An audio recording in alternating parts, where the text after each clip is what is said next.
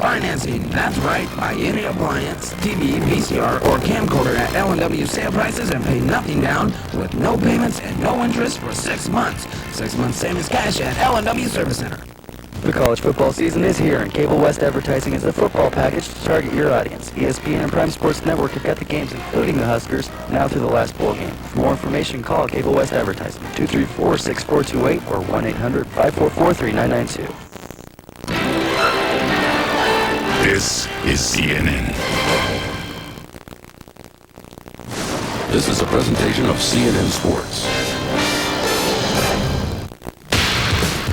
Coming up on College Football Preview, the new preseason number one. But will it be a Spurrier of the moment? Because last year's number one is not far behind. We'll go through the top 10 from the Golden Dome through the Desert Swarm and Rolling Tide. And touch on the entire preseason top 25 on College Football Preview.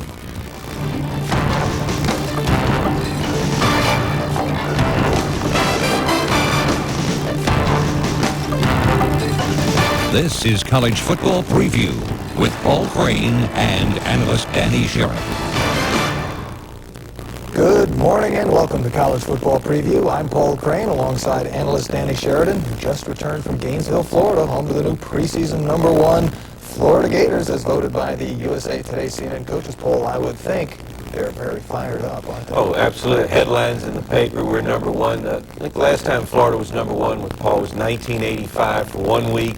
Then you'd probably have to go back to the late 1600s. They're already hawking T-shirts. You know, we're number one. Steve Spurrier's a heck of a coach. This is a good football team, but what a tough schedule. Well, making a pilgrimage to the top, at least right now. And we'll get right at a look at the new top 10, according to the coaches. Florida, again, number one, with the defending national champions, a close number two. Nebraska will start right where it finished after that tough Orange Bowl loss to the Seminoles at number three. Notre Dame, a preseason number four, with Michigan starting another year with its usual high expectations. Miami may not have shown up in the Fiesta Bowl New Year's Day, but shows up here at number 6. Colorado 7. Arizona and its Desert Swarm defense number 8. Penn State and Alabama rounding out the top 10.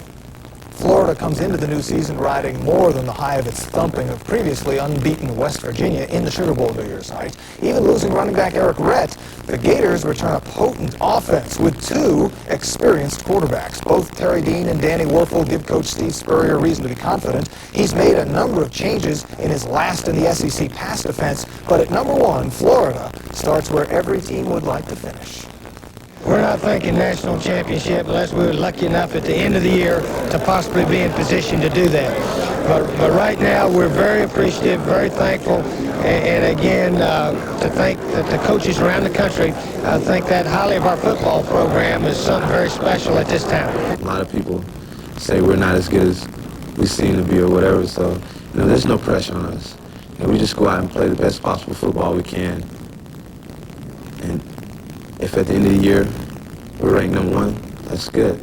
If not, life goes on.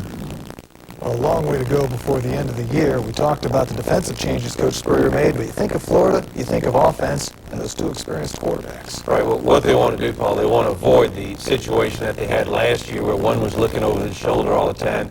Terry Dean is the number one quarterback. Danny Werfel is named designated 1A. Great position to be in, two good, experienced quarterbacks.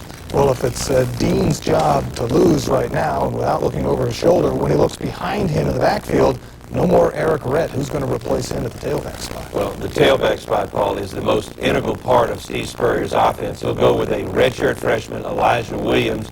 If for some reason he gets injured, he doesn't do well, Fred Taylor, a true freshman. A lot of inexperience. Those two guys are very talented, but hey, they've never carried the ball for Florida. Which means there's inexperience at perhaps the most important offensive position in that offense, which is not a fullback or tight end oriented offense. That's true, but again, great athletes. All right. Well, Florida will eventually get its annual game with Florida State, the last game of the regular season, but there's plenty on the table before November 26th for the Seminoles. Florida State will have to replace Heisman Trophy winner Charlie Ward, but won't have to fix much else. The team is loaded on both sides of the ball, but will now look to junior Danny Cannell to get through its 8 ACC games in one of the toughest non-conference schedules in the country. Danny Cannell started one ball game and threw 5 touchdown passes, had no interceptions, no sacks. Now if he play like that, we'd say we'd be all right. You know, so we're going to have a good football team. But the one guy that when we wasn't quite up to the task, the one guy that could bring you back, the one guy that could cover up a lot of your mistakes was Charlie Ward. Well, if Cannell can throw 5 touchdown passes every week, I guess it will be all right. But it's almost impossible for Cannell to do every week what he did against Maryland. However, the Seminoles are expecting him to be pretty good and aren't necessarily making a whole lot of changes because Ward is gone, are they? Well, he's got 2 things in his favor. He's got a great first name, Paul, highly recruited, and the only reason why this kid didn't start last year, obviously, was playing behind a Heisman Trophy candidate. There are rumors that they're going to change the offense. That's not true. They're still going to stay in the shotgun. Cannell just won't be able to freelance as Charlie Ward did last year. And Danny thanks you, Danny.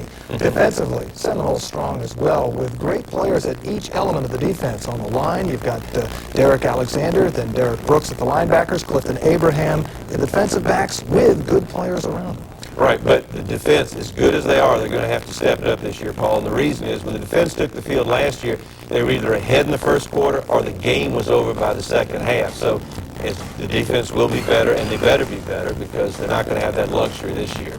It was a pretty different situation. They were able to just pin their earbacks and get after it, which is not going to be the case, you don't think, this year. No, it's a lot of fun when the game's over at halftime or when you're ahead 14-0 in the first That's quarter. right. Through the first several games, the defense had outscored the Florida State's opponents totally. Right. So, You'll have a good offense, obviously, at Florida State, but not like last year. well, another team with something to prove is Nebraska. The Huskers may have lost 2-time Big 8 rushing leader Calvin Jones to the NFL, but it still returns the most potent running game in the Big 8 Conference with a tougher schedule that should get Nebraska more respect, if nothing else. We were a field goal away. We only lost by 2 points in the national championship game. What if we go out and perform the way we did last year and get to the national championship game? Yeah, maybe we can pull it off this year. We're good. Last year we thought we'd be good. We expected to be good. We were good. And same way this year. I think it's fair to say Nebraska opened more eyes in that Orange Bowl loss to Florida State 18-16 than it did with its 11-0 record going into that game, don't you think? No, that's a good point. In fact, I would say, Paul, they probably got more respect from that game last year than when Tom Osborne went for 2 points in the 1984 Orange Bowl against Miami and forego. If he kicks the extra point, he wins the national championship. So, yes, a lot of respect, and deservedly so. And, of course, coming into this season now, Tom Osborne, perhaps the biggest coaching name, still looking for his first ever national championship now that Bobby Bowden got his a year ago. And running that offense, the key, quarterback Tommy Frazier, is he not? Absolutely. And Frazier, he would be my sleeper choice for the Heisman Trophy winner. As Tommy Frazier goes, so goes Nebraska's offense. And an offense they're going to be favored in all of 12 regular season games. And while Nebraska doesn't necessarily need to open things up this year, the team should be better, perhaps even than it was a year ago. Oh, I think they'll definitely be better. And again, it's more experience for Tommy Frazier. That makes the difference. And a well-coached ball club, and more importantly, a fairly easy schedule compared to some teams in the top 5. Which means they could be hanging around again when we get to New Year's So Day. they will be hanging around again, and deservedly so if they go undefeated. Well, we've only scratched the surface of the new top 10 here, and still ahead, we'll look at the new quarterback era finally ready to start at Notre Dame, where Ron Paulus is set to take the helm for the Fighting Irish. But that's just part of what's still ahead. Michigan Wolverines hope to shed sheep's clothing by tying one on the rest of the Big Ten, and Miami's Dennis Erickson feeling some heat, and college football preview continues. What is it about Ford Taurus that makes it America's best-selling car? Is it Taurus SHO with its amazing handling and 24-valve, 220-horsepower performance, its driver-oriented interior, or the unique ways SHO finds to reward the driver like no other performance sedan? Ford Taurus SHO, another reason why Taurus is the best-selling car in America. Again. We're challenging shoppers to compare X14 mildew stain remover to Tilex. Oh, look at that. X14! It changed from almost like black to white. The Tilex side still is brown. X14 is something I would definitely buy.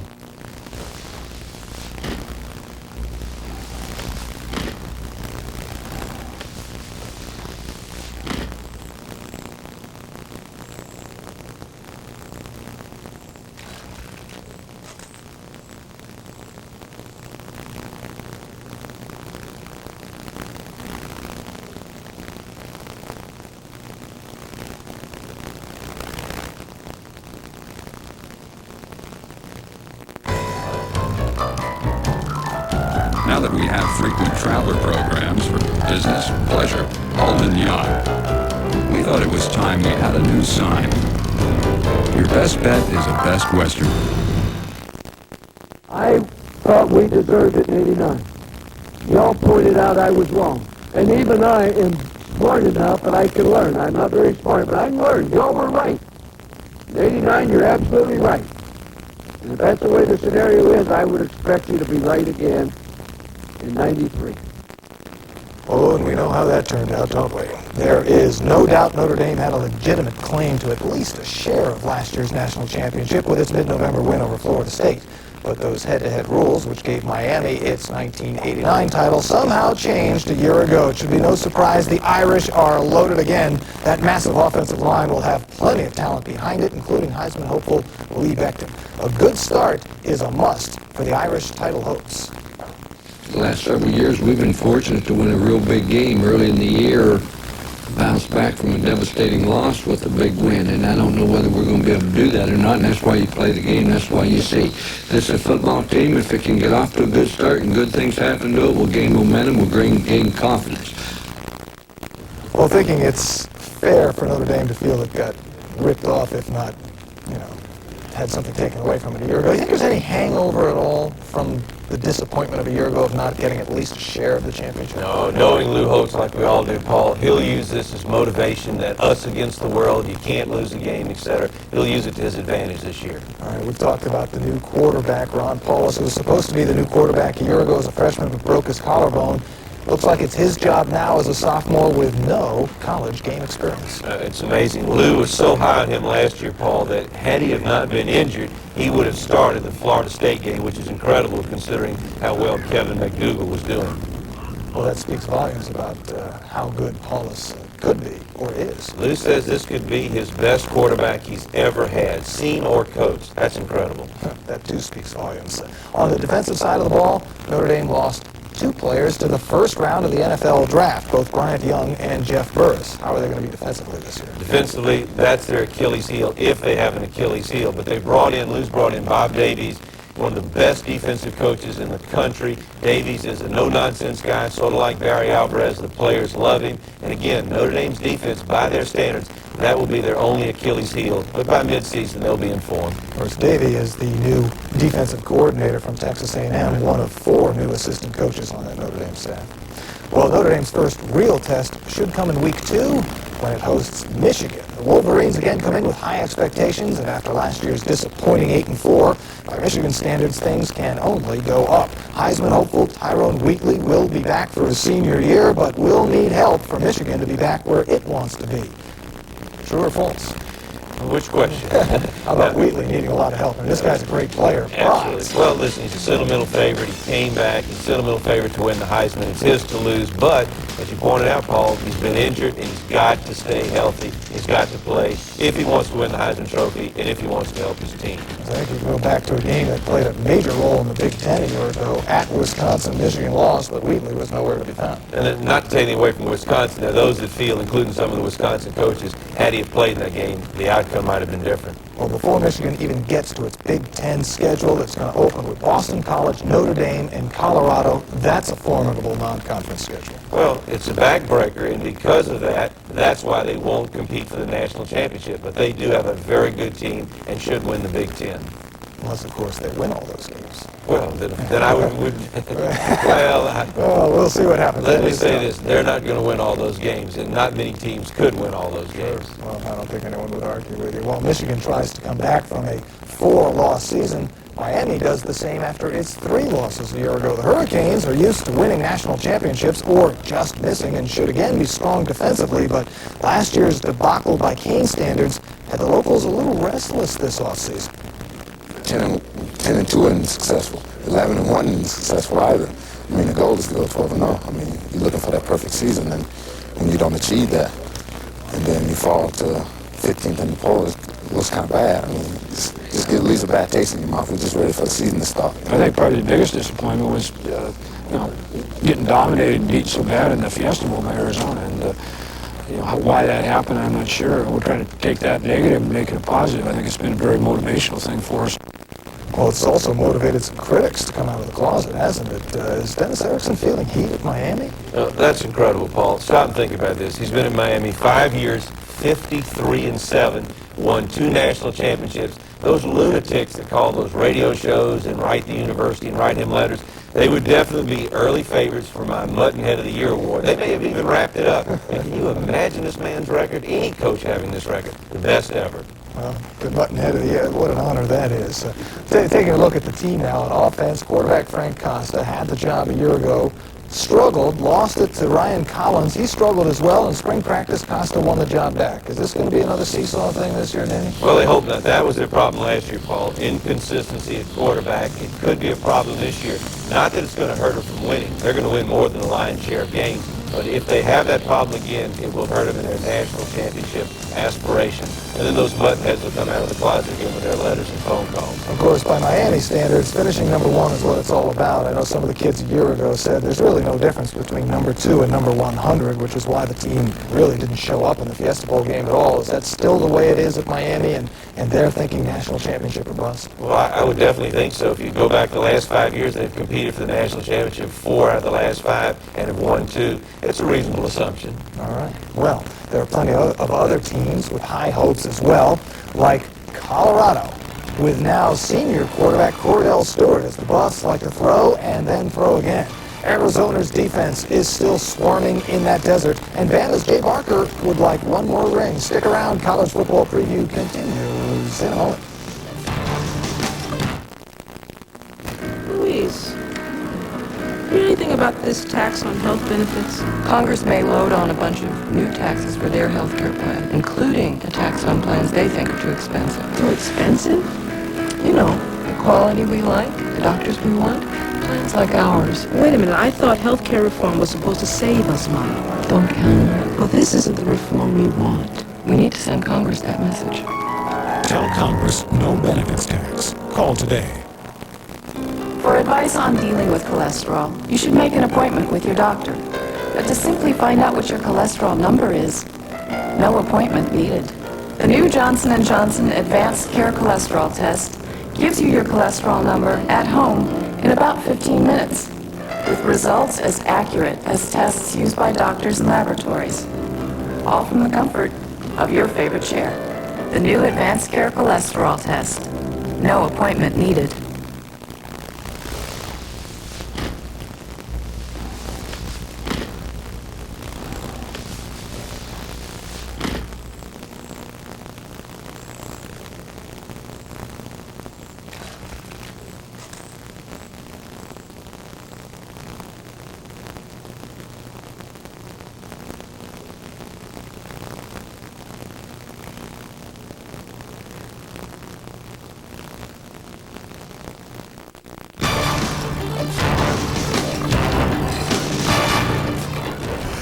There's another team hoping to make some noise in the Big 8. Colorado has a tough enough schedule in and out of the conference. And while wide receiver Charles Johnson has gone from that great passing tandem, Michael Westbrook is back, and so is quarterback Cordell Stewart, now a senior, Danny.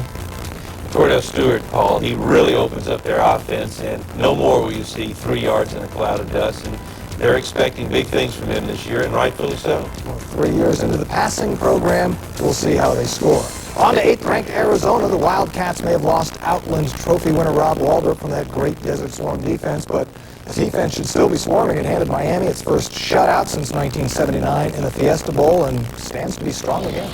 The defense, again, will be excellent, but what the good news is they'll get more help this year from their offense than they got last year, which is great. And if they can actually score points, they'll win games.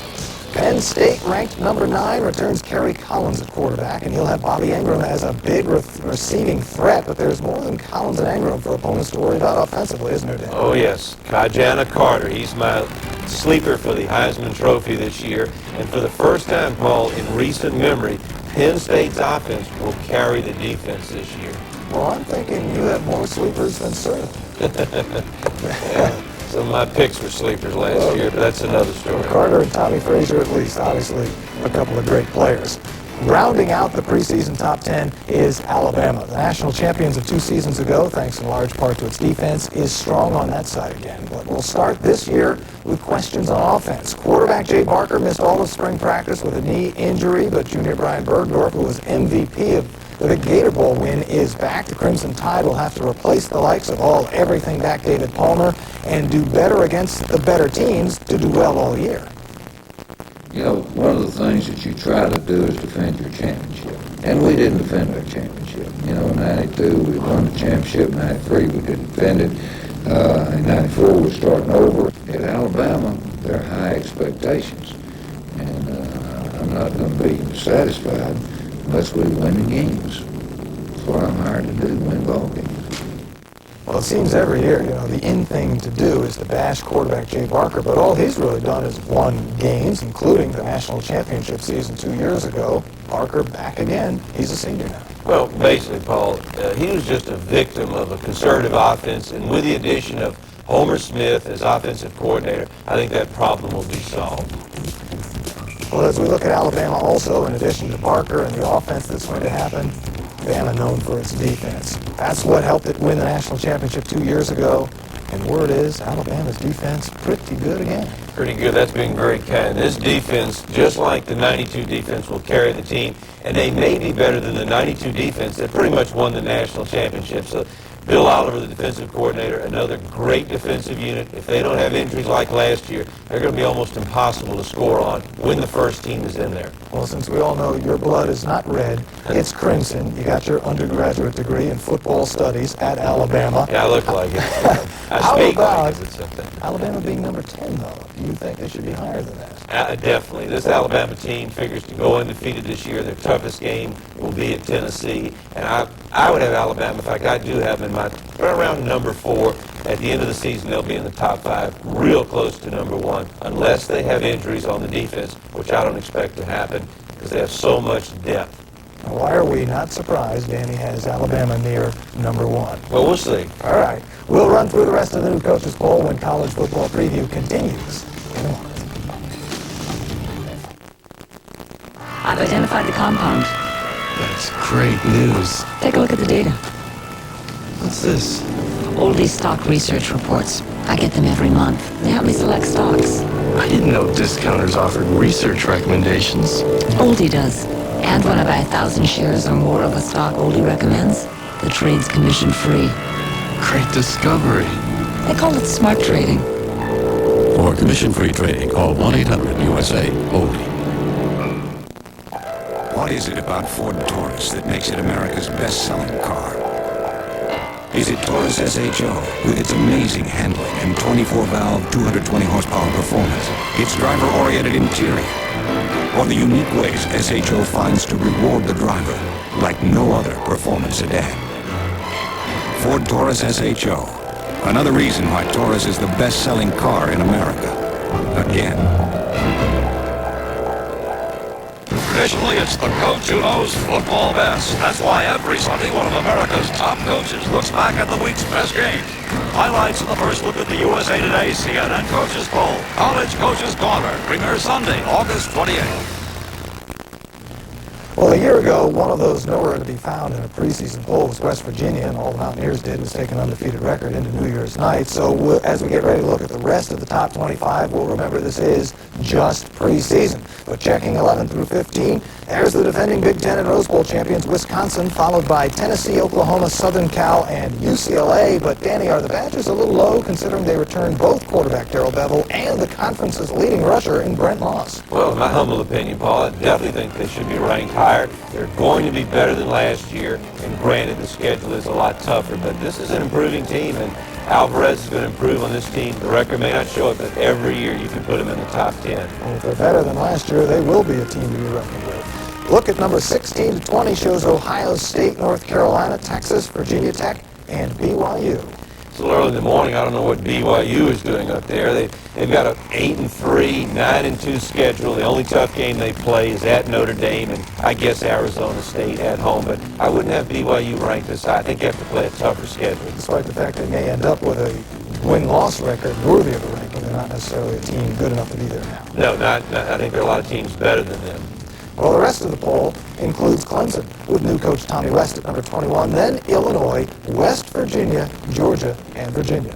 Well, Illinois, Paul, they have a great chance to go up in the poll. They were 5-6 last year. They return an unbelievable defense, and they've got a fairly decent offense. They could be like Wisconsin was in the Big Ten. They could be the Wisconsin of '93 this year.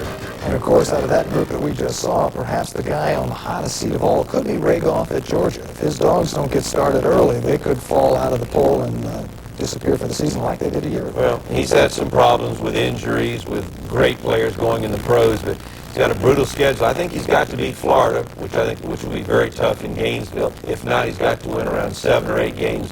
Otherwise, we'll be able to hear him screaming from this studio all the way from Athens. And that's not that far away. Well, we'll look forward to seeing you again next week when we take a look at the major conference races. Also next week, we're going to have a couple of games to finally preview. Don't forget, tomorrow morning, we'll turn pro here, including a look at the fired-up 49ers who have pulled out plenty of stops trying to get past the Cowboys and back to the Super Bowl. Tom Kirkland and James Lofton will team up for NFL Preview at 11:30 a.m. Eastern Time. And Danny and I will be back again next week. Until then, for Danny Sheridan and everyone who's worked to bring you college football preview, I'm Paul Crane. We thank you for watching. Now the news continues on CNN. This has been a presentation of CNN Sports.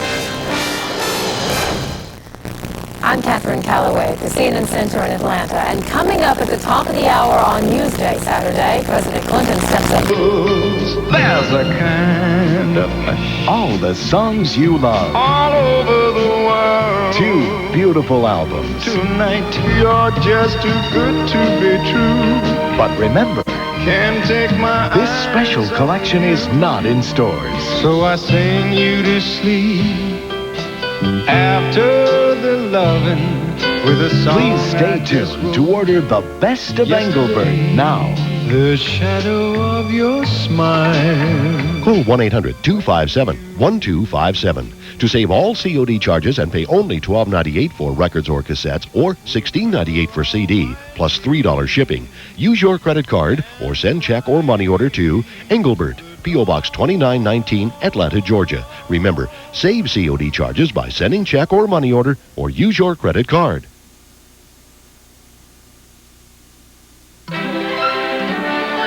This is CNN.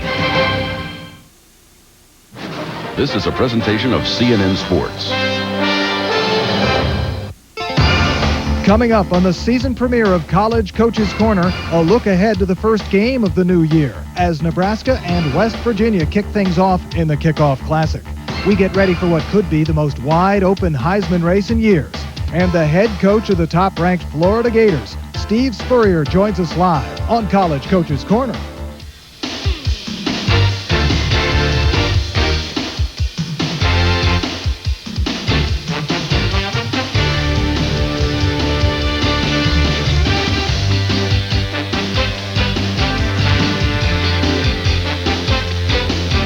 This is College Coach's Corner with your host, Paul Crane. Good morning and welcome to the start of another football season here on College Coach's Corner. I'm Paul Crane. We again look forward to revealing the new USA Today CNN Coaches Poll each and every Sunday morning, along with speaking with the most prominent coaches in the country. It's always exciting when the dawn of a new season reappears, and if this year is anything like last year, we are in for quite a ride. Florida State started as the preseason #1 in most polls, the coaches included, and ended its wide right problem in early October with a convincing win over Miami in Tallahassee. And the Seminoles kept that #1 ranking until November 13th, when they met #2 Notre Dame in South Bend. The Fighting Irish left Florida State fighting to come from behind, but not even eventual Heisman Trophy winner Charlie Ward could pull this rabbit out of his hat. Notre Dame's 31-24 win made it king for a week. On the following Saturday, Boston College pulled off the biggest upset of the season on a 41-yard field goal as time expired, and the Eagles soared 41-39 while the Irish were just sore. From November until New Year's Day, poll voters made more changes than a runway model. The coaches settling on undefeated Nebraska and undefeated West Virginia 1-2, Florida State and Notre Dame 3-4. But when combined with the writers' poll, the bold coalition sent the Mountaineers to New Orleans for sugar. where there was nothing sweet for West Virginia. Florida romped from start to finish 41-7. Notre Dame played Texas A&M in the Cotton Bowl and came from behind to win 24-21, hoping to lay claim to at least part of the national championship, once Florida State was able to drop Nebraska from the ranks of the unbeaten in the Orange Bowl. The Seminoles pulled out an 18-16 thriller and then waited, along with Notre Dame, for the final poll voting. And when the dust settled, Florida State was an undisputed national champion. Undisputed, except for those disputes which popped up in various places. Joining us now from Gainesville is the man whose team will carry the #1 label into this season, University of Florida head coach Steve Spurrier. Good morning, Coach. Thanks for being with us this morning. Hi, Paul. Nice to be with you today. And let's get this thing going. How do you feel about being the one who carries that #1 label into the season? Paul, somebody's got to start #1, and I realize, and our team does also, that because we happened to beat West Virginia 41-7, a game that just every break in the world went our way, and we won by such a big score, is the biggest reason that the voters voted for us preseason #1. And again, I am thankful to the AP voters as well as the coaches, because I'm not sure we're the best team right now, but again, somebody needs to start out, and I think the Sugar Bowl game's the reason we got so many votes. Well, we'll certainly have plenty of time to figure out who really is #1, but it's been 8 months. However, we all still remember the way people were changing their votes during the last few weeks of the poll going into New Year's Day, kind of trying to manipulate who they wanted to be there, the coaches as well as writers. With all of that and the fact that you've been a proponent of the playoff, and the new Bowl Alliance has put that off at least another 3 years, are we going to ever see a playoff even though we've seen voting manipulation? Paul, I don't see it anytime soon, that's for sure. The Pac-10 and the Big Ten say they don't want to play off because they want to continue with the Rose Bowl. And even our conference, the SEC, we've got the championship game, and our presidents and athletic directors voted against it also. So I don't see it happening anytime soon. I think the Bowl Coalition right now is the best chance we've got to maybe have a 1 versus 2 game. And then we're also going to see some of those subjective voting processes trying to manipulate who's 1 and 2. Notre Dame fans probably still feel slighted, Coach. Do you have any problem with what ended up happening last year, Florida State being the national champion? Oh, Paul, it is sort of a popularity contest. It is voting. It's not really decided completely on the field. You know, I've said many times I wish we either had 8 or 16 teams, and at the end of the season go play, and then we would be doing like almost every other sports league in the world does it, but that's not the way Division I college football does it. All the other sports in college have a tournament or playoff, but we do it by voting, and I guess it's going to continue that way. Well, certainly a good team did end up winning it all last year, but also your main rivals in the state of Florida. And I can't help but remember back to the late spring when that story broke that some Florida State players had taken part in that now infamous Foot Locker shopping spree. You, Coach, did have a number of interesting things to say, and I am here to help remind you of them. How FSU stood for Free Shoes University, and this quote, how I'm starting to understand why Florida State is getting so many of the recruits now. When they were called and asked why they didn't go to Florida, they said some were more comfortable at FSU. I think everybody is realizing what that comfortable means. Wow, Coach, that was Paul, bulletin board material, wasn't it? Oh, Paul, when you go to Booster Club meetings, you got to say something that the Gator fans want to hear, and certainly that FSU, Free Shoe University, had been going around about a month before they pinned it on me, so I wasn't the one that made that one up. Oh, well, that it was some of that was then tongue-in-cheek for your booster clubs, and not as serious as some fans might like to think. That's right. But you've got a pretty good rivalry with Florida State. No matter what happens, even if the Seminoles go 0-10, I got the vibes when I was in Tallahassee a couple of weeks ago. The bulletin board material is going to be up there in Week 11 when you guys come to town. Well, if that helps them, then that's good for them. They've scored 45 points both times I've been up there in 90 and 92. So if we can hold them under 45, we've made progress up there. They haven't needed much bulletin board material to beat us, but a lot of other teams have tried to use bulletin board material also, and sometimes I think the way you prepare and the way you play is a lot more important than maybe what's written 6 months earlier. Well, I'll tell you what, Coach, there is nothing quite like a good college football rivalry. If nothing else, you've got one with Tallahassee and Florida State. Stay put for just a moment, if you would, please. We'll be back with a closer look at the top-ranked Florida Gators, who have not one, but 2 experienced quarterbacks to play in one of the best offensive systems in the game. We'll check a number of things in that swamp when College Coach's Corner continues.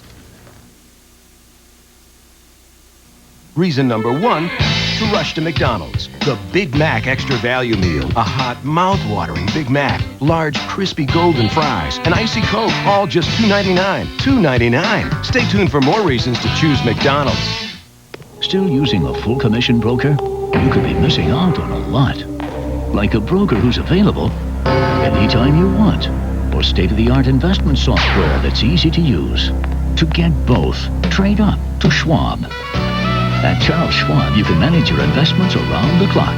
And Street Smart software lets you place trades, get quotes, even research stocks. And at Schwab, you'll enjoy low commissions, too. For a better way to trade up to Schwab. Make the right call every Sunday morning and turn to CNN for a first look at the day's key NFL matchups. NFL Preview is your game day wake-up call.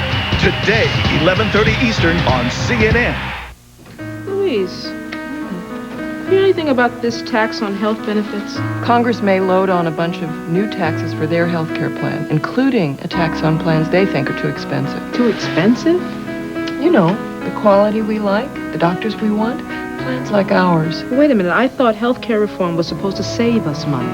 Don't count on it. Well, this isn't the reform we want. We need to send Congress that message. Tell Congress no benefits tax. Call today.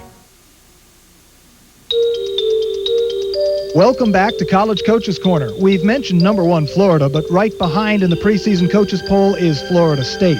The defending national champions start at number 2. The Seminoles did snap the Gators' 23-game winning streak in the Swamp last year, and this year the regular season finale will be played in Tallahassee. FSU title hopes could hinge on those 3 brutal non-conference games, a schedule which Bobby Bowden has built his reputation on. But what would he have said about it if 10 years ago he knew it would be like this? I said, let's shoot that athletic director. At number 3, Nebraska. With quarterback Tommy Frazier, the nation's number 1 running game expects to add some passing. The Huskers will face a tough non-conference schedule in addition to their usual in-conference hurdles. Notre Dame will start the season at number 4. Now sophomore quarterback Ron Paulus is ready to take the reins after a broken collarbone wiped out his freshman year, beat the likes of Michigan in September, and keep winning through Florida State and Southern Cal in November, and Irish eyes may finally be smiling again. Michigan is number 5 in the coaches poll. Heisman hopeful Tyrone Wheatley will start the season on the sideline with a separated shoulder, and for the first time since 1988, Michigan is not the defending Big Ten champ. Miami is number 6, but the Hurricanes have their sights set on the top spot again, and a relatively soft schedule with a notable exception on October 8th in the Orange Bowl against Florida State gives them a chance. Colorado is in at number 7. The now passing Buffaloes have Cordell Stewart in his senior season and receiver Michael Westbrook in his. Arizona is number 8, and the Wildcats are hoping this is the year they make their first trip to the Rose Bowl. And to get there, the Wildcats plan to ride the back of the defense. 14 of Arizona's last 21 opponents have rushed for less than 50 yards. Penn State is hoping this is the year they make their first trip to the Rose Bowl as a member of the Big Ten. The Nittany Lions went as an independent in 1923. Number 10, Alabama has a soft schedule with an exception at Tennessee on the 3rd Saturday in October. The Tide rolls out a defense comparable to the one which won it all in 1992. Number 11, Wisconsin gets to defend its Big Ten and Rose Bowl championships with road games at Michigan and Ohio State in back-to-back weeks. And number 12, Tennessee may have lost Heath Schuler, but senior Jerry Colquitt is said to be ready to lead this all-volunteer army. Tennessee might be of particular interest to Steve Spurrier. And we go back to Gainesville and the Florida head coach. Coach, your Gators open next week against New Mexico State, then Kentucky a week later before a trip to Knoxville. That should be enormous. Paul, that's sort of been picked as one of the biggest games in the conference this year, and it probably will be, but we're really worried about our first 2 before we get to that one. Well, you do have that bullseye of being ranked number 1 on all your chests, and as you get ready for all the games, and Tennessee in particular, your Achilles heel seems to have been your pass defense. Last in the SEC a year ago, even though you were able to win a shootout against Heath Schuler in Tennessee in Gainesville, but changes in your pass defense this year, Coach? Right, Paul. We have not really played the way we think we should be playing defensively. We've been bottom in pass defense the last 2 years, and Bobby Pruitt's our new defensive coordinator, but we've still got all of our other defensive coaches. We only had to let one coach go, and we're playing a 4-3 scheme similar to what the NFL and a lot of the colleges are doing now. So hopefully our pass defense will get a lot better. I really believe it is. Our players have accepted this system. They enjoy playing it a lot better, and they've expressed a lot of confidence in what we're doing now. Well, that would certainly give Florida a pro look on both sides of the ball. And as we take a look at other teams, you know, Tennessee, not the only problem on your schedule. The SEC up and down, tough enough, but you're going to have your chance for revenge against Auburn in October, this time at your place. The annual game with Georgia will be in Gainesville, too, with the Gator Bowl undergoing its NFL facelift, and then a regular season finale at Florida State looming large, as we've spoken of. But at the risk of being the bearer of bad news, Coach, you know, in the years Florida hits the road for Knoxville and Tallahassee recently, the road tends to hit back. No, we've not played well at all in those two cities. In fact, we've lost all four by big scores. About half of our losses in the 4 years we've been here have been in those cities. Hopefully we'll have a team that can go in there and compete with those two teams this year. I think we will. But again, we've not been very impressive in those two cities. Well, when you go to rabid places like those two, experience, I would think, plays quite a role. And you are fortunate enough to have two experienced quarterbacks, Terry Dean and Danny Werfel, but I guess you're going to try to go with just one this year instead of both, right? Well, we didn't plan on going with both last year. It just worked out that way. But Terry Dean is our starter. He's scheduled to go the whole season as long as everything goes well. Danny Werfel's a very talented young man also. But they're both ready to play, but Terry Dean has got a chance to be our quarterback the entire season. And I guess the one place where you'll have inexperience is in the backfield, because you've got to come up with somebody to replace Eric Rhett, and you've got a redshirt freshman and a true freshman who are going to try to do that, right? Well, Paul, they're already writing down here that our running back situation is not in bad shape at all, because Elijah Williams and Fred Taylor are really two dazzling, outstanding runners. They're both sprinters. Fred Taylor 6'1", about 215, and Elijah has already made some unbelievable plays in our scrimmages this year. He went 70 yards on a play the other day. So we've got more speed there. Now, whether or not they can get the tough yards that Eric got for us, we got to wait and see. But we feel good about those two freshman tailbacks. Well, we're certainly anxious to see your team. It's always fun to watch offensively, especially. And each of the 2 years the SEC has had its divisional play, you have ended up playing Alabama in Birmingham in the championship game. This year, the title game gets moved to, I guess, a more neutral site, the Georgia Dome in Atlanta. That's all right with you, I'll figure. Oh, certainly, Paul. I think it was a brilliant move by our commissioner to put the game in a completely neutral site. And, of course, all of us in the Eastern Division, us coaches, felt like it should have been in Atlanta or some other neutral site. And now it is, so it'll definitely be a fair game, whoever gets to play in it. All righty. Well, we'll look forward to seeing you down the road as the season progresses, Coach, and thank you very much for your time this morning. Good luck next week against those Aggies of New Mexico State. Thank you, Paul, and tell hello to June Jones and Jim Bates for me up there with the Falcons. You bet. Thank you Good very guys. much, Coach. We'll All righty. See you as the season progresses. Most schools begin play next week, but a couple start this week, including Nebraska and West Virginia, who wanted to meet last New Year's night but had to wait till today. We'll look at the Kickoff Classic when College Coach's Corner continues.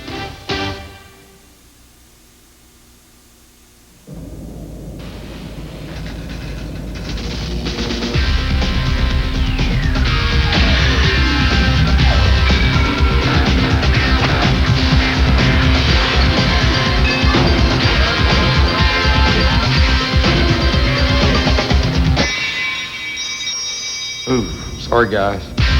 Where do you find a pit crew this good? At a Ford or Lincoln Mercury dealer. Quality care, where the quality continues. I'm State Farm Agent Jeff Libby. One of the most gratifying parts of my job is helping young parents, people who are just beginning to understand what life insurance is all about. Young couples don't need a sales talk. They just need to talk to someone who understands them and their life insurance needs. Now, I know what that promise of security means, and I don't believe there's a better promise a parent can make. State Farm sells life insurance. What is CNN Sports Tonight? Highlights? Oh, definitely highlights. Stats and scores. We've got lots of them. The play of the day. I like that. So what's your question? How do we tell the viewers about CNN Sports Tonight? Yeah, let's let the announcer do it. To catch what happened in sports today, watch CNN Sports Tonight with Nick Charles and Fred Hickman. Any questions? Welcome back to College Coaches Corner as we check the rest of the preseason coaches poll, where Oklahoma is number 13. Once again, its backfield appears loaded, this time for a new quarterback, but transfer Garrick McGee should have a number of options to look for. Southern Cal and UCLA represent the Pac-10 at 14 and 15, while last year's co-Big Ten champ Ohio State will start 16, followed by North Carolina, Texas, and Virginia Tech. And nothing hokey at number 19, where Maurice DeShazo could be the best quarterback in the Big East. Virginia Tech turned things around from a 2-win season to 9 a year ago and can't surprise anyone this time around. Last year we could sneak up on people and it wasn't really a big factor. We could sneak up. And now they're expecting, us to do well, but Temple and Rutgers and all the teams that are not picked high can sneak up just as well, so we don't take anyone lightly. BYU starts at number 20. The Cougars plan to ride the right arm of quarterback John Walsh and at the same time get back on the winning track after last year's 6-6 snapped 19 straight winning seasons. Rounding things out, Clemson, Illinois, which has a defense that could make noise in the Big Ten, West Virginia, Georgia, and Virginia. West Virginia may be starting toward the bottom of this year's poll, but at least it's in it. The Mountaineers needed almost 2 months just to get noticed a year ago, but after an 11-0 regular season, they still had the feeling no one had noticed when that coalition poll denied West Virginia its crack at then also undefeated Nebraska. But in order to have the opportunity to play for a national championship, then the good Lord says you got to do every single thing for 11 straight weeks. We've done that. So has Nebraska. Nobody else in America has done that. Regardless what a great team Bobby Bowden has, they still didn't do it when they had to do it. And in athletics, you get the next chance next year. You don't get it this year, because that's the way it works. In my opinion, it would be a crime for this team not to have the opportunity to play Nebraska, because we're the only two undefeated teams. Now, all you media guys always want a damn national championship game. How could you get anything better? Well, West Virginia had to wait till next year, which is now, for its game with Nebraska, 8 months after the one it wanted. Running back Robert Walker is back, but there will be plenty of new faces around him in that Mountaineer backfield. Walker is the school's all-time rushing leader, coming off a team record 1,250 yards rushing, which included 6 straight 100-yard games. But when it comes to running the football, no one does it as well as Nebraska. But the nation's #1 rushing team might show a little more pass. Quarterback Tommy Frazier returns, along with receiver Abdul Muhammad, and while the Huskers may not be as predictable as last year, they should be every bit as good. So I expect it to be a very physical game. Both teams are physical teams, and I think it'll be an all-out deal. You know, around here, this is West Virginia, and this is West Virginia's team, so they expect us to win. I mean, you go around and talk to the fans, they're not saying, well, it'll be a good try, but that's not what it's about. They expect us to go up there and get the job done. Well, while Nebraska will be a heavy favorite against West Virginia later today, number 16 Ohio State promises to be the same tomorrow night when it opens against Fresno State in the Pigskin Classic at the Big A in Anaheim. Fresno State got noticed last year thanks to quarterback Trent Dilfer, who got noticed so much he's now in the NFL and making the big bucks with Tampa Bay. Ohio State always gets noticed and no longer always runs. If quarterback Bobby Hoying is good, receiver Joey Galloway is great. He caught a school record 11 touchdown passes a year ago. Ohio State is looking for a big season, and Fresno State is looking at a formidable foe. They're a big school, they're a big name school, and we're considered small. So anytime you get to play somebody with a big name, we always look forward to doing that. We know some people think that we're overlooking Fresno State, but as far as from the inside, we're not overlooking them. We know we got to play them tough, and they're a tough ball club. Well, Ohio State is looking for bigger and better things this season. Not that there's room for much improvement on 10 1-1 and a co-Big Ten title, but then the Buckeyes will never be satisfied until they come up roses on New Year's Day. And we are far from satisfied. Next, a look at some Heisman hopefuls, and this race is wide open, as you shall see, when College Coaches Corner continues in a moment.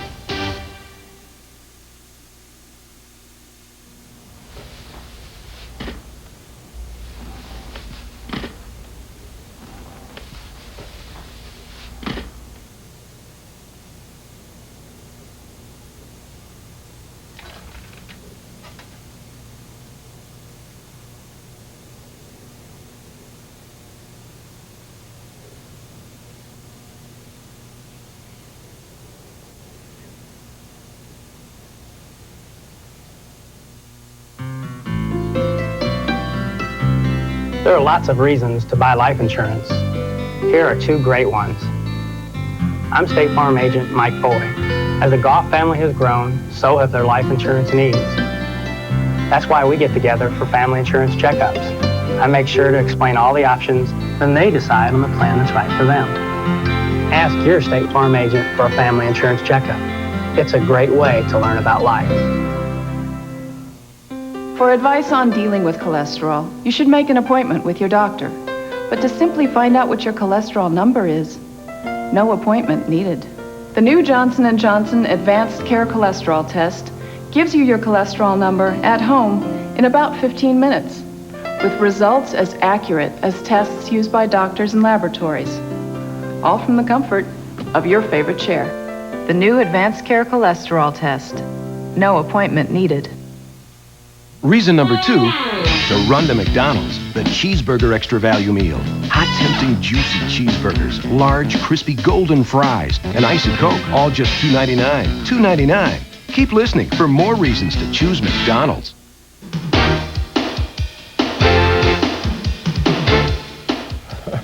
The NFL opens its season next weekend, but we're going to turn pro in just a moment. Bob Lorenz back on the corner for a look at what follows on NFL Preview. Paul, I'm sorry to say, with the salary cap, we couldn't give you as much as you wanted when you do turn Well, pro. you know. That happens. That's what's happening this year.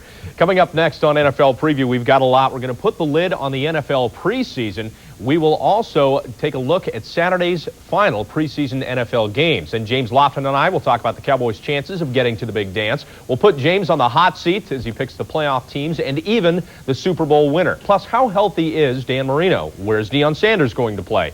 And is Jeff George the salvation at quarterback that the Falcons have been looking for? All that, plus Len Pasquarelli joins us on the NFL beat with news that the Bucs might be moving out of Tampa Bay. Join us in just a few minutes on NFL Preview. The former Buffalo Bill wide receiver has a Super Bowl pick for us. He does indeed. Any surprises there?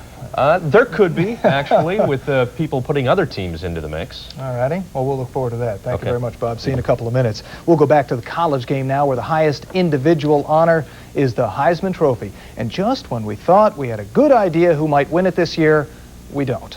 Right now, it's out there for everyone.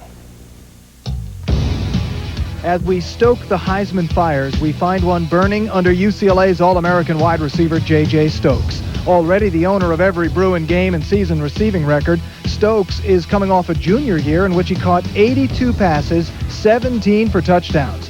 Do that again, and his senior season just might include a Heisman. It'll be in the back of my mind, but I don't want it to be in the front of my mind because that's all I'll be thinking about whatever I do. I want to just go out and play as hard as I can play, and hopefully it'll fall my way. Nebraska quarterback Tommy Frazier should be in the running. His 283 total yards against Florida State in the Orange Bowl got everyone's attention. But when it comes to pure passers, Georgia's Eric Zier should put up some numbers worthy of consideration. Coming into his senior year, Zier holds 61 school and 11 SEC passing records. Michigan running back Tyrone Wheatley was the favorite before his shoulder separation, expected back in 2 to 4 weeks. If Wheatley can get healthy again, he's more than capable of getting back into this race. He's a very special kid. The thing that makes him different from some backs, he's not only big, but he's fast. Notre Dame running back Lee Becton has a shot. The Golden Dome sports a golden television platform for attention. And if Penn State's Kajana Carter can just get the ball given to him often enough, he has the talent for serious consideration. The best player with almost no chance of winning, Alcorn State quarterback Steve McNair. Expected by many to be the first quarterback taken in next year's NFL draft. But pro scouts are not Heisman voters, and 1AA schools are not regulars on TV.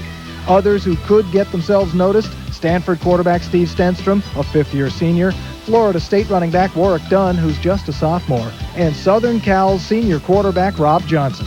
I don't even think about it, you know, when they say Heisman Trophy, I laugh. I mean, it's so big, it's so out there, and it's not even something to think about.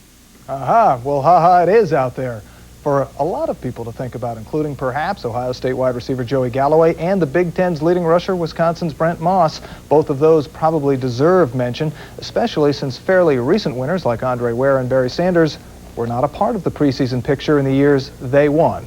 We can only imagine who might step forward this season. Back in a moment. It was the biggest project of its kind. Ford Motor Company creating a car for the world. With the Duratec V6 engine that can go 100,000 miles without a tune-up. All-speed traction control, and safety systems designed to meet 1998 standards. Our best designers and engineers from around the world have created world-class features in a more affordable class of car. The Ford Contour and the Mercury Mystique, launching September 29th.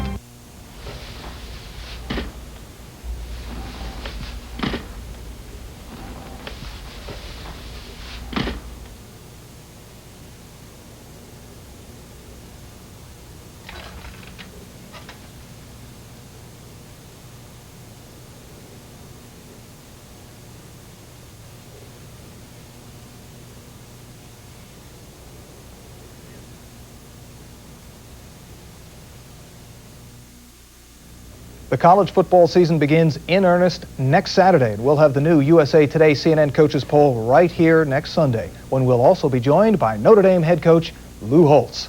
Now, for everyone who's worked to bring you College Coaches Corner, I'm Paul Crane. We thank you for watching. NFL Preview is next.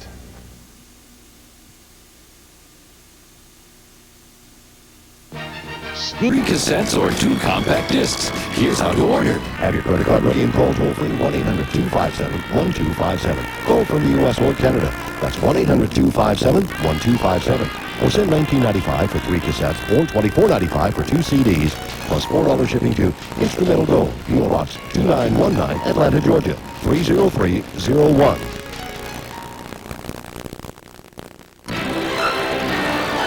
This is CNN. This is a presentation of CNN Sports. Coming up on College Coaches Corner, another great game in one of college football's great rivalries. Michigan and Notre Dame make a few more memories on a memorable weekend, which saw Nittany Lions roar and some dogs try to bark. Look out, there's another Napoleon on the loose and another new coaches poll on the way, as Nebraska's Tom Osborne joins us next on College Coaches Corner.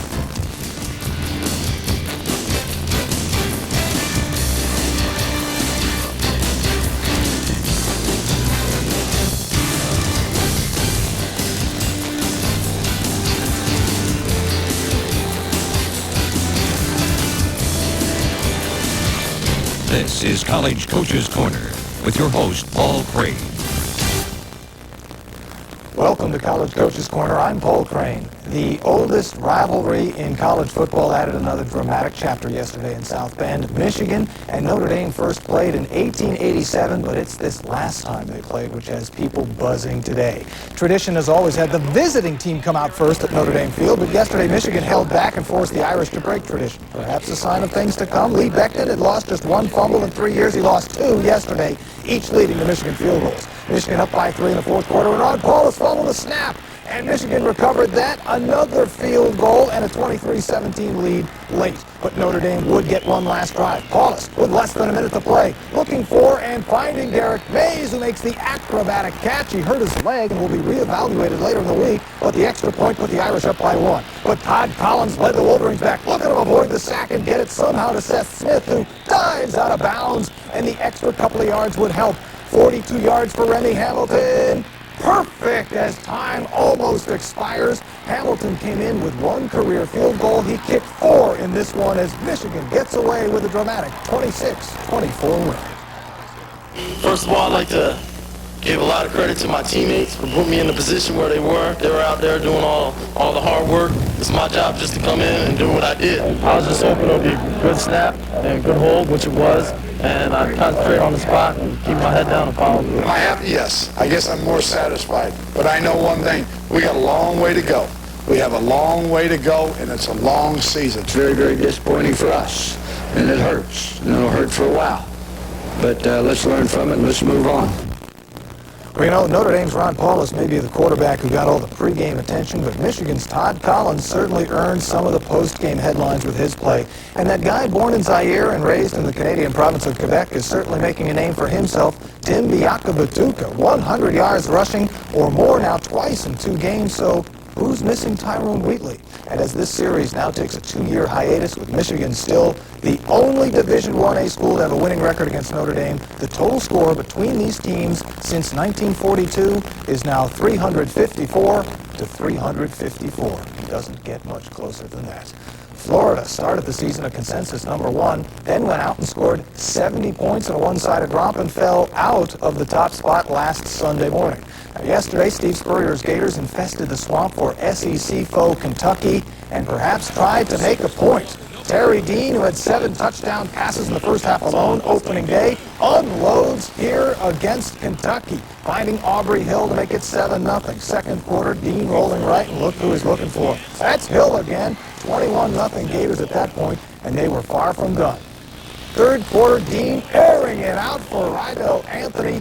4 more touchdown passes for Dean and another 70-point game for Florida as they whip up on Kentucky 73-7. Florida State went to Maryland. FSU actually trailed by 3 at the break, but woke up in the second half. This is Zach Crockett from 14 yards out. He ran for 123, FSU up by 11. And Warwick Dunn, he gets a nice burst of speed up the seam here, and he's gone 25 yards, part of his 104-yard day running. Danny Cannell had another great game at quarterback. FSU rolled up 731 yards of total offense and won it 52-20. So, as we head to the new USA Today CNN coaches poll, we can see that Steve Spurrier's efforts to run things up were not enough. Nebraska still #1 with the Gators still #2. But Michigan's big win did get the Wolverines up 2 spots to #3 while knocking Notre Dame out of the top 5. Florida State dropped 1 to 4 while Penn State made quite a move up to #5, and they got a couple of first-place votes in the process. And here's how the Nittany Lions did it, playing Southern Cal, 4th largest crowd ever at Beaver Stadium there in Happy Valley. And look at Kajana Carter. Off his big opening day game, he had another one, 33-yard touchdown, 119 yards for Carter, a 7-0 Penn State lead, and they were far from done. Kerry Collins at quarterback, a big game. Freddie Scott, a nice catch, a touchdown from 45 yards away. One of 2 Collins touchdown passes as Penn State whips up on Southern Cal, 38-14. The top spot, though, in midseason is nothing new for Nebraska or head coach Tom Osborne. 21 years with the Huskers, and Coach Osborne's teams have won 9 or more games every single year. That's a continuing NCAA record. But they have never won the national championship for him. We are happy to welcome Nebraska head coach Tom Osborne to the corner. He joins us from Lincoln. Coach, thanks for being with us. How do you feel about owning that #1 spot now for the 2nd straight week? Well, Paul, I guess I have mixed feelings. It's an honor to have people think we were that good. I was able to sit around and watch a lot of TV yesterday and watch a lot of games, and I saw a lot of great football teams, and I saw maybe 4 or 5 teams that I would have a hard time saying that one was better than the other, and I would include us among those, I guess. But we'll find out more in the next few weeks. We play UCLA this week, and Florida, I know, has a tough game with Tennessee, and so it'll be interesting to see how things shake out. Well, I know we're a long way from being done with figuring out who's the real #1, and the end of the year is where you'd like to be there. And we got kind of an idea how you feel about polls earlier this week when you said, I think way too much is made of #1 right now, and I think way too much is made even after the season. I just don't think, unless you have a playoff, something that depends on the ballot box should be given the amount of significance it's given. So, Coach, can we assume you now think it's time for a playoff?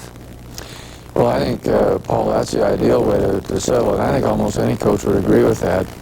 The problem is that the logistics, final exams, and just trying to figure out how to put it together and not totally destruct the bowl system has been the thing that's blocked the whole process. So I don't know what's going to happen. I guess that we've got to live with what we have right now, and certainly I would be somewhat in favor of some type of a computer ranking rather than, because we have people voting with all different types of parameters at the present time, and certainly there's a lot of it's not a very objective system. I know we saw a lot of manipulation of the vote a year ago. And do you think at all that this year you're the guy who might be kind of like Bobby Bowden was a year ago, looking at all these years of service without yet a national championship? Are you kind of carrying that spotlight a little bit, do you feel? Well, it's possible. I hope that isn't the case. I have great respect for Bobby, and I guess if somebody had to win it last year, other than Nebraska, we're pleased that he had a chance to do that, and he certainly had a great football team. And but I would hope people would really vote with all the objectivity that they can achieve. And I don't think because I haven't won one, it means that I need to be pampered or babied or anything like that. And so I think that people ought to simply vote what their conscience is, and I wish we didn't have a voting system, but that's the way we have to settle it right now. Well, we'll leave the subjective nature of the polls for a moment and go to the objective nature of what your team does on the football field, and it can run. We see that when it runs for more than 400 yards, you win, period. More than 500 yards in Lubbock on Thursday night. Is this one of, if not your best offensive line ever, Coach? Well, we have a very strong offensive line, some powerful people up front, some good running backs.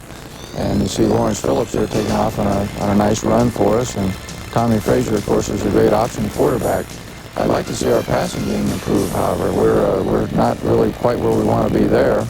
And we're working hard on that phase. But here you see great line surge, which created quite a gap for Phillips and actually walled off the safety by knocking the defensive lineman back into the safety man. So we do have some big, strong guys up front that are helping us, but I think the key to our team, whether we're really going to be a championship team or not, will hinge on defense. I think that's where it all lies. It's defense and kicking, and then you got to have a good offense to go with it. And the old offense wins games, but defense wins championships. So thank you, Coach. Just stand by. We'll have more with Coach Osborne and a further look at the new poll when College Coaches Corner continues in just a moment. A bowling ball, a pineapple, a birthday cake, a Nokia cellular phone. One of these objects would make it easier for me to juggle my schedule.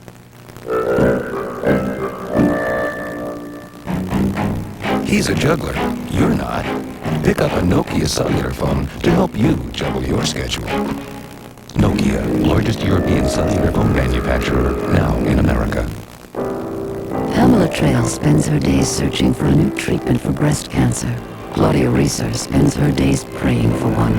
A year ago, Claudia discovered a lump in her right breast. 2 years ago, Pamela and her pharmaceutical company colleagues discovered one of 52 potential medicines now being tested. Pamela has high hopes for this discovery.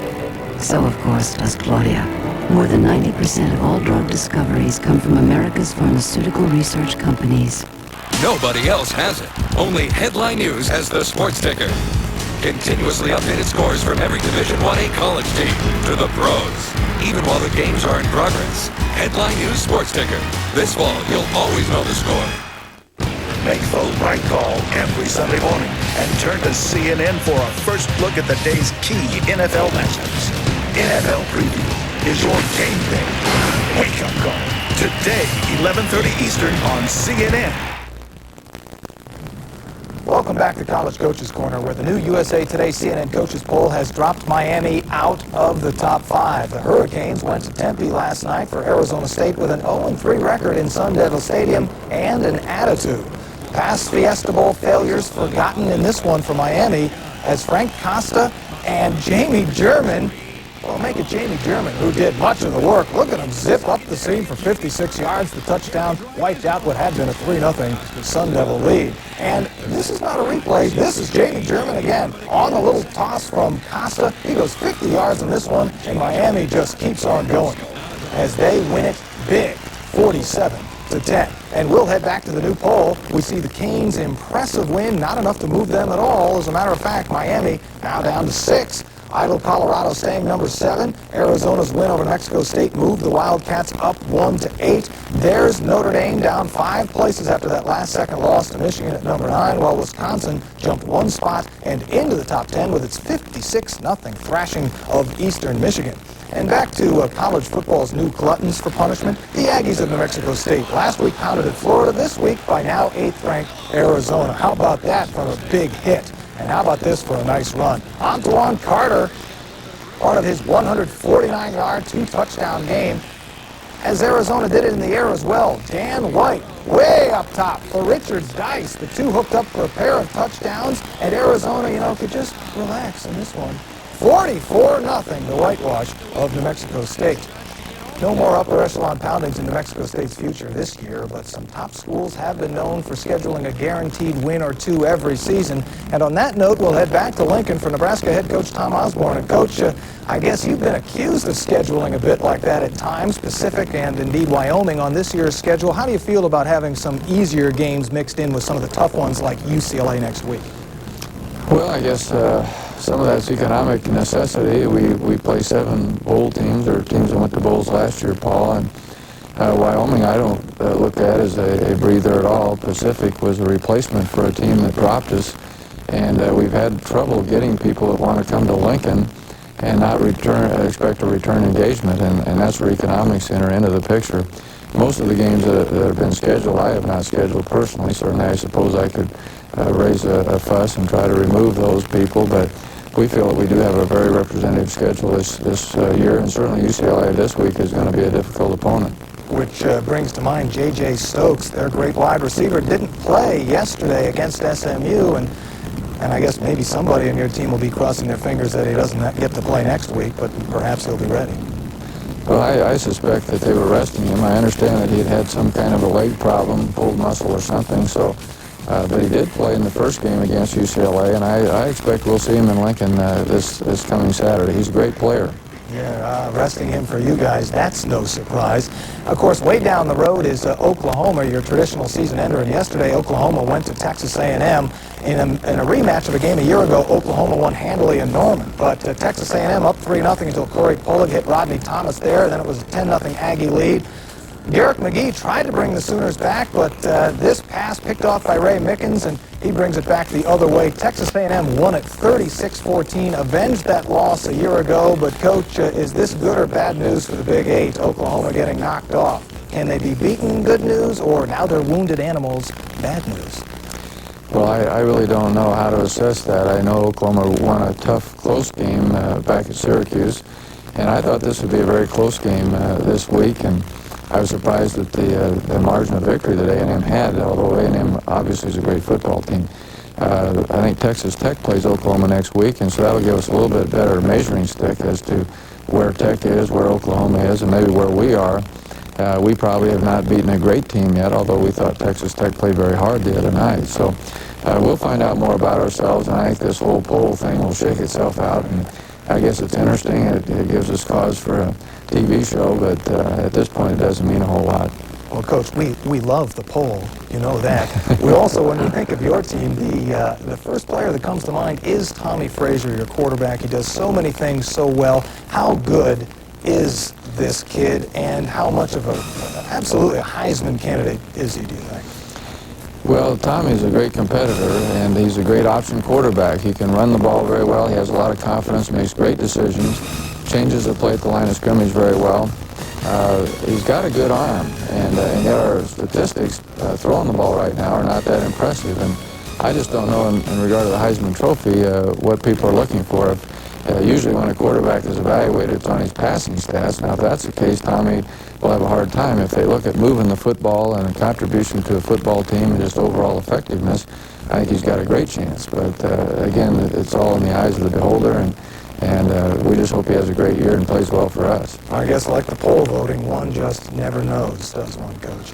We thank you very much for your time and look forward to seeing you again down the road. Good luck in your game next week against UCLA. It should be a real tough one. Thanks, Paul. Thanks for having me. Well, we appreciate it very much. We're going to head back to yesterday's games and take a look at Tennessee at Georgia last night. Junior Todd Helton, Tennessee's new quarterback after that season-ending injury to Derek Colquitt a week ago. Volunteers finally got a little luck at them Dogs' expense. Oh, a short touchdown in the hands of Hassan Graham dropped. Oh my, look at how perfect that was. However, it's an incomplete pass and no points for Georgia. And that would cost them because Tennessee would take advantage, and James Stewart taking advantage. Look at Stewart with the moves, avoiding what would have been a tackle for a loss as he cuts it up the left side. 71 yards for the touchdown, 211 yards, and 4 touchdowns for Stewart on the night. 41-23, Tennessee wins it between the hedges. The eyes of Texas on the Longhorns and Louisville yesterday in Austin, and Howard Schnellenberger, or whatever he yelled, wasn't working for the defense. Shea Moran should have been an interception. Instead, it was a touchdown for Curtis Jackson, a 16-16 tie. Less than a minute left. Oh, no luck for Louisville. The tip pass picked off by Joey Ellis, who goes 49 yards the other way. Texas wins it 30-16. And now Texas and Tennessee both able to crack the top 15 of the new coaches poll. The Vols up 5-14 and the Longhorns up 2-15. Alabama beat Vanderbilt 17-7 but dropped 1-11. UCLA struggled against SMU but won 17-10 and stayed number 12. North Carolina looked so good sitting around it moved up 3 places. The Heels were idle. The rest of the new poll is still ahead, along with our weekly and sometimes wacky journey across the USA. College Coaches Corner continues in a moment. For the aches and pains and sore shoulders of life, I keep Tylenol around. Have forever. But headaches are different. Headaches, I use Excedrin. Because Excedrin relieves headaches better than Tylenol. How do I know? They have reports and medical research to prove it, but you know what? I really don't care about all that. I use it. That's how I know it's better. I use it. Excedrin, the headache medicine. One fall, we took out our son's favorite sweater and it didn't fit anymore. I think life insurance is like that. You don't realize how much your life has changed until you take out your policies and sit down with your agent.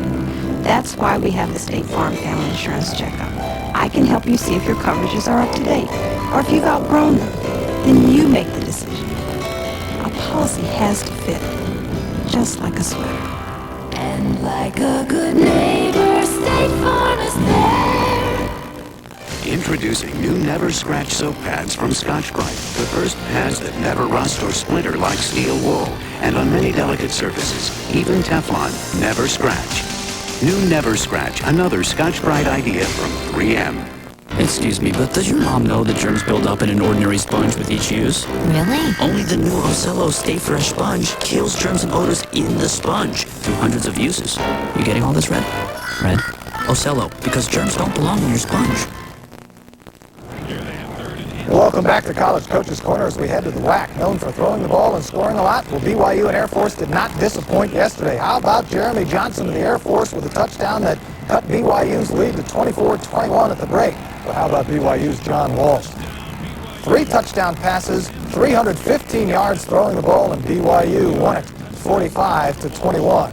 And the win, enough to move the Cougars up 4 and into the top 20 of the new coaches poll at number 17. Virginia Tech got 230 yards passing from Maurice DeShazo. The Hokies jumped 2-16. Ohio State down 4-18 after yesterday's loss. Oklahoma down 4 after the loss of Texas A&M. And Southern Cal's loss at Penn State dropped the Trojans 7 spots to number 20.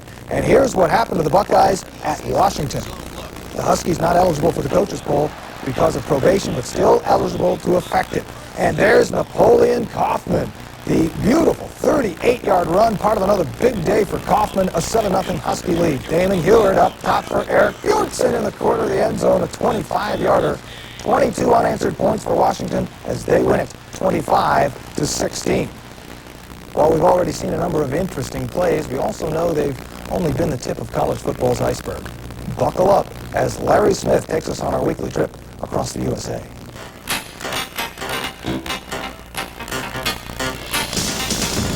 At first glance, this was just another wild, wacky weekend of college football, filled with orange heads and even turtle heads. Go figure. So if you'll sit back for a moment, I said if you'll sit down for just a moment. Thanks, Bobby. We'll try to exercise your mind, if we can. For those SMU fans who long for the days of Dicker James, we give you Chuck Smith, whose weight may equal the combine of Eric Dickerson and Craig James. Brian McCray takes his Air Force Academy literally up and over and down. Scott Milanovich gets our improvisation award. That's good for a score. That's called losing your head. This is called squeezing your head. Ouch! Hey, Rock Preston, can you spell equilibrium? I didn't think so. Hey, here's an idea. A sideline hair salon to ensure a well-groomed coif when one discards his helmet immediately after scoring a touchdown. Ron Paulus, what do you think? That's something to think about. No, the second week of the 94 season will be remembered for its tips.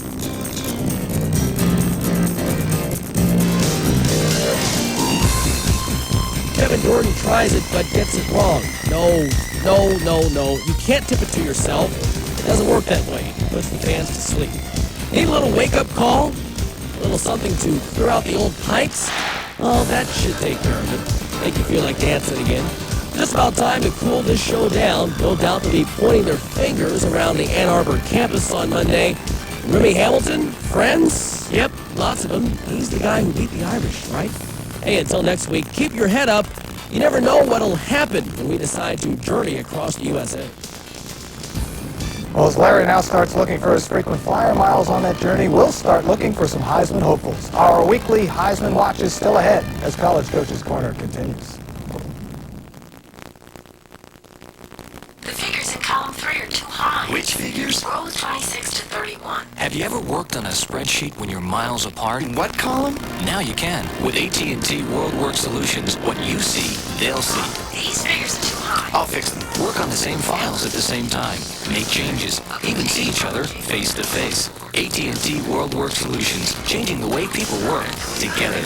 I see. It's nice to be seen. See how it can work for you. Call 1-800-828-WORKS.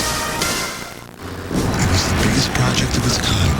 Ford Motor Company creating a car for the world. With a Duratec V6 engine that can go 100,000 miles without a tune-up. All-speed traction control and safety systems designed to meet 1998 standards. Our best designers and engineers from around the world have created world-class features in a more affordable class of car. The Ford Contour and Mercury Mystique. Launching September 29th. Our surprise of the week, Stanford at Northwestern, where Northwestern's Michael Centers makes a great catch. Hey, in the fourth quarter, Northwestern leading 41-34, but Stanford does come back. Quarterback Steve Stenstrom can't find anyone, so he takes it in himself. The touchdown ties the game at 41, and we've got a much wilder one than we bargained for. Chip shot at the end of the game for Stanford to win. Oh, nightmare for Eric Abrams. He misses badly from up close. And how about this? Stanford can only tie Northwestern at 41, so as we head back to the rest of the new poll, we see Stanford now gone. Kansas State up 3-21 without even playing. Washington State joins the party at 22 after its 24-3 win over Fresno State. Kansas cracking the poll at 23 after beating Michigan State 17-10. North Carolina State is in at 24 after beating Clemson 29-12, and Indiana in after its 35-14 win over Miami of Ohio. Out of the poll now, Clemson, Stanford, Georgia, and California, which lost to San Diego State 22-20. Now to our weekly Heisman watch. And we've heard how the chances for Alcorn State quarterback Steve McNair are slim because his 1AA team doesn't play on TV. Well, guess who got some TV time yesterday? Air McNair rode the Chattanooga Choo-Choo as Alcorn State's quarterback was like a runaway train against Tennessee Chattanooga. First play for him, look at him air it out. Oh my, nice catch, 81-yard touchdown there. Or a 62-yard touchdown there. Here he gets lucky for the 81-yarder, bouncing off the defender. Hey, sometimes better to be lucky than good, but McNair is good. He threw for 8 touchdowns and 491 yards. He ran for another 156. The 647 total yards, a new NCAA Division I AA record. Some other names to watch closely. Tommy Frazier, who was good at Texas Tech Thursday night. Terry Dean, 11 touchdown passes in just 2 games. Waterloo is not on Washington's schedule, so perhaps Napoleon can keep this up. 211 yards against Ohio State. Penn State's Kajana Carter, another game against USC, a good one. UCLA wide receiver J.J. Stokes sat out yesterday's game, and Danny Cannell, he's doing all he can to make it 2 in a row for Florida State quarterbacks. Plenty of others, though, can still make this list as the weeks progress, and we'll be back in just a moment. Heisman Watch, brought to you by Nokia, largest European cellular manufacturer, now in America.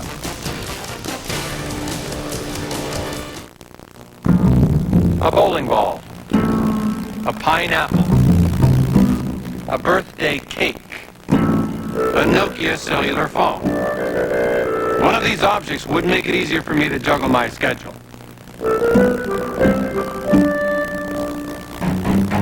He's a juggler. You're not. Pick up a Nokia cellular phone to help you juggle your schedule. Nokia, largest European cellular phone manufacturer, now in America. What is it about Ford Taurus that makes it America's best-selling car? is it Taurus SHO with its amazing handling and 24-valve, 220 horsepower performance, its driver-oriented interior, or the unique ways SHO finds to reward the driver like no other performance sedan? Ford Taurus SHO. Another reason why Taurus is the best-selling car in America. Again. When David and Lisa Edmondson needed life insurance, they came to see me. I'm Kent Spearman, their State Farm agent. I help the Edmondsons put together a life insurance plan that works for them and their budget. And I stay in touch as their needs grow and change because that plan has to work for their children, Rachel and Travis, too. If you want life insurance that works for you, get an agent who works for you. Get yourself a State Farm agent. State Farm sells life insurance.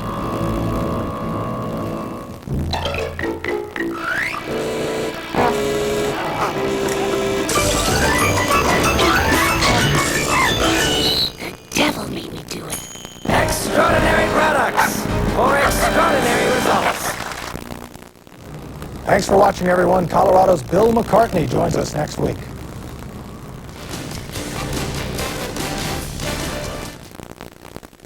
We'll go P.O. Box 2919, Atlanta, Georgia 30301.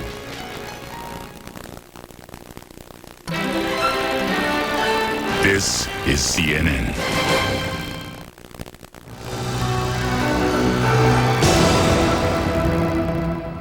Good morning, I'm Ralph Wenge at CNN Center in Atlanta. College Coaches Corner coming up, but first a look at what's going on in Haiti right now.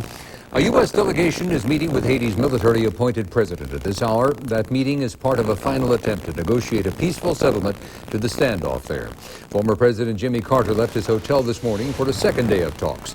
He met with military leader Raul Cedras at his home before heading to the presidential palace. Carter is trying to convince Cedras and other military leaders to step down rather than face a U.S. invasion. But time is apparently running out on a peaceful solution to the crisis. Carter and the delegation are scheduled to leave Haiti in about an hour. Speaking in Washington last night, President Clinton said he still hoped to avoid a military showdown, but he said he wouldn't be deterred from ordering troops ashore if leaders of Haiti's 1991 military coup don't allow the return of President Jean-Bertrand Aristide. College Coaches Corner is next. This is a presentation of CNN Sports. Coming up on College Coaches Corner, the efforts to be number one. Nebraska doing all it can against UCLA. But when it comes to going against Florida, we learn there are no volunteers. We'll have the new USA Today CNN Coaches Poll and should find something hokey going on in the Big East. What will happen to Notre Dame after its game at Michigan State? Answers and other surprises which affected the poll, along with the Rocky Mountain Showdown between Colorado and defending Rose Bowl champion Wisconsin, as Buffalo headman Bill McCartney joins us next on College Coaches Corner.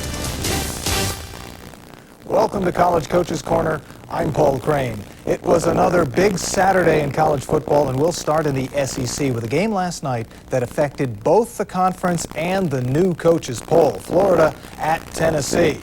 And new grass down at Neyland Stadium. For the first time, it's natural turf since 1967. But Steve Spurrier and his Gators, oh, they spoiled the volunteer party. Terry Dean hitting Elijah Williams, the redshirt freshman, the nice moves. He coughed up the football inside the 10, but the Gators were able to recover, and it led to a Florida touchdown. That's the way this night went for Philip Fulmer and the Volunteers. How about Courtney Epps? Popped, oh my, knocked into the middle of next week by Lawrence Wright and left wondering the license number of the truck that hit him. Meanwhile, Terry Dean and the Gators had a party at Tennessee's expense. Aubrey Hill, the touchdown there. The defense did its job, and it was a 31-0 whitewash.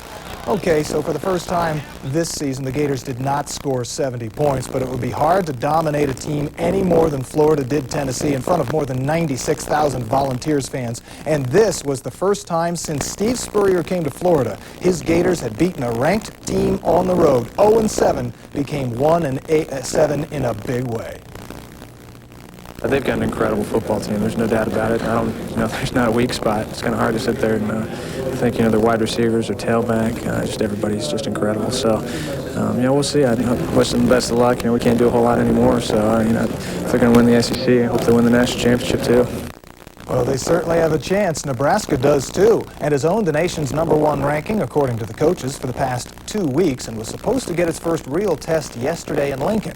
UCLA came to town, but without the injured J.J. Stokes able to play. He sat out his second straight game with a severe thigh bruise, and while UCLA could have used him on offense, they could have used anybody on defense. Tommy Frazier's first pass of the day was a perfect strike to Eric Alford, 6-0. Frazier would later call his own number, go 12 yards for the touchdown that made it 20-7 Nebraska.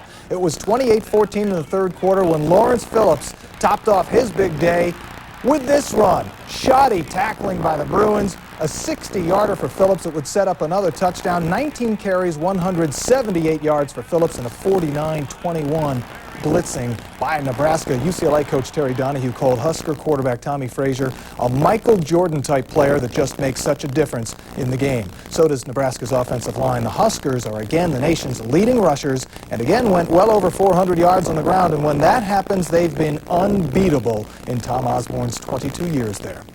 So the question now is, did Nebraska's dominating win keep the Huskers at #1, or was Florida's thrashing of Tennessee and Knoxville enough to return the Gators to the top spot where they started the season? The answer, with the new USA Today CNN coaches poll hot off the presses, where Nebraska lost 1 first-place vote, Florida picked up 2, but the Huskers still #1 by a whisker. Just 6 points now separate the top 2 teams. Florida State jumped over Idle Michigan despite getting no first-place votes, and Penn State stayed #5.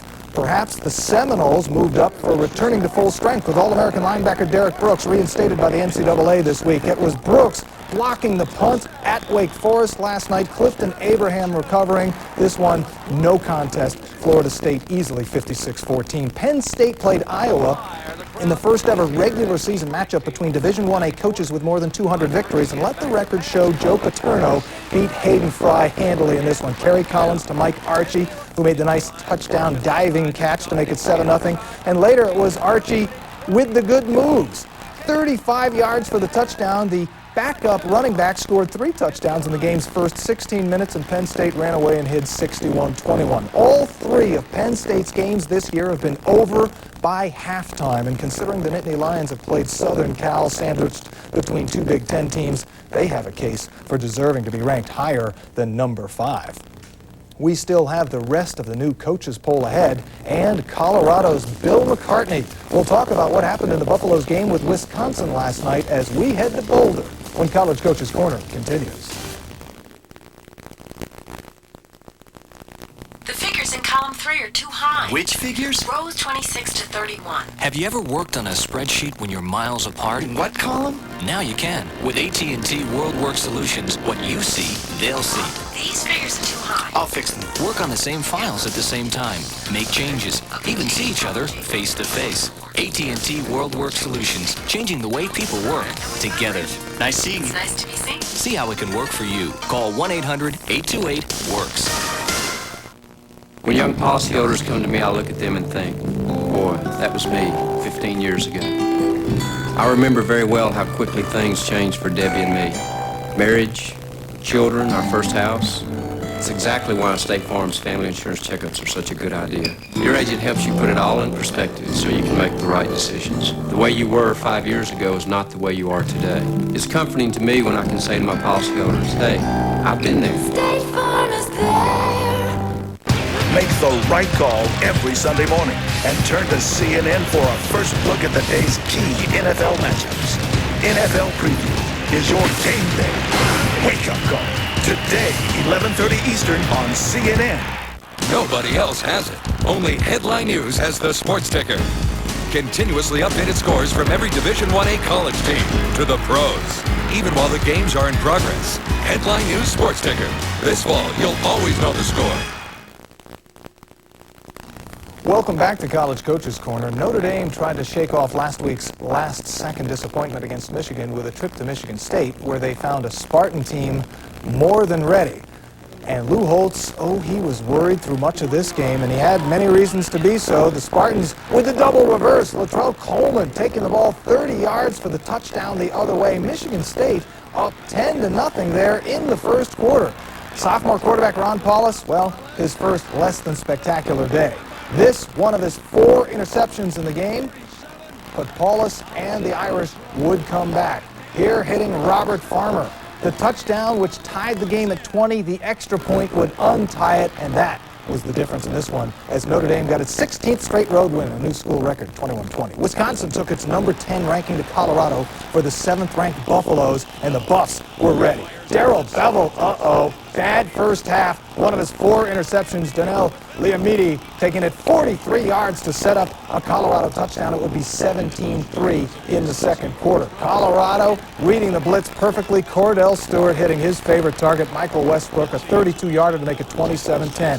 Rashaan Salam, 4 touchdowns in the game. This the 4th one. Colorado up 41-17 in just the 3rd quarter, but it kept on coming. Cordell Stewart, a big game, over 300 yards passing. Ray Caruth helped put it away, 55-17, and guess what they're thinking? Orange in Boulder. As we go back to the new USA Today CNN coaches poll, we find Colorado coming in at number 7, still there behind idle Miami. Arizona stayed 8 while taking the week off. Notre Dame still 9 after the close call, and Alabama rejoined the top 10, moving up 2 places with its 13-6 win at Arkansas.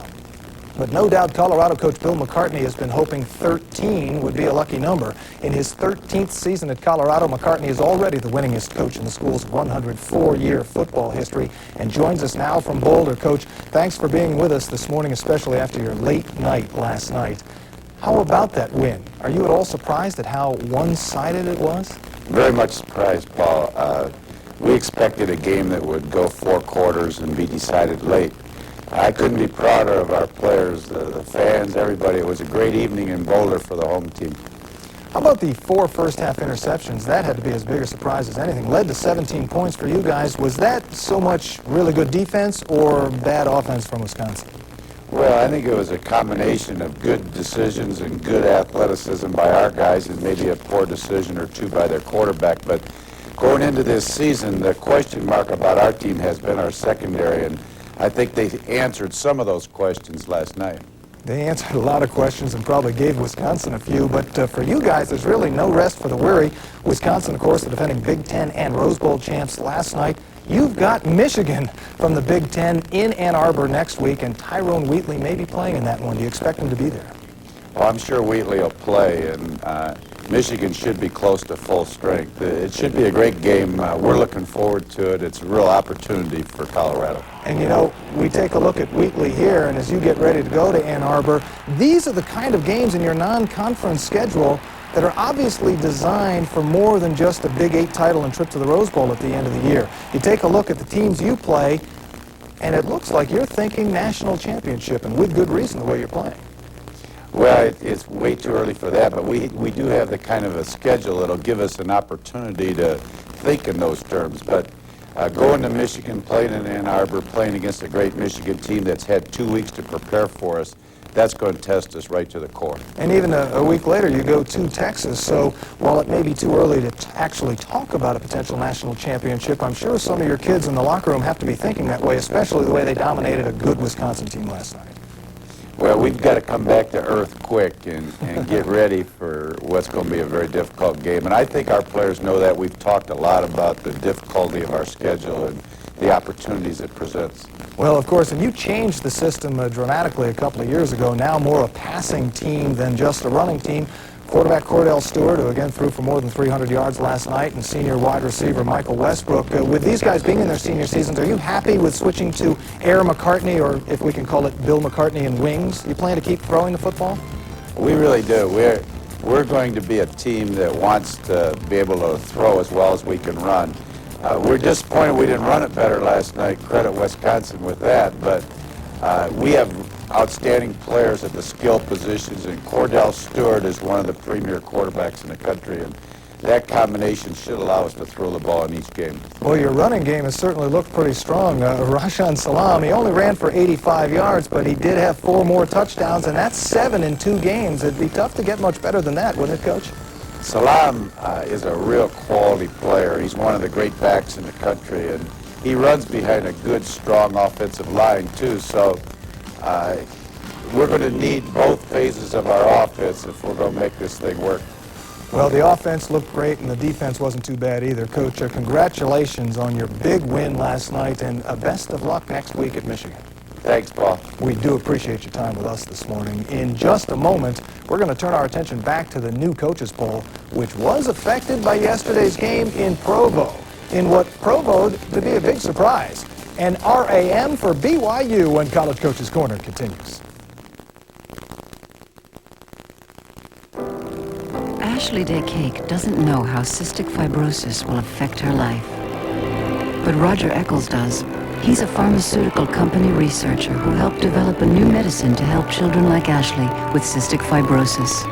There's no cure yet, but Dr. Eccles is searching for one as if his life depended on it. Because for people like Ashley, it really does. More than 90% of all drug discoveries come from America's pharmaceutical research companies.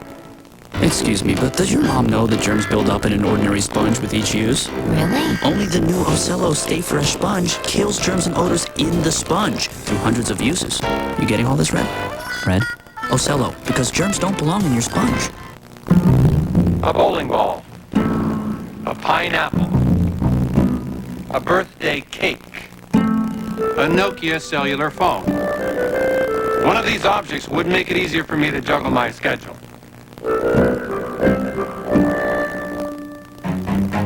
He's a juggler. You're not. Pick up a Nokia cellular phone to help you juggle your schedule. Nokia, largest European cellular phone manufacturer, now in America.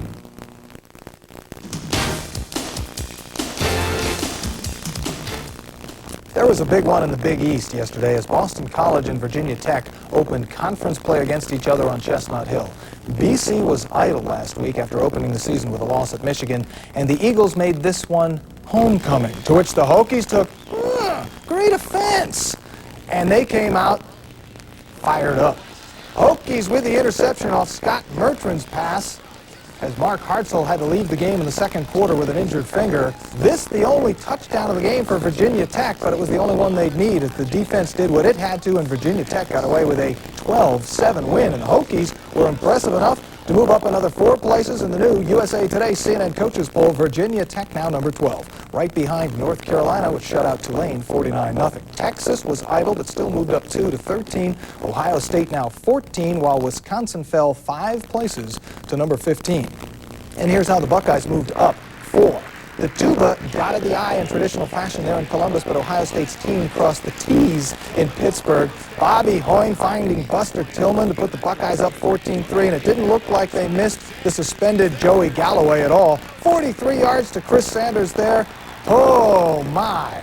Buckeyes looked very good. 27-3 over Pitt. And as we head back to the new USA Today CNN Coaches Poll, Oklahoma now 16, up 3 places after its 17-11 win over Texas Tech. Kansas State got 245 yards passing from Chad May and beat Rice 27-18 to move up 4 to 17.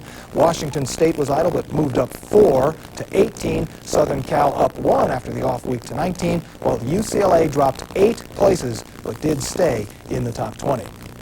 When looking for trends, college football is not always the safest place to look. BYU, a good example. The Cougars had won 16 of their previous 17 games with Colorado State, but yesterday the Rams went to Provo and pulled off the surprise of the week. Forget BYU's number 17 ranking. Colorado State did. John Walsh, a forgettable day for BYU. Greg Myers with one of his 2 interceptions, one of 4 thrown by Walsh. That turned into a touchdown, a 7-3 Ram lead. Here's Leonard Karn taking the swing pass, and hey, it looked like a tackle, but it wasn't. He pounded his way down for a 40-yard gain, set up another touchdown, and Colorado State shocked BYU 28-21 in our surprise of the week. And as we round out the poll, we'll see BYU has fallen out completely. 17 last week, they're now gone. Colorado State, though, in for the first time at 25. Indiana got 221 yards rushing and 2 touchdowns from redshirt freshman Alex Smith, moved up 4 spots to 21. Idle North Carolina State up 2 to 22. Tennessee fell 9 places to 23 after its loss to Florida, while Baylor beat Oklahoma State 14-10 to join the party. BYU and Kansas, the 2 teams which dropped out, the Jayhawks lost at TCU 31-21. Our look at the new poll may be done, but still ahead, we've got some other news of note, including memorable moments that always interesting journey across the USA. It takes off when College Coaches Corner continues. The figures in column 3 are too high. Which figures? Rows 26 to 31. Have you ever worked on a spreadsheet when you're miles apart? In what column? Now you can. With AT&T WorldWorks Solutions, what you see, they'll see. These figures are too high. I'll fix them. Work on the same files at the same time. Make changes. Even see each other face to face. AT&T WorldWorks Solutions, changing the way people work together. Nice seeing you. It's nice to be seen. See how it can work for you. Call 1-800-828-WORKS.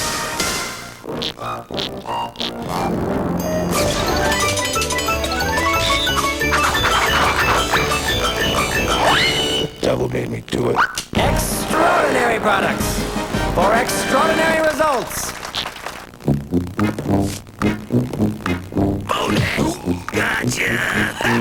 Even if you think you bought a high-tech fax machine, your office may still be in the Stone Age. Only one company uses the latest laser imaging technology in every plain paper fax machine it makes, Meta. To survive in the future, the times demand Meta. Call 1-800-ABC-META.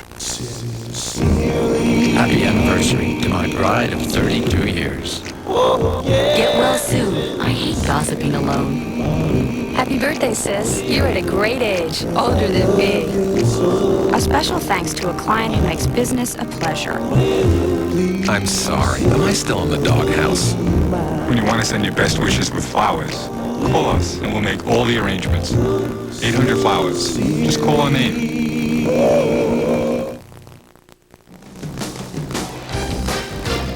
Coming up on NFL Preview, Dion makes his decision as he mines for Super Bowl gold with the 49ers. What's most important to me is really competing for a Super Bowl. We'll discuss what impact he'll have on an already great team. Plus, Rick Meyer is one of the NFL's best-kept secrets, unless you face him. His profile plus the Cardinals aim higher than 0-2. And the Falcons will try to run and outshoot Golden Joe and the Chiefs in the primetime Sunday night game. And NFL Preview will follow College Coaches Corner at 11:30 a.m.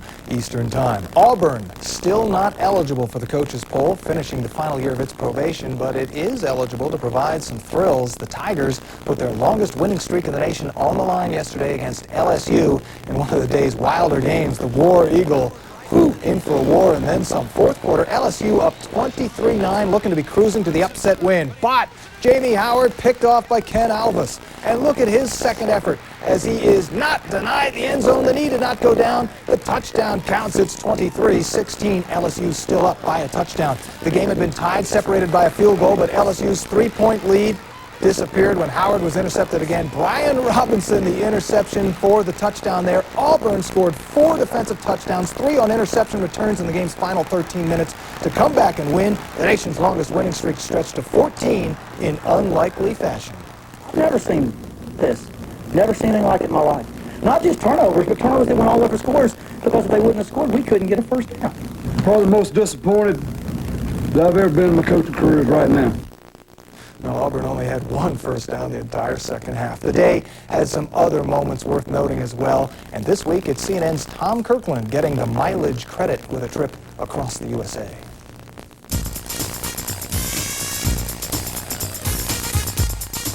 It was another mega phenomenal Saturday. Pigskins flying all over. The place was up for grabs.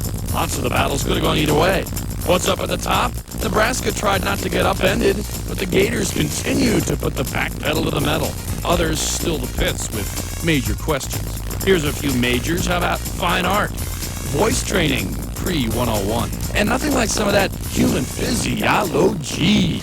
And what about reverse psychology, graduate level? Hogs head coach Danny Ford chews the fat. Don't you ever put one of those things through again. Hear me? Hear me, son? Son, you ain't too fur for food. Next chance? Oh, no, the kid's really pushing it now. Every Razorback wants a piece of him. Slap here, forearm shiver there, throw in a little face mask, and then, of course, a runaway Ford. You a dead man, son. I'm getting you and your daddy and your daddy's daddy.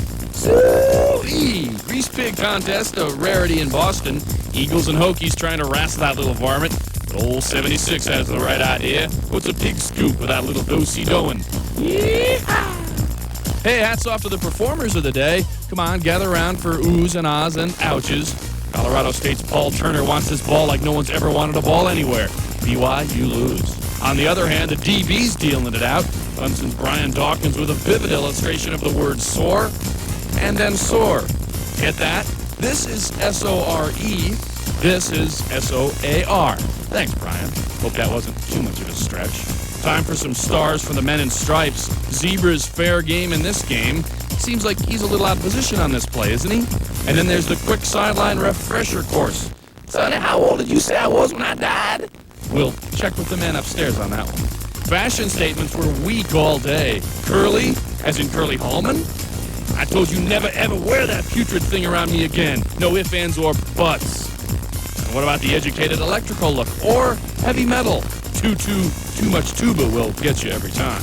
And as always, mascots muddied up every broadcast. This eagle is lame, the pig's stuck, and please put the tiger back in his tank and send this Mac back to whatever service station he belongs to. Ooh, baby, time to get up and strut. As we wind down, your Sunday's just winding up. And we will be making a doctor's appointment for Tom Kirkland in the morning. As we look across the USA for Heisman hopefuls, UNLV wide receiver Randy Gatewood probably has better odds in the Vegas casinos than he does at the Downtown Athletic Club. But in last night's loss to Idaho, Gatewood caught 23 passes for 363 yards, both new NCAA records. One player definitely in the Heisman hunt is Penn State's running back Ki-Jana Carter. Carter, in the Nittany Lion blowout, the Nittany Lions had already scored 6 touchdowns 37 seconds into the second quarter, so he didn't get to carry the ball all that much, but in his 11 carries, he had 89 yards and 2 touchdowns. Some other names of note, keep your eyes on Alcorn State quarterback Steve McNair. Despite playing at a 1AA school, he's earning all sorts of attention. Another 300-plus yard passing night and over 100 yards rushing. Again, McNair is one of the top offensive teams in the country at any level all by himself. Tommy Frazier accounted for 3 more touchdowns. Florida State's Danny Cannell was good, but Florida's Terry Dean again better. He's now got 13 touchdown passes in just 3 games. But this race still has room for many others. And we're back in a moment. Heisman Watch, brought to you by Nokia, largest European cellular manufacturer, now in America. A bowling ball. A pineapple. A birthday cake. A Nokia cellular phone. One of these objects would make it easier for me to juggle my schedule.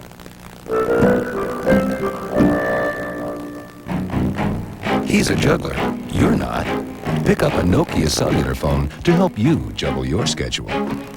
Nokia, largest European cellular phone manufacturer, now in America. Americans have always loved cars. They pamper them, talk to them, sometimes even look like them. And for accessories and parts, they look to J.C. Whitney. Got a truck? Then you need the original vent visor deflector. Keeps rain out, lets fresh air in. Vent visor, the practical accessory. And prevent cargo from sliding around your pickup with Keeper's Cargo Bar. No tools are required, and they install easily in any pickup span. Call 1-800-837-4CAR to get your free J.C. Whitney catalog. Pamela Trail spends her days searching for a new treatment for breast cancer. Claudia Reeser spends her days praying for one.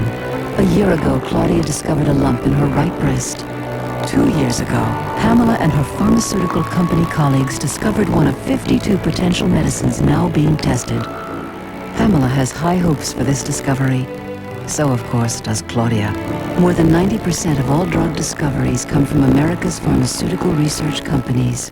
Excuse me, but does your mom know that germs build up in an ordinary sponge with each use? Really? Only the new Ocello Stay Fresh sponge kills germs and odors in the sponge through hundreds of uses. You getting all this, Red? Red? Ocello, because germs don't belong in your sponge. Kent University of Ohio ended the nation's longest major college losing streak yesterday, beating Akron 32-15. Kent had lost 17 in a row since last beating the Zips 2 years ago. The Akron Zips now zipping 3. And Prairie View A&M's troubles continued in Division I AA, losing at Langston, Oklahoma last night. Prairie View has now lost 36 in a row. Before we go, a reminder, updated NFL scores can be found throughout the day and night on the Headline News Sports Ticker. Our thanks to Colorado's Bill McCartney for being with us this morning. His next opponent will be with us next Sunday, Michigan's Gary Moeller. Now, for everyone who's worked to bring you College Coaches Corner, I'm Paul Crane. We thank you for watching. NFL Preview is next.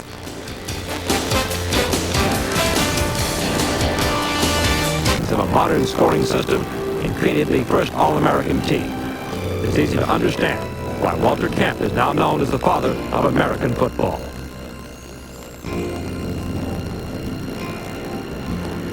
The 1888 Yale team, coached by Camp, featured a young, undersized end named Amos Alonzo Stagg, who took Camp's teachings and helped spread the game beyond the big three schools of Yale, Harvard, and Princeton. Stagg coached the University of Chicago for 41 seasons, leading them to a national championship in 1905, and coached the University of the Pacific until 1946 when he was 84. Stagg is credited with introducing the forward pass into football that was made legal in 1906. The Michigan teams of 1901 to 1905, led by their star back Willie Heston, dominated the turn of the century with the amazing record of 55 wins, 1 loss, and 1 tie. This film is the earliest known motion pictures of any football game, depicting the Yale-Princeton game of 1902, and was produced by the studios of Thomas Alva Edison. Football of the turn of the century was dominated by mass interference plays such as the Flying V, where players formed a single mass to plow through the opposition. This created a violent game with frequent fights and sometimes even death, with 18 football fatalities in 1905. President Teddy Roosevelt intervened and threatened to ban the game unless it was cleaned up. This led directly to the formation of the NCAA in 1906.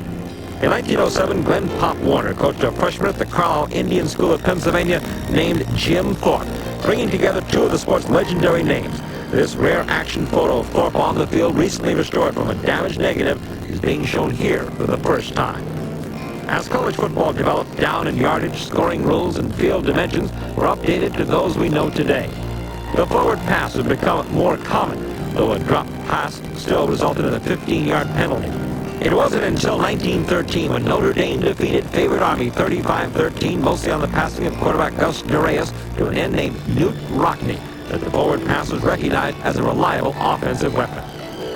At Georgia Tech, Coach John Heisman, from the famous trophy was later named, was the first to divide the game into 4 quarters. He was, though, a show no-quarter coach, and led Tech to the most lopsided win in the history of the game. In 1916, his Yellow Jackets beat tiny Cumberland College of Tennessee 222-0.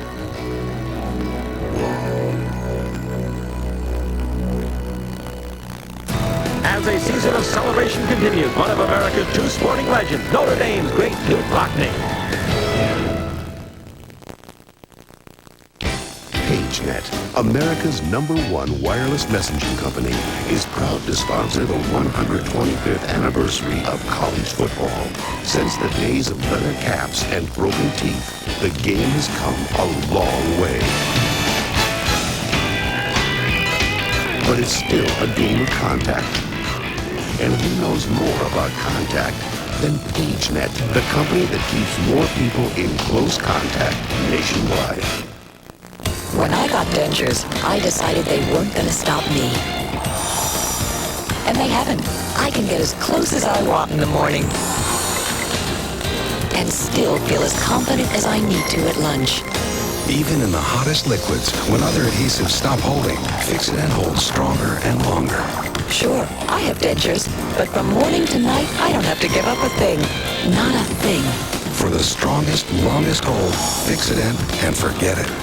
Look, I appreciate the fact that fast food is fairly inexpensive. 99 cents. I know it's convenient and all that, but if I'm gonna give you 99 of my cents, you're gonna have to give me more than just some burger. I mean, is it a Whopper?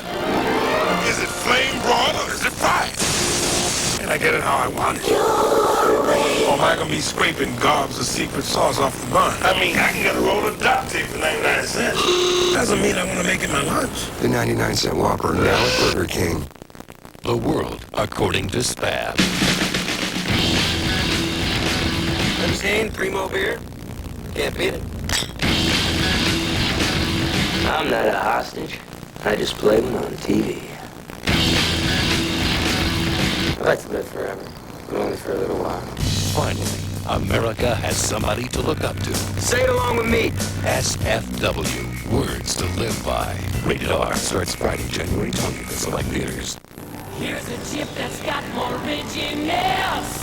New Pringles Ridges, it's more crunch, yes. Crunch is what you can't resist. Our Pringles Ridge is more crunch than this. Crunch, golden tasty crunciousness. Not this bag chip's greasy mess. Our Pringles Ridges, it's more crunch, yes. Once you pop, you can't stop.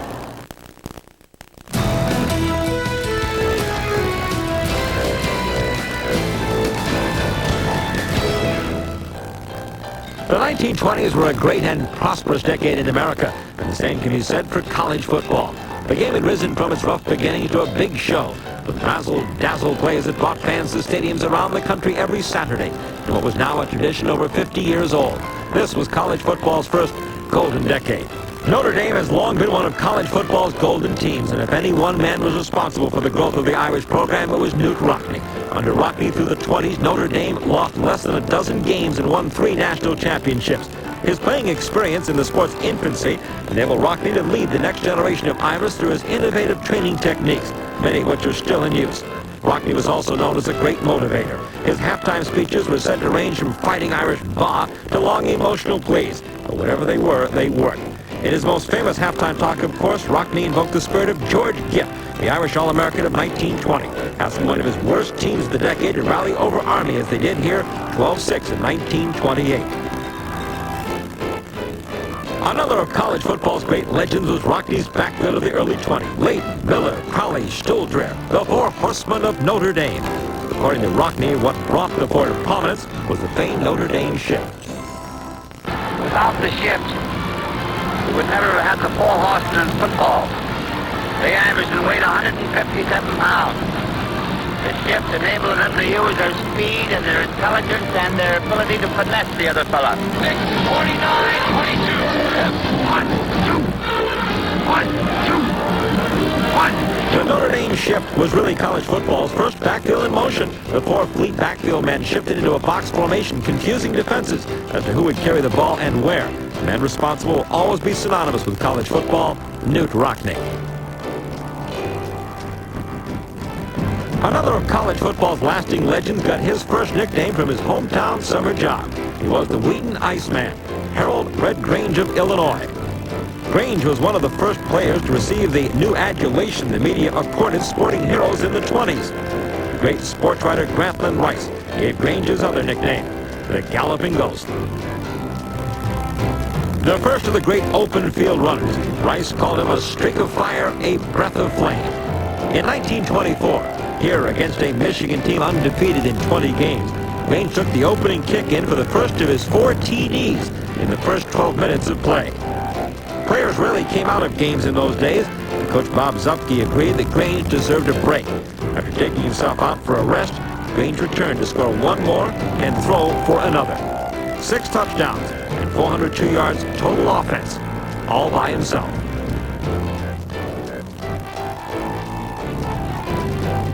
Individual achievement came in the same year, 1924, in what was already the annual service classic, the Army-Navy game.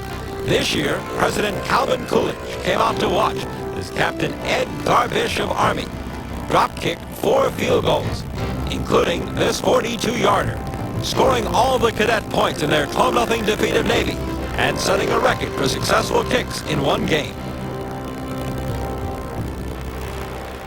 The largest crowd then to see a football game, 110,000 fans in Chicago's Soldiers Field, saw the cadets and middies square off again in the last game of 1926. Number 1 in the nation, favorite Navy, had won their first 9 games and went up early as Tom Hamilton completed this 38-yarder to Hank Hardwick, setting up the score by Caldwell and a 7-0 Navy lead.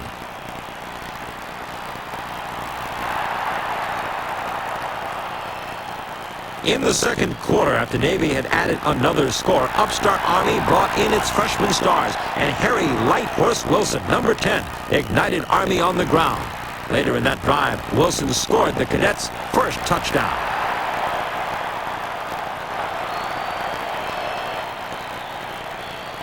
Later in that same quarter, Navy fumbled a punt reception. And Army recovered forward into the end zone to tie the game at 14. After the half, Army's Chris Cagle broke into the clear on this 44-yard touchdown run to put Army in front for the first time. Wilson's third point after gave the Cadets a 21-14 lead. As darkness fell, and on the game's last drive, Navy scored again to preserve the tie at 21, but ended the season number 2. One of the most famous games of the 20s and of all time was the 1929 Rose Bowl, which pitted Georgia Tech against Cal.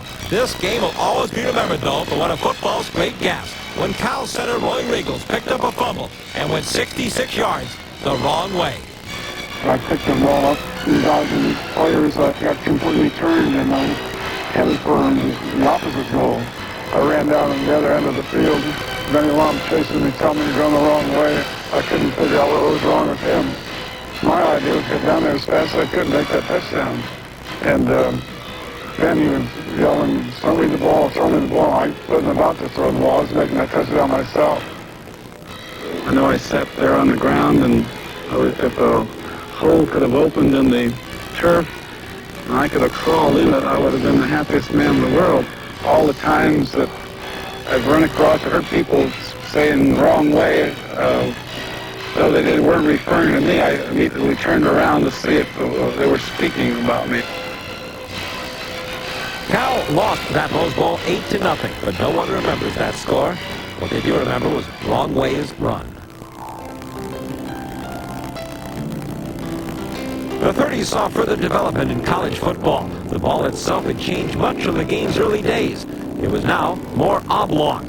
This allowed the emergence of the quarterback as a pure thrower, like Slingin' Sammy Baugh of TCU. In an era when 10 passes a game was extravagant, Baugh threw 30 or 40 and had 38 touchdowns in 3 seasons. Late in the ball game, Sammy Baugh drops back. Thinks one, settles a long one. It's good inside the 10-yard line. Slingin' Sam's got to do it. He hits the man in the end zone for the winning touchdown. Baugh was followed by Davey O'Brien as the Horned Frogs quarterback. With only 5'7", O'Brien led the nation in passing yards in 1938. And college football's yearly award to its top passer still bears his name. Of course, the great quarterbacks had to have great receivers. And the greatest of them all was Doc Hudson of Alabama, the first of the fleet modern pass catchers. Hudson used to say, "I just run like the devil," and quarterback Dixie Howell got the ball there. The Alabama Antelope invented catching the ball in traffic and then making the most of the play with his speed. Another great figure of the 30s was Jay Berwanger of one of the last teams at Chicago.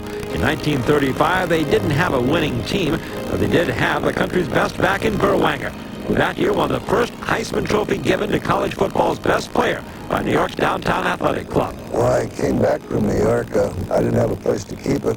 I had an aunt that lived on the north side of Chicago, and I gave it to her, and she used it for a doorstop. Tom Harmon of Michigan was the quintessential back in the days leading up to World War II. His power and speed tore up opposing defenses, making Harmon an All-American in 1939 and 40.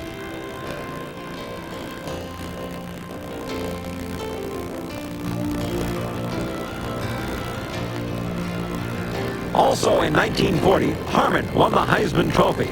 But that year is perhaps best remembered for the Cal game, when a fan tried to stop Harmon when the defense couldn't.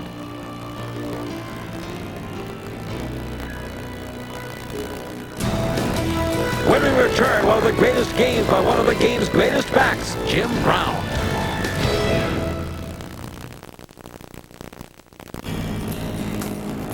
I found this men's journal under his pillow. Now I know where the excitement in our life comes from. Men's Journal covers everything better, from toning up his abs to tuning up our sex life. Men's Journal tells you everything about living life better. Hey! Subscribe to Men's Journal for only $11.97 and get this 200-page equipment guide absolutely free. Call 800-571-1200. That's 800-571-1200. Now you can work out with the ESPN Fitness Pros when you want. It's the ESPN Fitness Pros home video library with 5 customized workouts. Step, high-low, and hip-hop aerobics, body sculpting, and the circuit workout.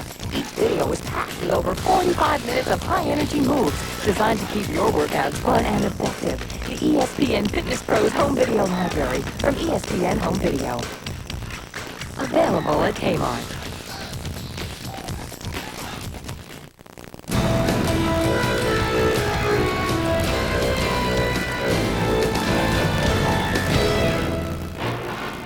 The 1940 season brought a revolution to college football with a recycle coach recycling an old formation. Clark Shaughnessy, whose team the year before at Chicago had scored only 37 points to their opponent's 307, was hired by Stanford and immediately installed the T formation, a throwback to turn-of-the-century flying wedge football, the backfield forming a T behind center. Shaughnessy's quarterback in the T was a converted tailback named Frankie Albert, and together they changed football forever. Shaughnessy's version of the T was not straight-ahead power football, but a weave of motion, deception, quick blocking patterns, and speed.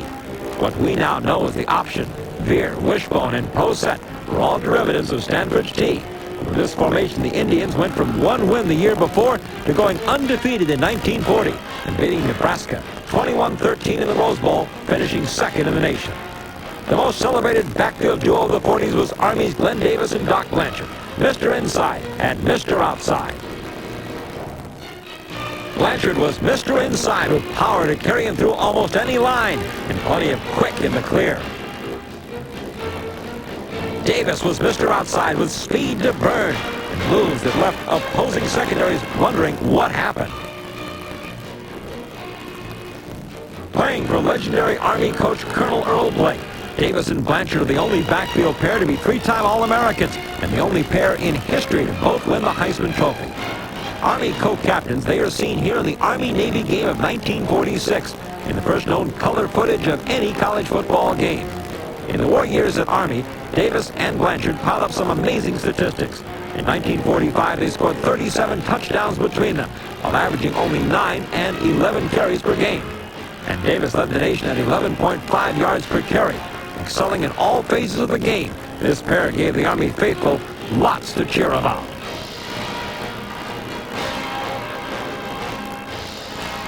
But staking the claim to top team of the decade was Coach Frank Leahy of Notre Dame. His offensive star of the same year was number 32, Johnny Lujack. The Irish quarterback in their version of the T, Lujack made the offense go in the air and on the ground. He would follow Davis and Blanchard in winning the Heisman in 1947. But the year before, Yankee Stadium in New York was host to 74,000 fans, including a recently victorious General Eisenhower, who came to see the two powerhouse teams square off for the nation's #1 ranking in one of college football's classic battles. What had been touted as a matchup of offensive stars became a game of great defense.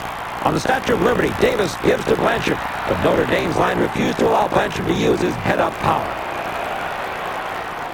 And they also were able to hem in Glenn Davis's great speed. Army seemed to get a break in the second quarter when Notre Dame's Gompers fumbled a punt. But Lujack was there to scoop the ball up and save the return. And when Lujack led the blocking from Red Sitko on a reverse, the play was saved for Army by Glenn Davis with that big stick.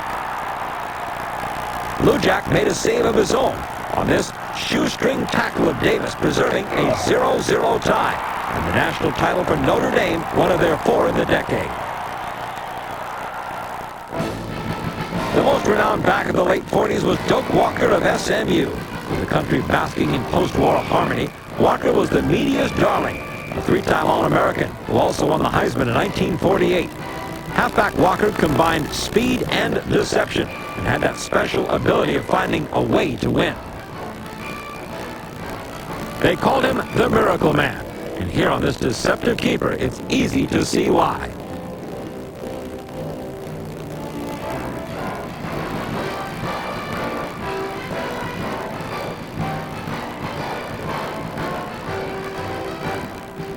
In the great football days of the late decade, Doak Walker was it.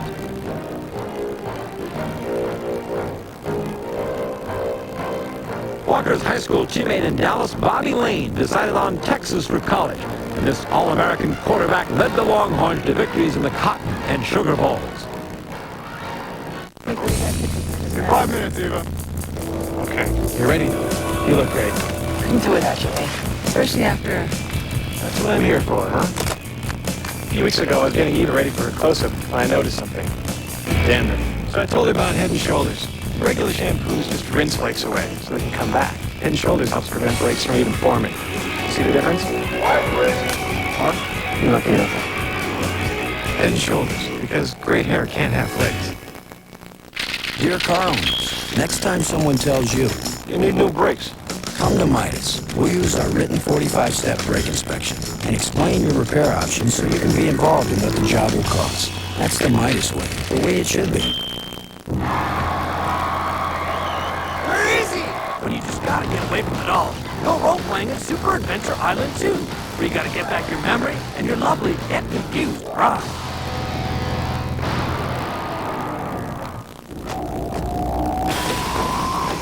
What now?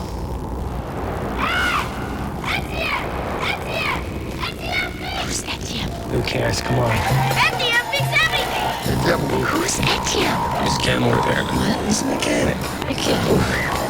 He takes Visa. He does.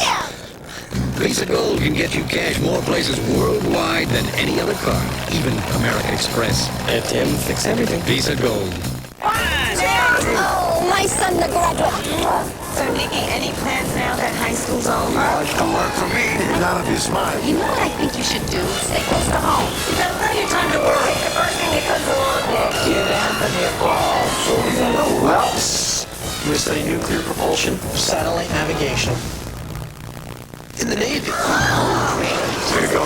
For more information on the high-tech skills that can help launch a career, call 1-800-USA-NAVY.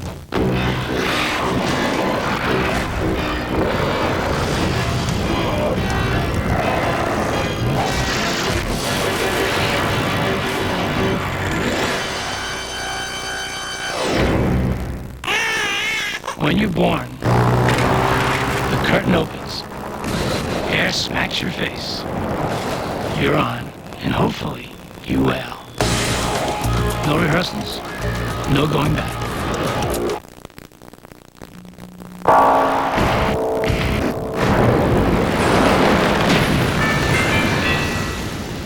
Hi there, Bill Peter with the Smash. The debate will rage on about Penn State, Nebraska, Nebraska and Penn State, but history will always show that the national championship belongs to Nebraska. This is the fourth time Penn State has gone undefeated and not won the national title. A rally yesterday for Nebraska in Nebraska, the win over Miami in Miami. New Year's night, enough for the voters to bypass undefeated Penn State and give the title to the Cornhuskers. Here's how the voting AP voting went like this. Nebraska over Penn State, followed by Colorado, Florida State, and Alabama. Coaches poll, Nebraska got 54 first place votes. Penn State got 8, followed by Colorado, Alabama, and Florida State. Other college football news. Here's the USA Today CNN final poll that I just talked about. Other college football news. Miami defensive lineman Warren Sapp will bypass his senior year to turn pro. There's Warren. He's an All-American, won the Lombardi Award as the best lineman in college football. Sapp is expected to be a top 5 pick in April's draft. Other news, notes, and information from the world of college football. Actually, other scores.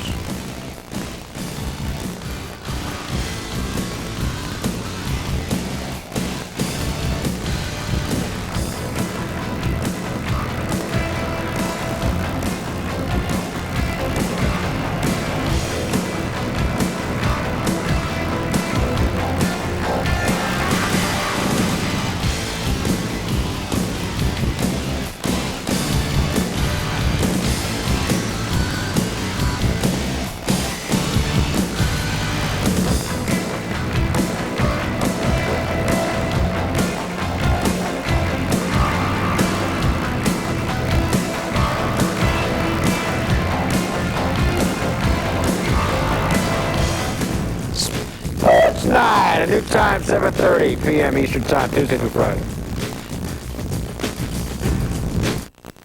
A season of celebration is being brought to you by Citgo, the sign of quality.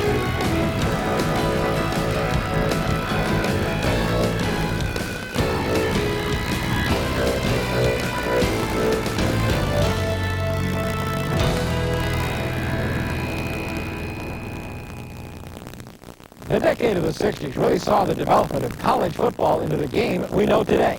As the decade opened, substitution rules were liberalized, leading to a more specialized and wide-open game, bringing to an end the days of the two-way players. As college football grew, so did its popularity, as over 200 million fans filled the stands, not to mention the hundreds of millions watching at home, making the 60s perhaps the greatest decade in college football's history.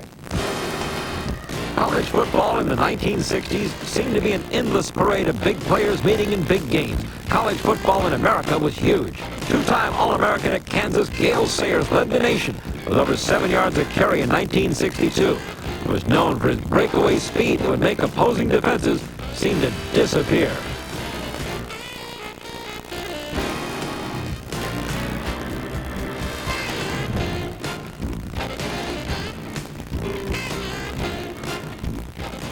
With the end of the two-way days, Dick Butkus of Illinois was the model for the new modern middle linebackers, the defensive signal callers. The 6'3", 237-pound Butkus made people forget that Ray Nitschke had played at Illinois, as he prowled the defense in search of contact. In 1963, Butkus recorded 144 tackles, caused 7 fumbles, and led Illinois to the Big Ten title. Known for his ferocity, it was said that if rain-canceled practice, Butkus would get morose and angry. Another great defender was Michigan State's Bubba Smith, a two-time All-American, and a part of a 1965 Spartan defense that held opponents to 45 yards rushing per game. Smith had not only size, but speed. As seen here, watch him come from the bottom of the screen, all the way across the field to track down a kick return, saving a touchdown. Texas had Tommy Novus, who seemed to have defense tattooed across his forehead, with another two-time All-American patrolling the middle for the Longhorns. Texas coach in those days was Darrell Royal, who led the Longhorns to national championships in 1963 and 69. Royal was known for his conservative, grinding offense. He is credited with the philosophy, if you put the ball in the air, only 3 things can happen, and 2 of them are bad. But there was some throwing going on in the 60s. At Navy, a midshipman wearing number 12 was making waves. Roger Staubach, who before graduating as an ensign led the nation twice in completion percentage and won the Heisman Trophy in 1963.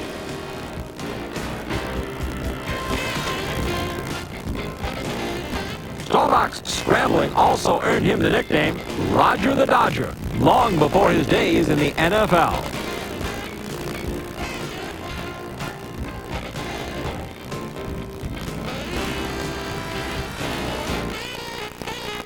The 1964 Cotton Bowl saw number 2 Navy versus number 1 Texas, who had some surprises planned. Staubach set Cotton Bowl passing records with 21 completions for 228 yards, but Texas seemed to contain him when it counted. And with Navy in a 9-man front, conservative Texas went airborne. Longhorn quarterback Duke Carlisle amassed 267 total yards as Texas beat Navy 28-6. A strategic victory for Coach Royal and bad memories for Staubach. Squeaker, 28-6. Now we got beat. We got all my friends here, and now I'm a Texan now living in Dallas, and I talked to a couple 100,000 people who were personally at that game. Cotton Bowl seats 75,000. So I am tired of hearing about that game. But Joe Willie Namath went from Beaver Falls, PA to Alabama, where he led Bear Bryant's tie to a national title in 1964. Other great quarterbacks of the 60s were Purdue's Bob Greasy, who led the Boilermakers to a Rose Bowl victory in 1967. And UCLA's Gary Beeman, who took home the Heisman that year.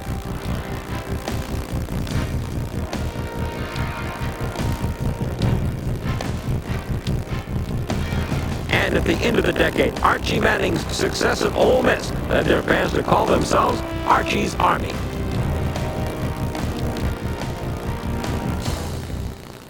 Arkansas's Frank Broyles, coach of the Razorbacks for 19 years, taking the Hogs to 10 bowl games and the national title in 1964. all right, Chuck, let's go. Good release. Now they're going to be knocking the devil out of them. In 1969, one of several of the 60s games of the decade took place in Fayetteville, as President Richard Nixon came to watch top-ranked Texas take on number 2 Arkansas in a fight for the national title. Arkansas's defense smothered the feared Texas wishbone early, and Arkansas took the lead 14-0. But on the first play of the fourth quarter, Texas quarterback James Street finally broke free on this 42-yard TD.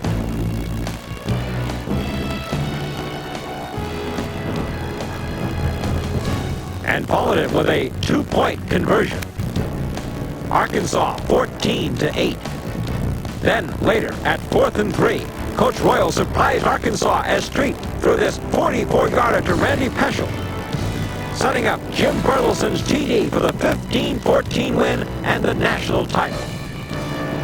One of the college game's enduring figures was Coach Woody Hayes of Ohio State. He coached the Buckeyes for 28 years, from 1951 to 1978, bringing them to 12 bowl appearances and 5 national titles with his hard-nosed, 3 yards in a cloud of dust brand of football. The Buckeyes' Big Ten rivalry with Michigan is legend, and in 1969, the Buckeyes went to Ann Arbor to face the Wolverines' then rookie coach Bo Schembechler. Top-ranked Ohio State scored first as Rex Kern handed off to Jim Otis, but the Buckeyes missed the point after. Michigan fullback Garvey Craw came right back to give the Big Blue the lead 7-6. In the second quarter, Ohio State scored to make it 12-7, but on the point after, Michigan was called for offside. This prompted Hayes to try for 2 to make up for the earlier miss, but Rex Kern was stopped behind the line.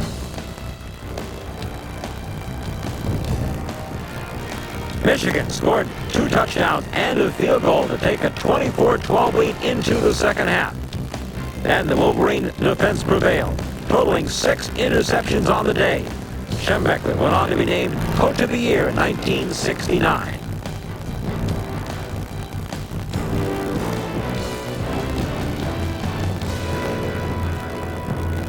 In the 60s at Notre Dame, what was called the Era of Era began. And in 1966, Coach Ara Parseghian brought his top-ranked Fighting Irish to East Lansing, Michigan, to face number 2 Michigan State in a battle for number 1 in the most watched college game of its time. In the second quarter, the Spartans' Gene Washington caught this 42-yarder. And then Regis Cavender took it over from the 5 for a 7-0 Michigan State lead. Just minutes later, and in sub-freezing temperatures, State's Dick Kenny barefooted this 47-yard field goal to lead 10-0. Notre Dame, with Coley O'Brien replacing injured starter Terry Hanratty, got back in it on this strike to Bob Bradshaw. The Irish tied the game at 10 in the fourth quarter on Joe Azzero's field goal. But then Coach Parseghian turned conservative with the ball and 2.5 minutes to play. Parseghian chose to run the clock out and protect the tie rather than risk interception by his third-string quarterback. Parseghian was much criticized, but Notre Dame stayed number 1 and were crowned national champion. Another great coach was making his mark in warmer weather, John McKay of USC. His Trojans were national champs twice in the 60s, behind the running of the famed SC tailbacks, beginning with Mike Garrett. Only 5'9", Garrett seemed to be all legs as he led the nation in rushing and won the Heisman in 1965.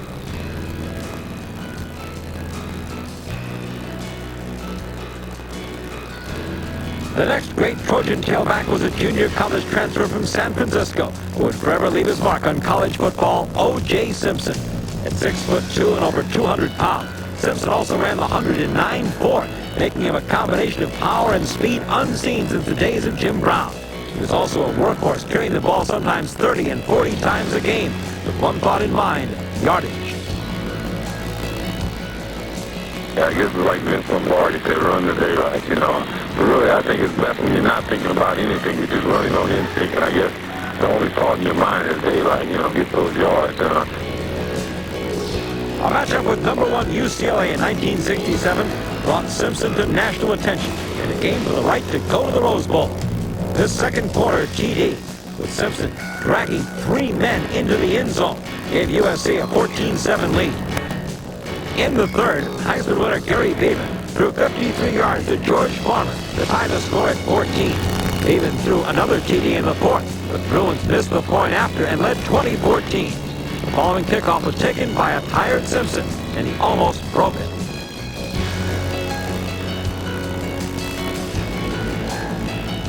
Then, at 3rd and 3, at his own 36, O.J. got the call again. After jumping through the line for the first down, Simpson found his daylight and cut right for a 64-yard score to tie the game. The point after sent USC to the Rose Bowl, and they became national champions. When we come back, some hurricane and a bear.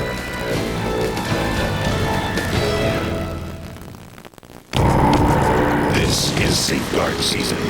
This is a season for germs. But Safeguard antibacterial soap eliminates 99.9% of germs you've come in contact with. Safeguard against germs. Do me a favor. Don't scream. Just hear what I've got to say.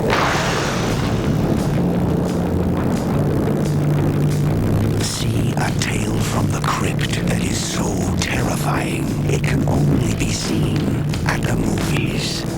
Tales from the Crypt presents. Now you can scream. Demon Night. Rated R. Now playing at theaters everywhere. During my last physical, I asked my doctor to recommend something for a headache. He said 2 Advil relieve tough headache pain better than 2 extra-strength Tylenol gel caps. For my tough headaches, Advil just works better. Nothing's been proven to last longer than Advil. True confessions about calling circles from MCI friends and family customers. He asks for a lot of friends and family's names. I gave him my sister-in-law, my mother-in-law, my friend in Florida. Just wasn't worth it. Out of my 10 people, only one. I got the discount to make it easier, simpler. You want it simple? You got it. Just switch to AT&T and get AT&T True USA Savings. Spend $25 a month on AT&T and we subtract 20% from your AT&T long-distance bill. Switch now and save to anyone, anytime, anywhere in the USA, guaranteed. Simple is better. With AT&T, you save on calls to everyone. That's why 2 out of 3 MCI friends and family basic or primetime users will save more with True USA Savings. I'll go back to AT&T. We'll switch you for free. Just call 1-800-PICK-ATT. We're standing by for your call. Switch back. Switch now. Call 1-800-PICK-ATT. Your true voice.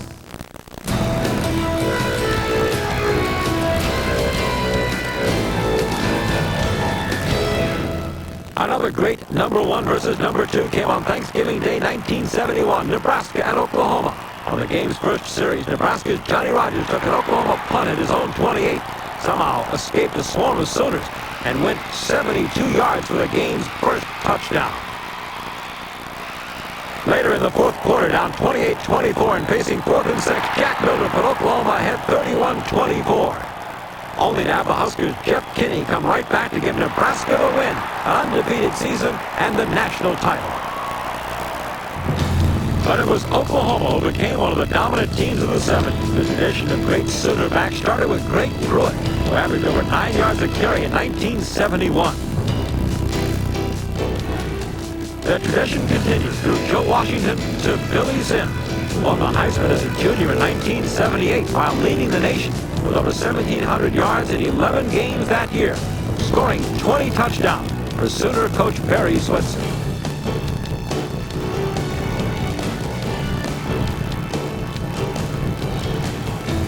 Archie Griffin of Ohio State became the only 2-time winner of the Heisman Trophy in 74 and 75, while Texas had the power of Earl Campbell, who won the award in 77, gaining over 4,400 yards for the Hornets.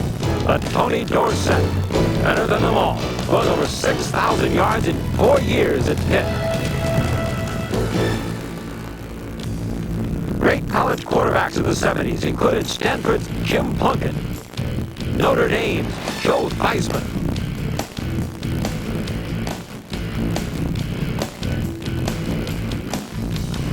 and USC's Pat Hayden, who led the Trojans in a 55-point comeback against Notre Dame in 1974.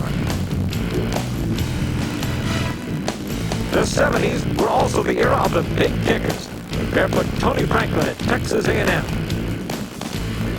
Steve Little at Arkansas, Russell Erxleben, who along with Franklin set the NCAA record for distance 67 yards. The 70s were also the time of the Bear, Paul Bear Bryant of Alabama, whether in his game day hat, in the tower at practice, or at the halftime chalkboard. These images of Bryant are the very picture of a college coach. He was named Coach of the Year twice in the 70s, as the Crimson Tide won 3 national titles. In the 1979 Sugar Bowl, against previously unbeaten Penn State, the Tide ran its wishbone to perfection and swarmed all over the powerful Nittany Lions for the upset 14-7 and a share of the national championship.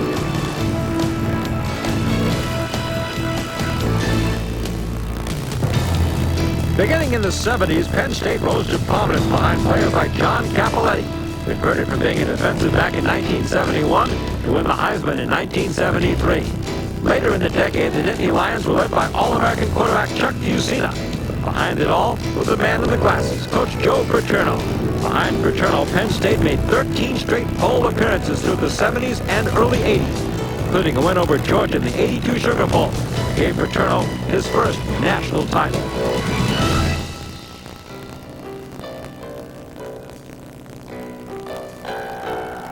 Leading those Georgia Bulldogs was number 34 Herschel Walker, who powered his way to over 5,200 yards in only 3 years. Other college football memories of the 80s include Dan Marino, who presaged his pro career with 34 touchdown passes in 1981 at Pitt. The Auburn Tigers had speed to burn in Bo Jackson, who won the Heisman in 1985.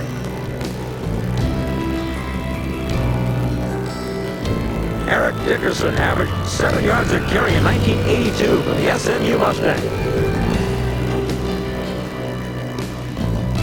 In the 1984 Orange Bowl, Bernie Kosar and a cocky Miami Hurricane beat Tom Osborne's 12-0 and number 1 ranked Nebraska Cornhuskers, but a 2-point Nebraska conversion was batted away in the final minute. This signaled the rise of Florida football, capped in 1987 when Miami and Florida State were ranked 1 and 2 in the country. In the 87 Fiesta Bowl, though, Penn State stopped Miami's Vinny Testaverde with a last-second interception. Testaverde throws. It is intercepted! It is intercepted! Pete Giftopoulos, his second of the game, and Penn State will win the national championship! And who can forget this moment in 1984? He drops straight back, has some time, now scrambles away from one hit. Look, uncorks a deep one to the end zone. Phelan is down there. Oh, he got it! He got it! He got it! Touchdown! Touchdown! Touchdown! Touchdown! Touchdown! Boston College! He did it! He did it! Sanders ran for more than 230 yards a game in 1988 for Oklahoma State.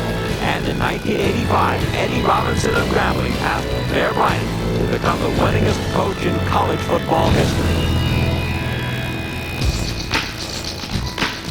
And the 90s aren't even half over, and already we've seen many great things in college football.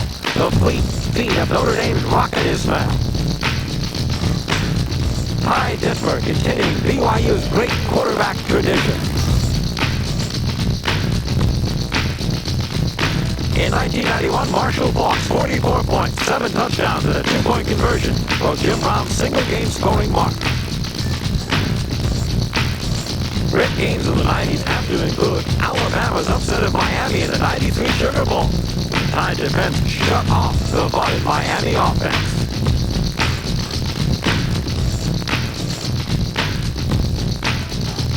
And the seesaw battle in South Bend that saw another last-second Boston College win. This time off the foot of kicker David Gordon.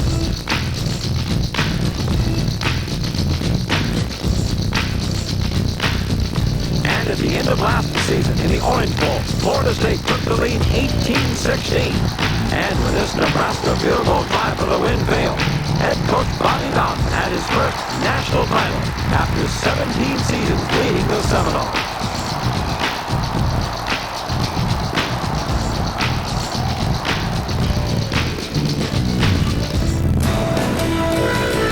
When we return, some of college football's wilder moments.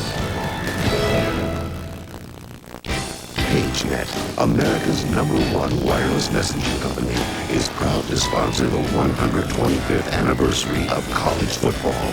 Since the days of leather caps and broken teeth, the game has come a long way. But it's still a game of contact. And who knows more about contact than PageNet, the company that keeps more people in close contact nationwide. We've brought you here for a little chat about your teeth and some good news. An instrument made to get between teeth that you can comfortably use at home. The new generation Crest Complete. First, Crest created a brush to fit your teeth, designed to penetrate and clean far between them. Now new Crest Complete goes even farther than before. The better you care for your teeth, the more you and your dentist can enjoy these little visits. New Crest Complete, the dentist's choice for rippled brushes. Dear foreign car owners, when it comes to fixing brakes, foreign cars aren't foreign to Midas. That's why we offer same-day brake service and guaranteed brake shoes and pads for as long as you own your car. Look, I appreciate the fact that fast food is fairly inexpensive. 99 cents! I know it's convenient and all that, but if I'm gonna give you 99 of my cents, you're gonna have to give me more than just some burger. I mean, is it a Whopper? Is it flame broiled or is it fried? Can I get it how I want it? Or am I gonna be scraping gobs of secret sauce off the bun? I mean, I can get a roll of duct tape for 99 cents. Doesn't mean I'm gonna make it my lunch. The 99-cent Whopper now at Burger King. She'll try to drown you. She'll try to freeze you. She'll try to burn you. She'll try to blow you away. But she will not succeed. The Nissan Pathfinder. Now you can lease the legendary Pathfinder at this special rate. When my son Reed asks about sore muscles in his pitching arm, I tell him to take Advil. It's strong, works fast, and Advil's gentle on your stomach. It'll work on these old muscles? I know it'll work on mine. Advil, advanced medicine for pain.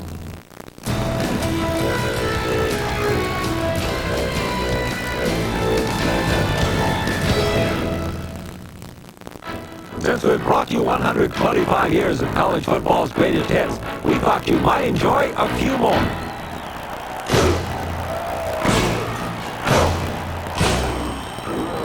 Other memories that don't fit into a straight-line history of the game include the Washington connection. Dwight Eisenhower played for Army in the early teens before breaking his leg. Bobby Kennedy's letter at Harvard foreshadowed the legendary Kennedy family touch football game. President Richard Nixon played in his college days at Whittier in California. His successor, Gerald Ford, was an all-star center at Michigan in the 30s. But this young man turned out to be the best Washingtonian of them all. Byron Whizzer White, playing at the University of Colorado in 1937, led the nation in rushing, scoring, and total yardage before going on to his second career as Associate Justice on the Supreme Court. These are pictures of the 1916 Rose Bowl, pitting Washington State against Brown of Rhode Island. Brown had one of the first African-American stars of the college game, halfback Fritz Pollard, but he gained only 46 yards in the mud that day, and the Cougars beat Brown 14-0. In the 1939 Rose Bowl, undefeated and heavily favored Duke led the game 3-0 until the final minute, when USC's Doyle May threw to Al Kruger for the first point scored on Duke that season, and the upset for the men of Troy. The 1942 edition of the Rose Bowl, coming less than a month after the bombing of Pearl Harbor, was played in Durham, North Carolina, as Oregon State beat Duke 20-16.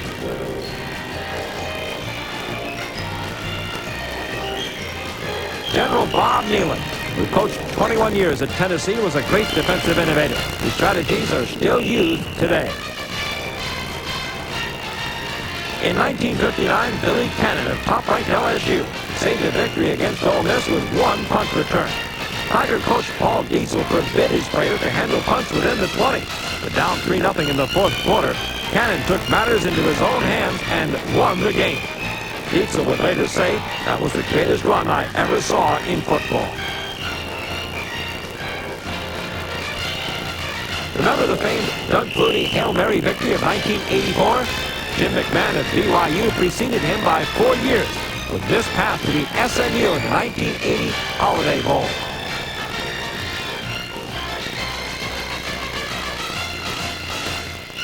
And everyone remembers Ron Wayne Rico's great gap in the Rose Bowl of 1929.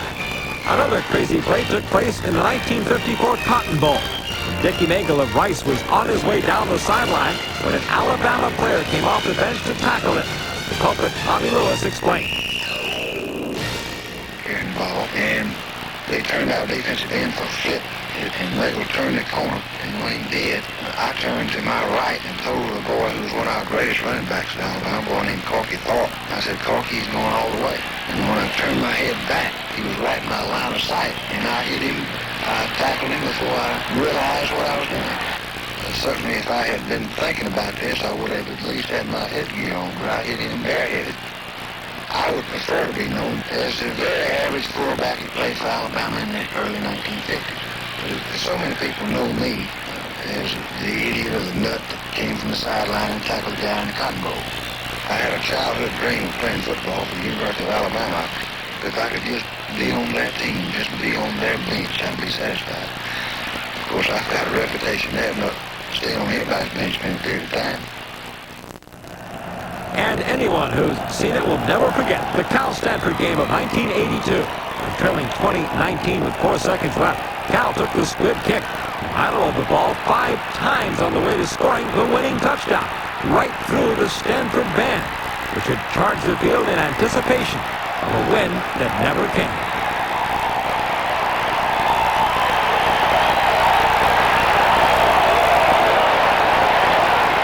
We hope you enjoyed our look back to the first century and a quarter of college football.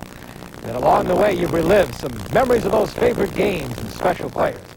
We've taken you from the beginning of the game to this, its 125th season.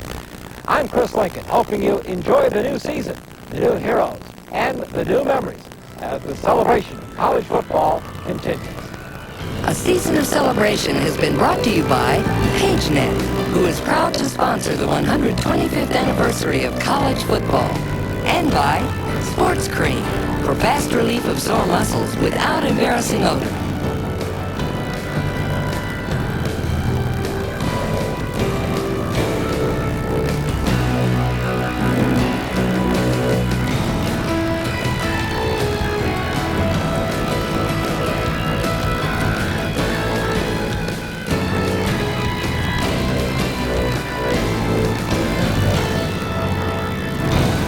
Clothes that make you feel good.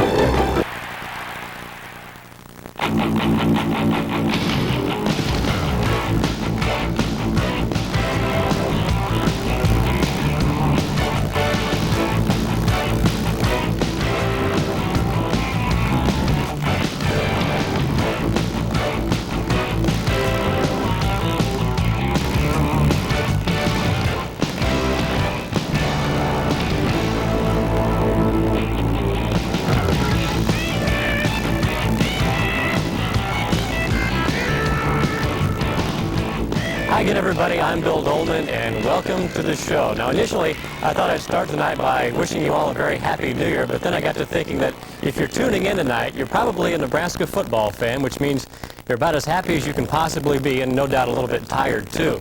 Well, here's hoping that the rest of 1995 is every bit as good as the beginning, or at least the first 3 or 4 days have been. And what a celebration it's been in the state of Nebraska. Very well earned, much deserved, and for the most part, pretty well behaved from all reports.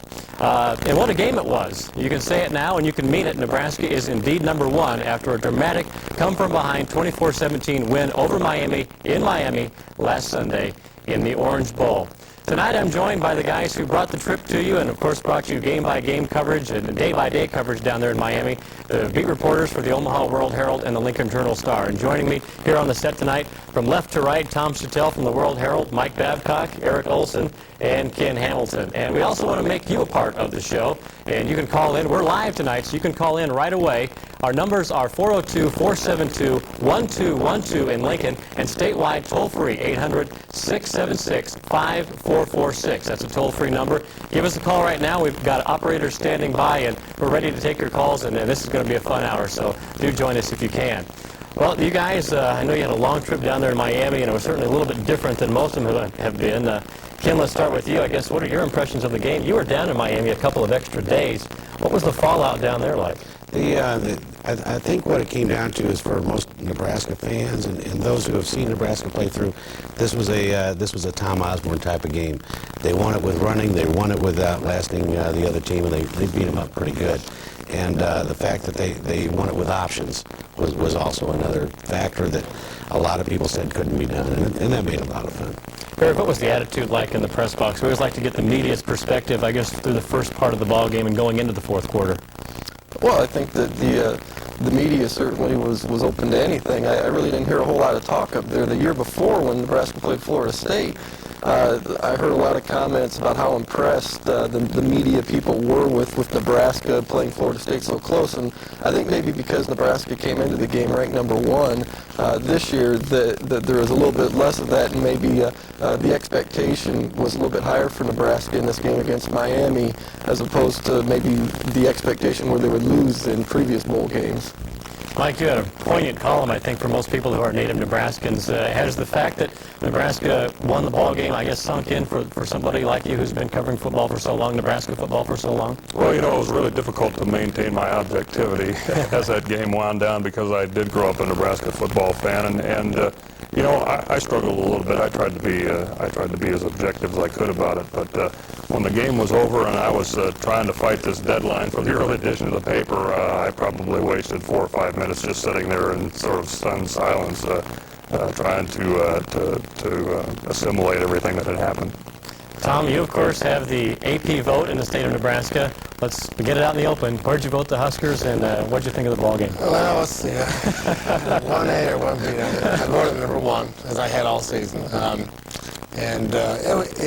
me, it was an unbelievable game in that they, for years have gone to the Orange Bowl, and whenever they play Miami, it seems like it's the all-time task. I try to beat those guys down there where they, and Miami just sort of transforms magically into a super team, even better than they are in that setting. So, I think I was trying to sit there, and I think Mike might be able to answer this better, but this might be the greatest accomplishment that the program's ever had, and the whole season as a whole. Well, when you put on everything that they've had to do without the quarterbacks and the injuries, and then beat Miami, and all the pressure of being number 1 all year. I mean, it's, the season is, I don't know, it may be the greatest season. Well, I think because sports is so interwoven, especially Nebraska football, into the fabric of Nebraska's culture as a state, I think it's easily one of the greatest moments in Nebraska history, and that's, I don't think we're stretching the imagination there at all.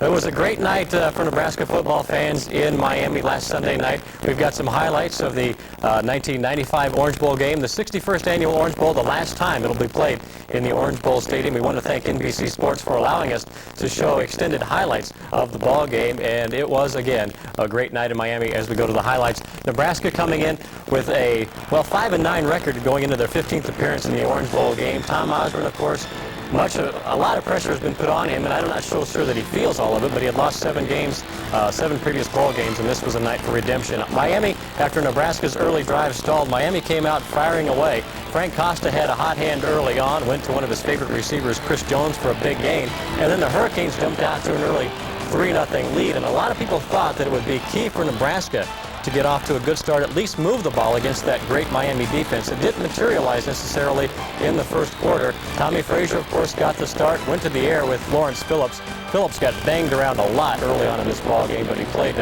certainly like somebody who might be a candidate for a certain award next year.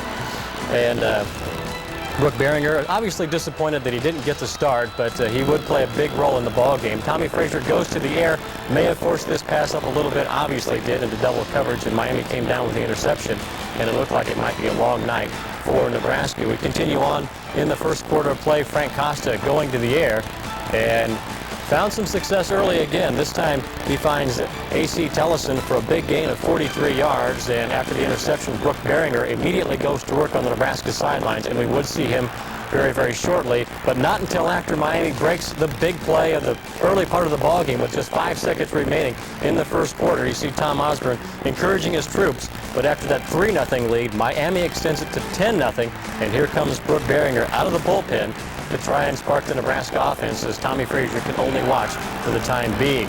Here's Lawrence Phillips for a gain of 15 yards behind that massive offensive line that has gotten so much publicity this year. And as the game wore on, you all know by now, they certainly proved that they were the best, at least in this ball game, against one of the best defenses in the country. Beringer in at quarterback, and well, that best defense in the country was pretty good early on, and Warren Sapp showed why he was one of the best players and one of the cockiest players. Right, down. They did a lot of running around after play, didn't they? Third down and 24. Miami didn't have a whole lot of good field position throughout this ball game, and Nebraska's defense does a nice job here wrapping up Jamie German. And Nebraska's defense begins to emerge for the first time, and there's a star of the future, Grant Wistrom, true freshman, playing a big role in the ball game for the Cornhusker defense. He'd like to go back down there and play a couple more ball games, he said, after this one was over with. There's an indication of what Miami's problems might be in the kicking game. They did not have their starting punter in the contest. That was their starting place kicker, Dane Pruitt. The high snap, they had some problems, and Nebraska gets good field position here on the punt, and of course a little extracurricular. No Christmas cards were exchanged after this ball game. There weren't a lot of friends made on the field. The Cornhuskers here at the ball at the 30-yard line. They go with the reverse to Riley Washington, and a bit of a trickery from Tom Osborne and a nice run for the California native. Continuing on with action in the second quarter of play. And Brooke Beringer with the ball at the 19-yard line does what he does best, and that's go to the air, and the Huskers go to the tight end. You saw this a lot in the Colorado game, and it was a big play. Nebraska going to the tight end, into the end zone for the touchdown, and the Cornhuskers are on the board and making a game of it in quarter number 2. Tommy Frazier is relegated to the cheerleader role on the sidelines. What an golf clap there. Yes. A lot of Nebraska fans. It was great to see all the Cornhusker fans down there in Miami, and I think you got an indication. One of the fans, of course, was Brooke Beringer's mom. But you got an indication of what the crowd might be like when the two teams took to the field. Nebraska's fans were very, very loud, and I think that may have intimidated the Miami crowd just a little bit.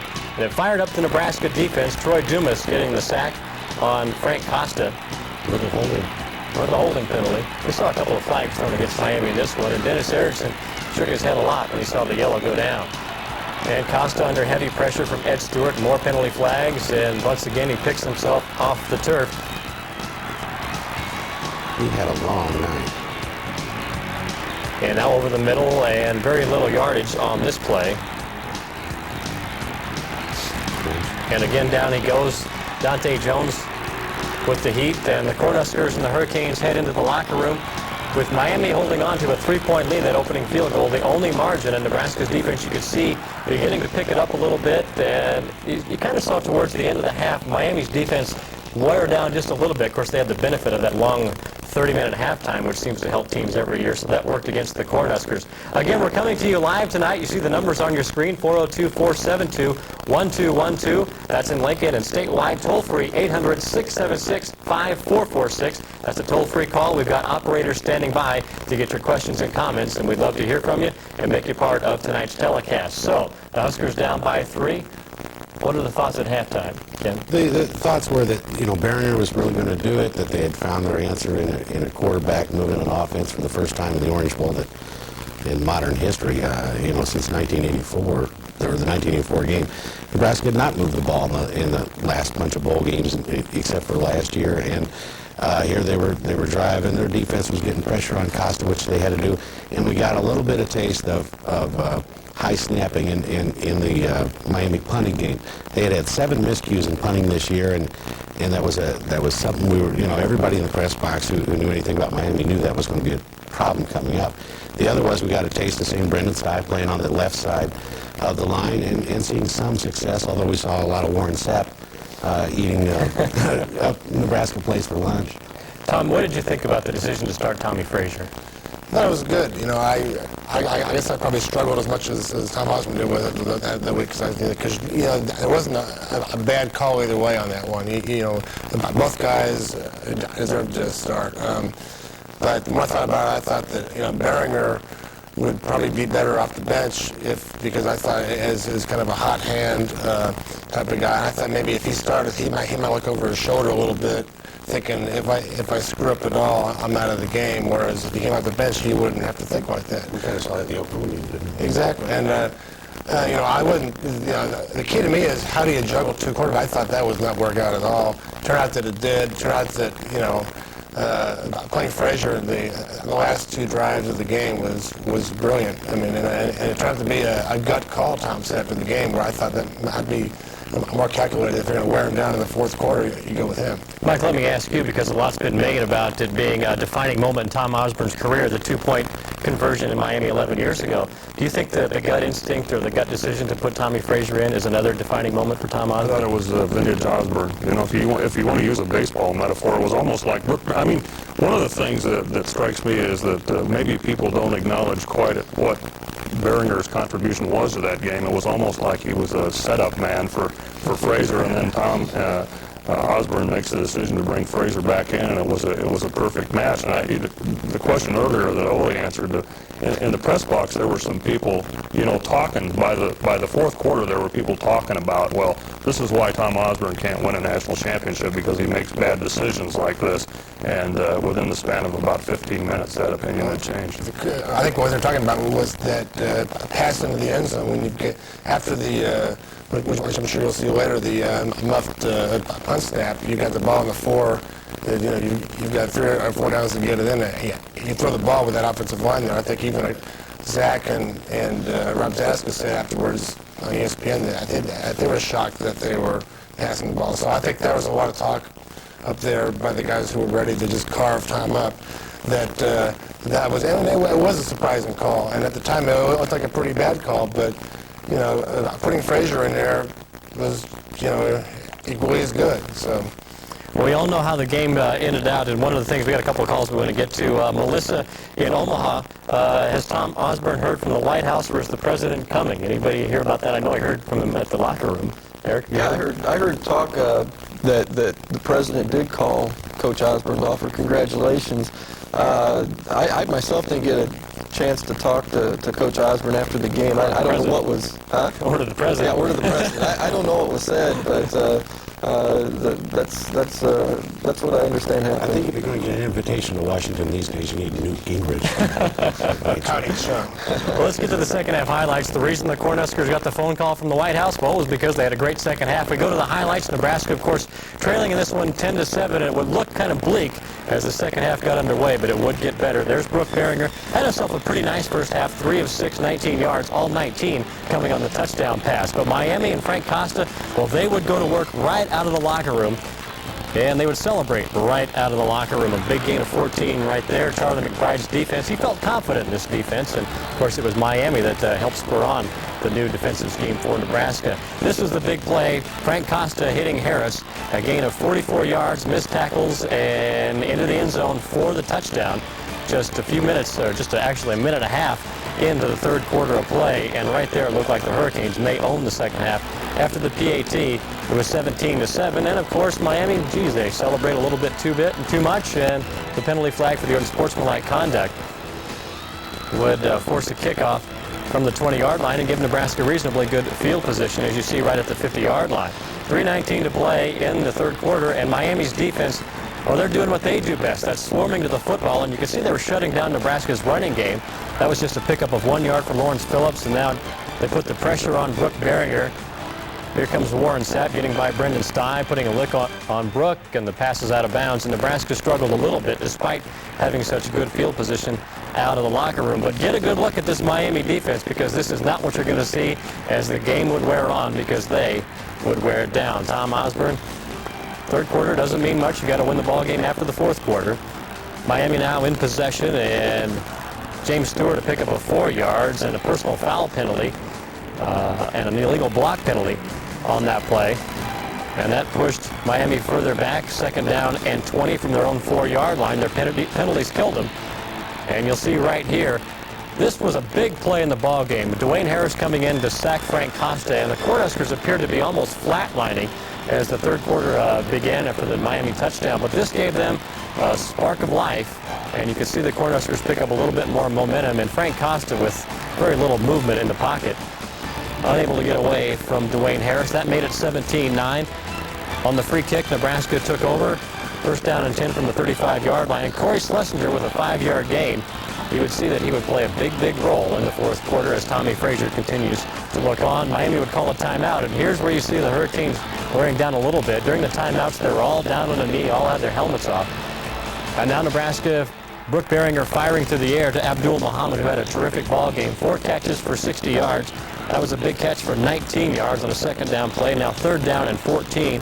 Another big catch, this time for 13 yards. After a quarterback sneak, Nebraska would get the first down. This drive began all the way back at the Nebraska 7-yard line, and the Huskers looked impressive until this moment. A bobbled snap, a bobbled handoff, and James Burgess would come away with the fumble. And initially they gave the ball to Nebraska, but once they saw that Burgess had the ball way downfield, they immediately reversed their decisions and gave the ball to Miami. Now, a lot of people have said the officiating in this game was bad, that it was handed to the Cornhuskers. The officiating crew was from the Big Ten Conference, so if they're going to go against anybody, you'd think they'd go against the Cornhuskers and hand the championship to Penn State. Goal right there. You can see Dane Pruitt kicking it out of bounds. And Baron Miles wanted the safety, but it's an illegal kick, and it's a spot foul, so it's half the distance to the goal because it was at the 8-yard line. And Nebraska had terrific field position, but we all know what happened here. This is fourth quarter action. You can say it with me, folks. Oh, no. See, this is the same pass they just scored on the other end of the first half, and all he did here was just didn't get it quite out of bounds. It wasn't that tall, it was poorly executed. I mean, I think the uncertainty of a pass at that point wasn't all that bad if he could throw it away like he could have. He tried to. He threw off his back foot and really didn't get anything on it. And unfortunately for the Cornhuskers, it was a wasted opportunity. And a lot of people thought this ball game was over, but the Blackshirts had other ideas. And Earl Little, who made the catch, watch out for the home team, he says. Well, Earl, you got to watch out because in a bowl game like this, Nebraska is the home team, and need your own advice. Tommy Frazier comes back in after the interception. Didn't have a lot of success against Sapp on his first play, as he's dropped for a loss of 5, and Warren does his dance. Wear himself down. Wear himself down. And then Miami would take over again deep in their own territory. They didn't have very good field position the entire second half. Nebraska's punting game was very good. That's why they're second in the nation. That was a drop third down pass that would have given them a first down. Nebraska with 8:11 left to go in the ball game, trailing it 17-9, goes to work on the ground. The pitch to Lawrence Phillips, a nice job, a gain of 25 yards all the way down to the Miami 15-yard line. And the Huskers going right through that tired Miami defense. And Corey Schlesinger, I think he could run for mayor of Duncan right now. 15 yards into the end zone, touchdown, and Nebraska is on the board. And I think one of the neat things about this ball game was all this action in the fourth quarter took place in the end zone that a lot of people thought was a dead zone for Nebraska. And now the Huskers, for the third time, go for a two-point conversion in the Orange Bowl into that end zone, and the third time was a charm. Frazier fired that one in. I'm not sure if Eric Alford knew that ball was coming at him, but it stuck right to his shoulder pad, and the Huskers had reason to celebrate. Brooke Behringer manages a smile, and Nebraska ties the ball game up at 17-17 with 7.5 minutes to play in the game. Now Frank Costa would try to go to work, and he airs this one out, and oh boy, was that was touchdown. That was touchdown all over it. But he got hit just as he was under great pressure. And Costa peels himself up off the turf, and Nebraska will take over first down and 10 from the 42-yard line. And Tommy Frazier, vintage Frazier, doing what he does best, and that's making something happen. And conserve a little energy, Tommy. You can't dance too much. Thank you, Deepak Ingle. Yeah. Tommy all smiles. They reassure Behringer, and Dennis Erickson has cause to worry. Tom Osborne calm as ever. After the 25-yard pickup and 4 plays later, Corey Schlesinger from the 14-yard line sprints through the tired defense and into the end zone. And yes, Corey, the grass is greener in the end zone and on the other side when you're a winner in the Orange Bowl. That gave Nebraska the lead, and after the point after, Nebraska would go up 24-17 with 3:42 left to go in the ball game, and Warren Sapp and company can only shake their heads in disbelief as what's happened to them in the fourth quarter. They lost the game to Washington in a 5-minute span, and in just a matter of 5 minutes here in the Orange Bowl, they've lost it to Nebraska. Now 2 minutes to go, and Frank Costa's got all kinds of problems as he's sacked by Dante Jones and Terry Keneally. He was down more times than Rocky against Apollo Creed in this one, and he picks himself off the turf, and he will head back to the sidelines as a loser in the 1995 Orange Bowl. And Tom Osborne, a sight that many people saw was the smile as he shook the official's hands. The fans can celebrate. I didn't notice that before. There's Frank Costa contemplating what had happened, and Little, who made the big interception only moments earlier, and the traditional Gatorade, water bath, whatever it is. Those Kevin Redneckers will Nice, Larry Townsend had a nice toss there. Got him. Osborne never missed a beat. Unfinished business is finished in 1995, and Nebraska is indeed #1 in the nation. And the fans, they had to have numbered well over 20,000 at the Orange Bowl, and it was a neat thing to see the way the Huskers came back out and celebrated after they'd gone into the locker room. Here are the final numbers from the game. Nebraska 20 first downs, outgaining Miami in rushing 199-29. Miami was held to minus 35 yards rushing in total offense in the fourth quarter alone. The Huskers have the edge in total offense. Nebraska with 3 turnovers in the ball game, and they still won an edge in time of possession. But most importantly, the Cornhuskers with the big win, 24-17. Once again, we have our phone operators are standing by, ready to take your call. 402-472-1212. That's the number in Lincoln, and toll-free 800-676-5446. Toll-free statewide. And again, we're coming to you live, although we are on a tape delay out in Alliance on KTNE. You'll see this on the tape delay, so enjoy the show and all the other phone calls that we get from around the state. Lori from Lake Grove, New York calls in. What do they think about the Eastern Reporters and Penn State being #1? I think there were, 8 people voted Penn State #1 out of 62 or 10. That was about it. Guy from Syracuse split his vote, I believe. Yeah, and then most of the other votes for Penn State came from the Big Ten, Minnesota, Iowa, and that kind of thing. So I guess there wasn't much of an argument. It'll be played out a little bit, but there didn't seem to be much of an argument in the polls and the coaches or the writers. Nebraska had an edge in the final polls, and we'll take a look at them in a little bit, but the margin was small going into the polls and a lot bigger on January 3rd. Howard in Lincoln, does Coach Osborne have any superstitions in his pregame preparation? Or Mike? Does he have any superstitions? Big red gun. Yeah, big red gun. We uncovered that one a couple of seasons ago. I think that his, I don't think superstitions apply. I think his attention to detail is probably the most noticeable aspect of Tom Osborne is he leaves nothing to chance. I know fans were pretty superstitious during the Orange Bowl game. People wouldn't get up out of their seat. I know one person who didn't have her braces taken off until after the ball game because she felt like it was important that she kept them on because Nebraska was unbeaten while she had them. So whatever it takes to win, it was a total team effort, fans included. Larry in Omaha, how much impact will this win have on fundraising for the football team? Well, it's a good sign. It might loosen up some pocketbooks a little bit. You'd think it would, #1 in the nation. The question I asked Gary Foraker after the game was how much it's going to affect revenue from merchandise and so forth. I know that the stores, at least in Omaha, from watching TV reports, it looked like they were doing pretty good business the day after the game with licensed clothing and so forth. So I think there's definitely money that is there to be made off of this. Tom in Lincoln, well, we'll ask you since you voted Nebraska 1 over Penn State #2. If Nebraska were to play Penn State, who would you pick? Probably Locke. I pick Nebraska because of the same reason as the Orange Bowl, because of the defense. I really believe in these big games, defense wins the game, and I think that their offensive line would pretty much dominate, the Penn State's defensive line. In fact, they might score sort of quick. You might want one of those where you just want to grind it out. But Penn State's very explosive, and they certainly scored, their share of points. But I really think Nebraska would win. Yeah, Penn State's defense wasn't ranked in the top 10 in 80 categories. In fact, it was 70th in the nation totally. Nebraska, meanwhile, one of the best defenses in the country, second in scoring defense at 12 points a game. We can take a look at a graphic. What if Nebraska and Penn State were to meet? Well, here it is. Total offense, of course, Penn State has the edge, but Nebraska not far behind at 477. Rushing, Nebraska the best in the country. Passing yards, reasonably respectable. Scoring, Penn State led the nation 47-8.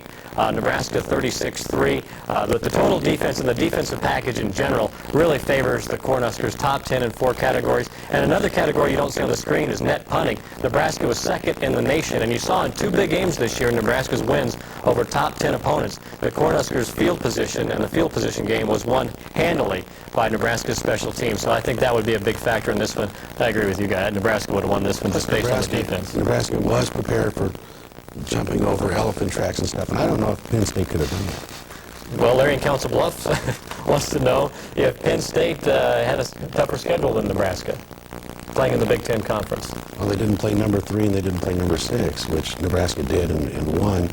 They did play the Big Ten schedule, which is fairly good, but I don't know. You guys have seen them too. Do you think that that's any better than what Nebraska played? Well, I mean, I thought as the season wore on that the Big Ten wasn't that great. It looks good now because all their teams that were in bowls all won, and whereas Oklahoma and K-State always pretty bad. But during the season, I would have thought Kansas State could have beat anybody in the Big Ten except maybe Michigan or Penn State. So. I didn't think the Big Ten, and I still don't. Nebraska played more teams.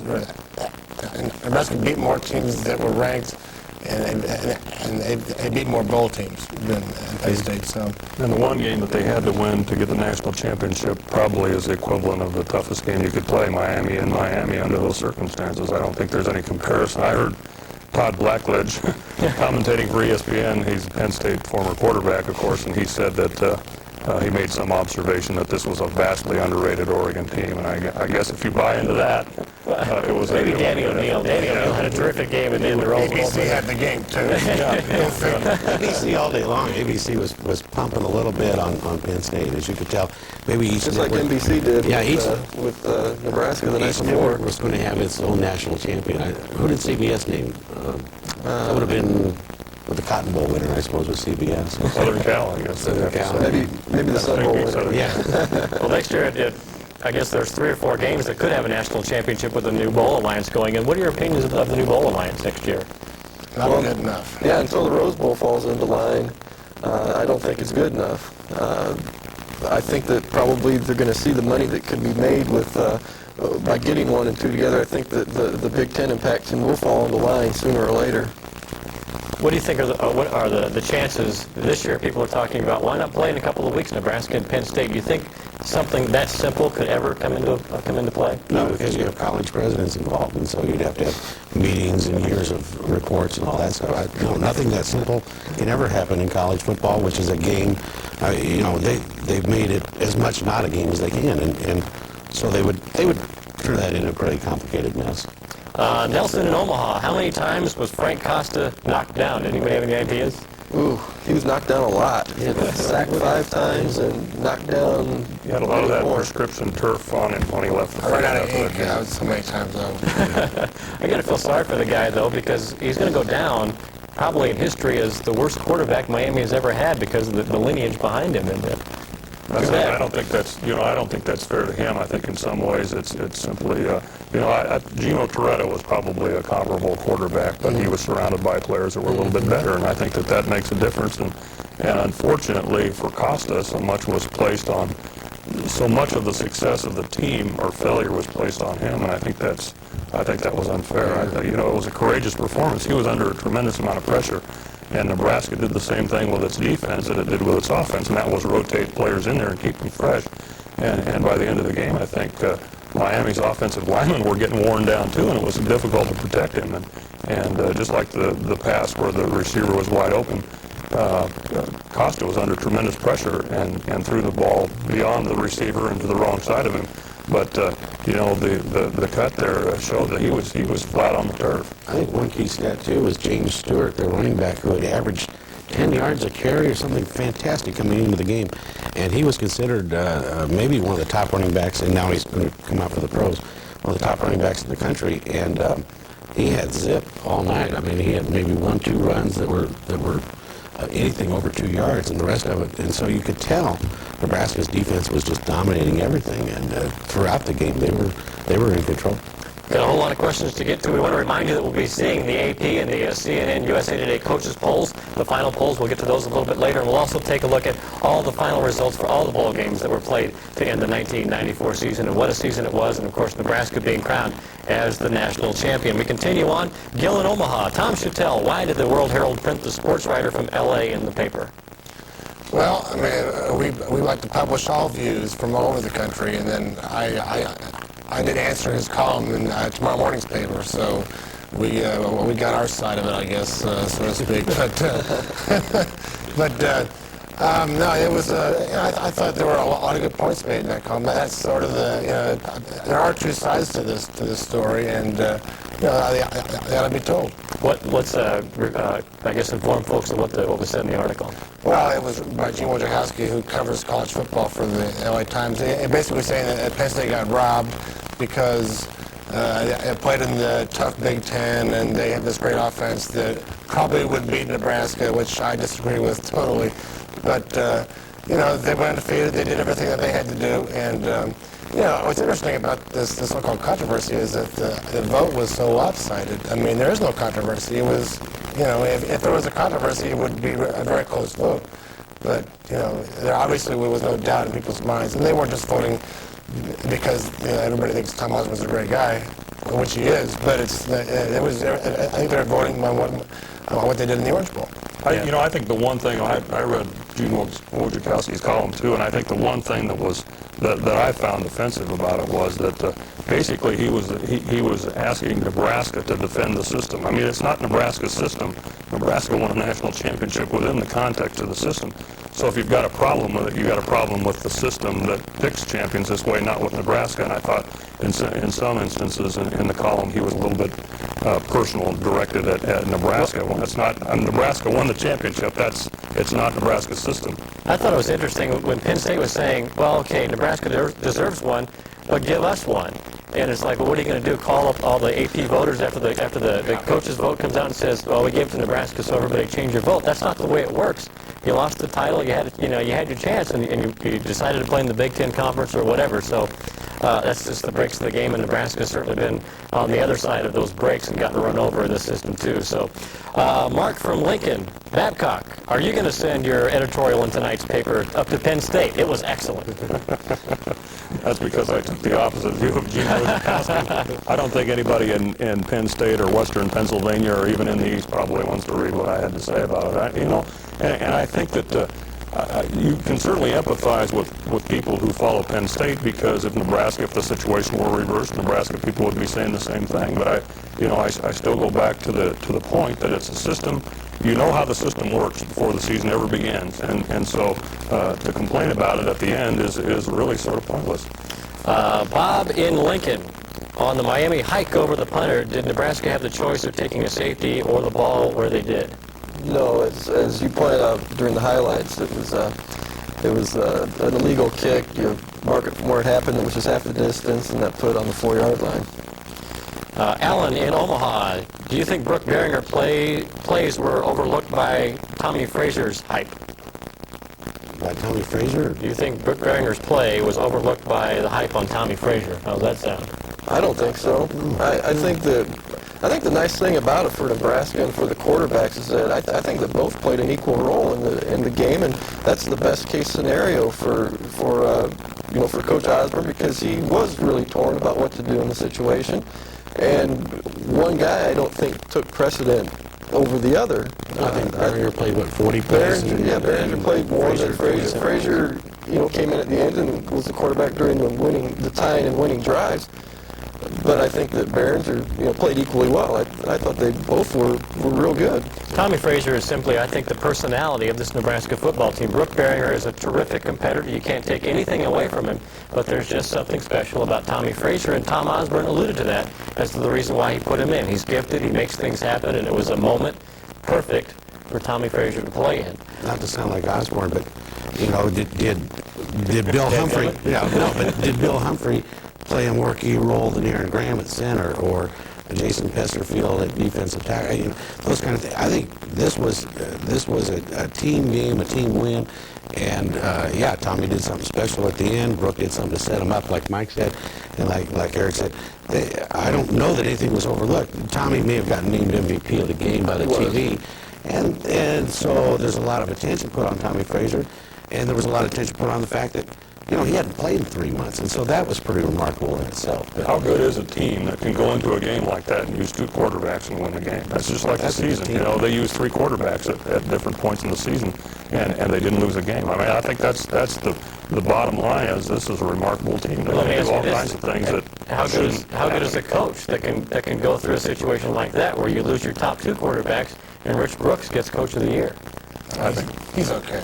That's amazing. They need to change that vote till after the season to decide who the coach of the year is. Absolutely. Brooks has 4 losses on the year. And well, the downtown club in Philadelphia, they did name a different coach than Rich Brooks. Well, and don't forget the Downtown Athletic Club of Glenwood, Iowa. Absolutely. Glenwood, Iowa. The Downtown Lincoln Association is going to come out. They'll have a Heisman Trophy coming on, too.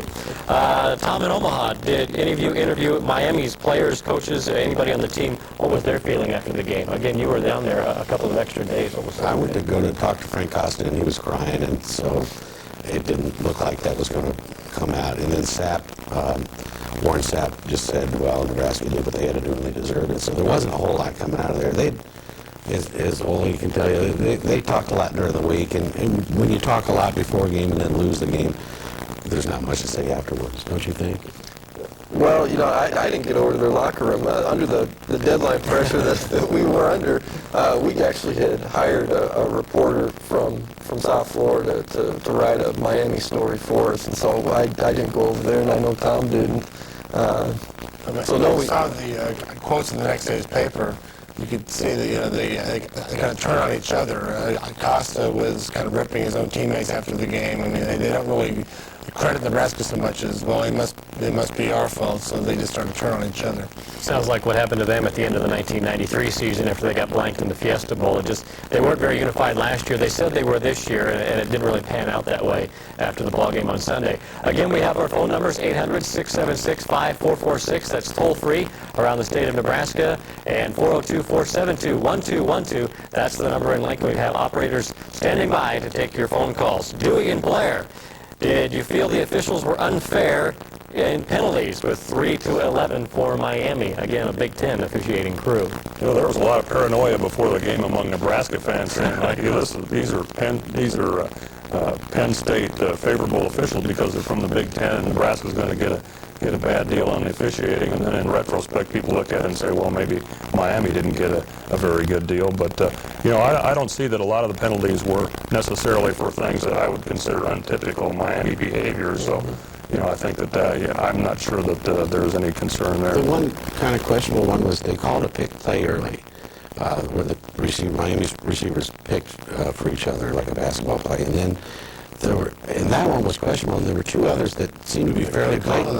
On that touchdown. Yeah, and they didn't call them later, so that was kind of odd, but as for the other penalties, I don't know, maybe you could say there was a late hit on Costa, but most of those were like pass, boom, and so they were, you know, this guy was going through the same thing that Chad Maywood threw and Derek McGee and every other quarterback Nebraska played this year, so I guess Nebraska hadn't been penalized very often for that all season, and you weren't going to see it that night. Wesley in Omaha, did anybody else notice why the media has virtually ignored Miami after the loss? They lost. Matt in Omaha, coach from Miami had any comments about playing Nebraska in the future? Who? Matt in Omaha, do you think that Miami has any thoughts about playing Nebraska in the future? I think the folks around here would welcome him with open arms to play Memorial Stadium. I think Nebraska fans would like to have him in Lincoln for once. I think they had him back in '76, and Nebraska did a number on him, but Miami wasn't Miami then. Lori, we got to Lori in Lakes Grove, New York. Howard in Lincoln. We got to Howard, too. let's move on. Tom in Lincoln, do you feel that this is the best team as compared to 1970 and 71 or 1983?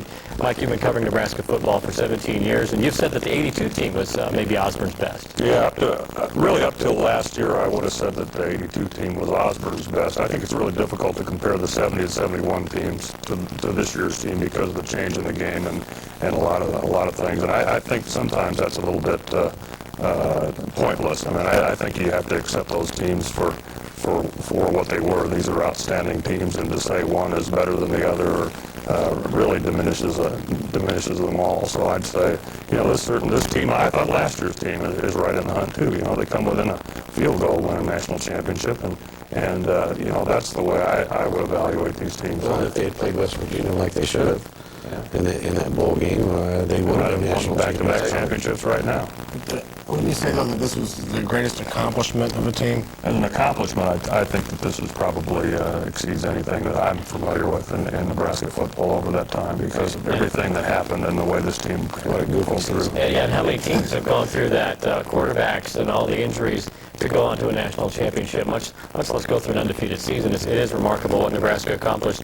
And I don't think they get the credit, really, nationally for what they did against Kansas State and Colorado with the personnel they had at that midway point in the season. Chuck in Omaha, what are the chances of playing Penn State in the Kickoff Classic? Well, Nebraska played in the Kickoff Classic this year, so they're ineligible for another couple of years. Penn State played in 91, so they're around until 96, I guess. And that would be a good idea anyway. Those games are not very good because they don't match up to last year's team. So it's a situation. Yeah, that's not nailing about it. Yeah, exactly. You typically get these mismatches that are, because one team everybody's gone. So. And keep in mind, another time a great Penn State team played in the Kickoff Classic back in 1983. They got edged 44-6 by a pretty good Nebraska ball club. So that was on the heels of the 27-24 loss at State College. Right. How about that? Now, a lot of people are saying, well, this is vindication for the 1982 game at Penn State. Nebraska finally got their revenge. I think it is, but that's excluding Southern Methodist, which finished undefeated that season and was second in the rankings. Yeah. Despite their salary. You can't bring that. You can't bring that year back though. So it's gone and over with, but. It's just that thing where it's a lot more enjoyable because Penn State enjoyed that year, and I was kind of on Nebraska, so this was on Penn State. But I remember that season. I was covering them, and Bill Paterno, not once after that season was over, not once did he say, "Well, we really feel bad and we want to share this title." But in his book, he talked about some of those calls being pretty controversial, and then he said, "I think we actually got one on the sidelines too." So here, with the book came out 10 years later, so you hear about but that's the way. Yeah, I can't reverse that. Well, keep in mind, too, that was the UPI poll. They didn't share the title, so look what happened to UPI. They're out of there. So, Lyle from Jackson, do they keep the trophy or does it travel? The crystal ball, I think you get to keep a copy of it, and then they make another one. A reasonable facsimile thereof. Yeah, I think they keep the trophy. I think it goes in the trophy. It's a $35,000 thing. And you can't see Tom giving it back to anybody. You don't want to be knocking that one down. It's a pretty good-sized paperweight next to that fish he's got in his office there at the stadium. Which one's bigger, the fish or the trophy? It is mine, I'm sure, the fish. Or the tale about catching that fish. That's another good one. Steve in Omaha, how about next year's preseason top 5? We should throw some teams out. I think Tennessee, Nebraska. Nebraska will probably be number 1, based on the fact that they have the quarterbacks back. Right. And Lawrence Phillips. I think Oklahoma's going to be really, really good. And if Howard Schnellenberger, if he doesn't go 10-1 or 9-2, they should fire him right away. Yeah, he's got to find a quarterback. He has 22 other starters back. If they split up Colorado and Texas for him, Oklahoma should be. Howard will find a quarterback. Quarterbacks still get Ben Roots. I don't know. Ben's going to go to Kansas, I guess. Well, of course, Nebraska won the Orange Bowl by defeating Miami, but it was one of a whole lot of bowl games that took place during the holiday season. And, of course, after that, Nebraska finished number 1 in the national polls. But let's take a look first at the results. Proof positive, first off, that there are too many bowl games. The Las Vegas Bowl, Central Michigan and UNLV. UNLV wins it at home. The Blue-Gray Classic and All-Star Contest. The Blue wins at 38-27. We thought the Gray was going to get that one. I don't know. Well, the officials in that game really hurt. Kansas State talked too much. Boston College wins the Aloha Bowl 12-7. In the Freedom Bowl, Utah caps a pretty good year, and they finished in the top 10, 16-13 winners over Arizona. Moving on, in the Independence Bowl, Virginia beat TCU, and in the Heritage Bowl, Grambling State dropped a 4-point decision to South Carolina State. In the Copper Bowl, Gary Gibbs, the winner of a guy, goes out a loser as a coach. He got bombed by Brigham Young 31-6. Tennessee big over Virginia Tech 45-23. In the Holiday Bowl, it was Michigan beating Colorado State, another team that had a pretty good season but ended on a losing note. Sonny Lubick, is he headed to Miami? Who knows? Sun Bowl, Texas beat North Carolina in one of the most exciting games of the holiday season. In the Alamo Bowl, another too-many bowl game bowl, Cougars. Washington State, a future Nebraska opponent, beat Baylor 10-3. In the Liberty Bowl, Illinois, in the only shutout of the bowl season, beat East Carolina 30-0. In the Peach Bowl, it was North Carolina State downing Mississippi State by 4. In the Hall of Fame Bowl, Wisconsin beat Duke 34-20. Are there more? In the Citrus Bowl, Alabama, in a familiar score, beat Ohio State 24-17. Interesting, Ohio State, despite the loss, moved up 4 points, 4 places into the top 10. The CarQuest Bowl, there's more. 24-21, South Carolina wins its first ever bowl game, defeating former Nebraska opponent West Virginia. In the Fiesta Bowl, Notre Dame made a great appearance in green jerseys. Bill McCartney goes out a winner, 41-24. The Cotton Bowl should not have been played. USC beat Texas Tech 55-14. The Rose Bowl, Penn State covers 38-20, big deal. Sugar Bowl, in a good game, Florida State beat Florida. Steve Spurrier, nice guys sometimes win, bad guys sometimes lose. That was the case. Do we have a quiz on these now? In the Orange Bowl, wasn't it? And in the Orange Bowl, glad you asked. Nebraska 24, Miami 17, Nebraska 13-0 on the year, and they finish as the national champion. We take a look at the national polls. In the AP poll, the Cornhuskers with a big boom or a big boost in the polls after a close margin get the first place nod. Penn State finishes second. Nebraska with 54 first place votes. Penn State with 8. Colorado from the Big 8 finishes third. And Nebraska UC beat 2 teams ranked in the final top 10, with Miami finishing in number 6. Kansas State thought they were a top 5 team. They're not even a top 15 team. They finished in 16th place. And there's the coaches poll, Nebraska again. And in the AP poll, I'm not sure if we saw that already or not, but again, Nebraska, there it is. 51.5 first place votes. Penn State, somebody split them, 10.5. Colorado finishes in third. Florida State, Alabama, Miami, Florida, A&M, Auburn. The probation teams cracked the top 10, and Utah finishes as the number 10 team in the nation. We continue on with some of our phone calls. Jason in Lincoln, will Tommy or Brooke be redshirted next year to save one of them? Well, Brooke is already redshirted, and it's highly unlikely Tommy Frazier would set out a season after winning a national championship. Unless there's some injury nonsense that goes on in the spring or the summer. Stephen Lincoln, do you think Paterno showed less class in his press conference than he should have? I think that Joe Paterno did for his players what he should have done. I mean, I don't expect Joe Paterno to get up there and say, well, I understand how this thing works, and therefore we accept what it is. I think in that situation the coach says what he should say for his players, and I think he said the right thing. The Roseburg turnaround, I think Osborne would have said the same thing about his team too, and Nebraska players would have been just as angry as Penn State players. So. And Tom said that somewhat last year after the Florida State game. He mentioned, I think we played hard enough. I think we beat the team on the field. We just didn't outscore them on the scoreboard, but it didn't get him anywhere either. Nebraska still finished number 3 a year ago. Mark in Fremont. What was Warren Sapp saying to Tom Osborne on the sidelines? Anybody have any ideas? I think he was recommending some place to eat, and Tom was explaining that he didn't eat beef anymore. David in South Sioux City, how will Tom Osborne handle the situation with quarterbacks in 1995? Well, I think that there'll be a pretty good little battle in spring practice. I think that you have to, open it up. I think that'd be probably the fairest way to handle it. I think Tommy probably will go in with maybe a little bit of an edge, but I don't think you can say that Frazier has the job locked up. You still have that coin that he tossed up that he said after during the scrimmage or whatever? He had two hot shot recruits, Jeff Perino and Frankie London.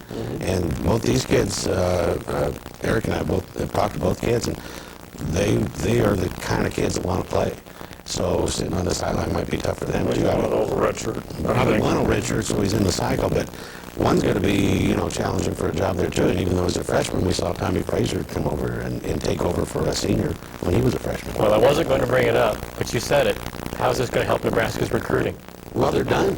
Yeah, they're at 24 commitments right now, and Ahman Green's the one they're waiting for. Right. So. Do you think it's that there are guys that maybe they can still get now, that maybe they regret getting all these commitments? Hadn't won the Orange Bowl? I don't think, no, because I don't think you would have any ethics if you told a kid suddenly, we got the better guy. No, I think they got commitments from guys they wanted, I'm pretty sure. And even though they aren't rated as high as Notre Dame in the recruiting books, so they didn't. didn't. The Orange Bowl, though, I think it's changed a little bit out there. Maybe guys who don't want to, might want to change their mind. So It may scare some kids away too. I mean, they may feel, I can't help them win a national championship because they're too good or something. Regardless of the ratings, though, their recruiting evaluation must be pretty good.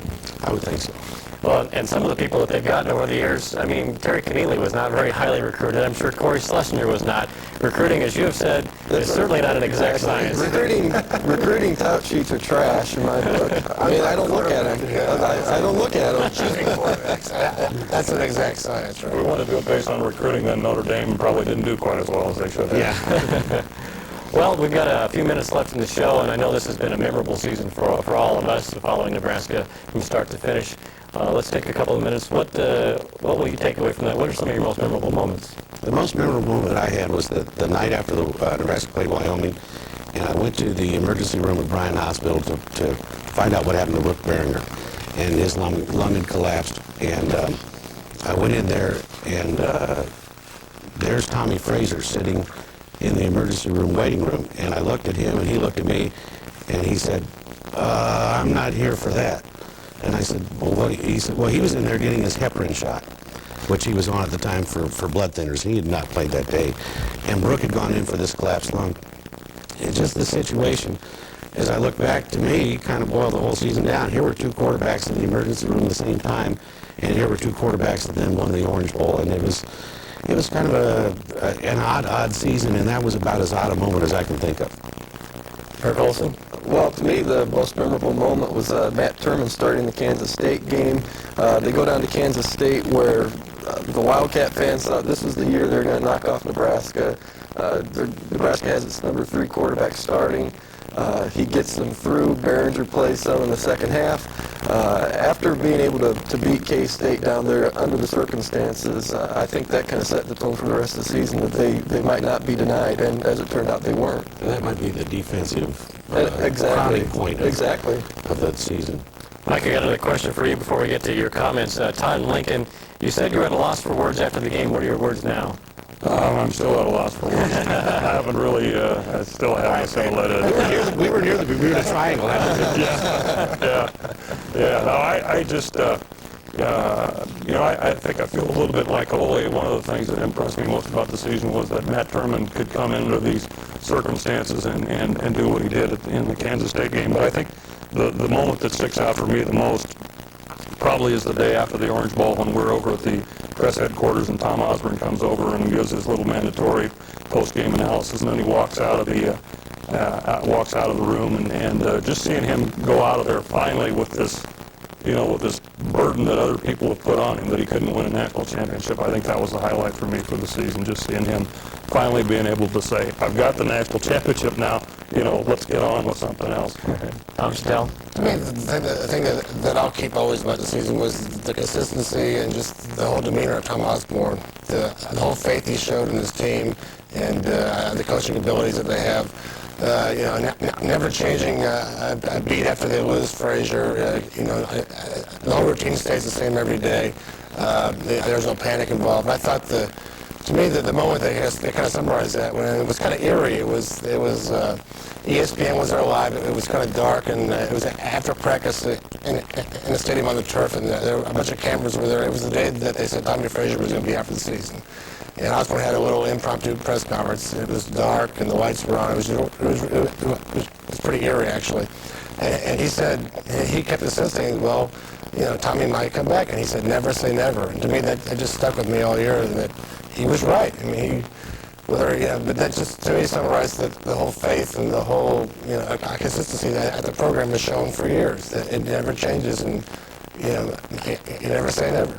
Well, again, it has been a memorable season from start to finish for all of us. It's been interesting. It's been remarkable. And I guess the only way to close up shop now is to, one, thank the guys for being with us, Ken Hamilton and Eric Olson, Mike Babcock, Tom Chattel. We should also say thanks to Lee Bartek and Kurt McKeever, who are not here tonight. They're covering Nebraska basketball, but they were also with us, guys. You're good friends, good writers, and we appreciate your time this year. Thanks for being with us. Maybe we'll do it again sometime. All right. Secondly, congratulations to Tom Osborne, his staff, the Cornhusker players who make it all happen, and to the fans whose support was remarkable down there in Miami, and for all your efforts, you brought home a national championship. Time is running out on us tonight, but time can't take away the memories of the 1994 Nebraska football season, nor can they take away the memories of this past week. So what next? Why not just sit back and enjoy the final moments and enjoy the national championship? For all of us at Nebraska ETV, I'm Bill Dolman. Good night, everybody.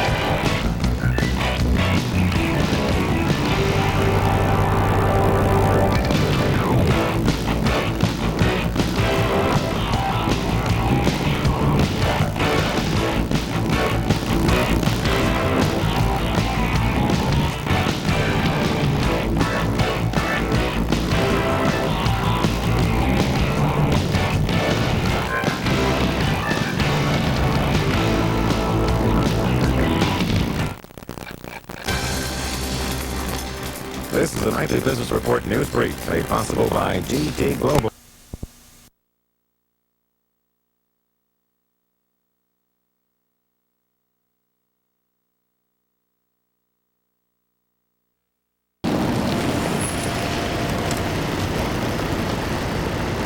Thank you.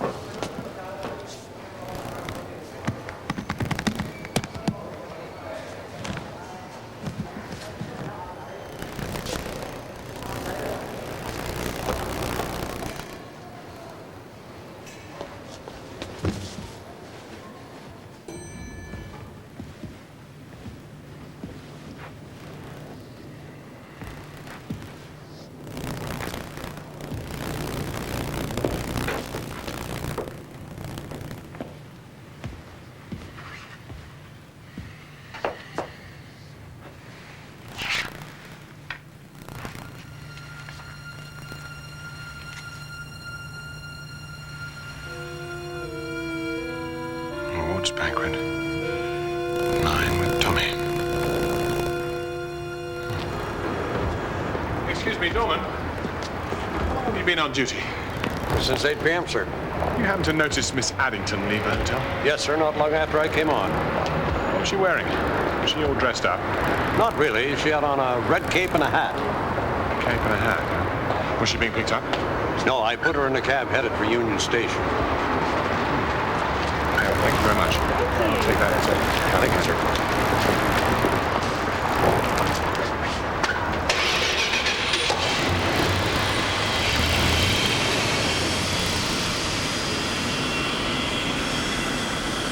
Nikki, you got a Tommy on that list?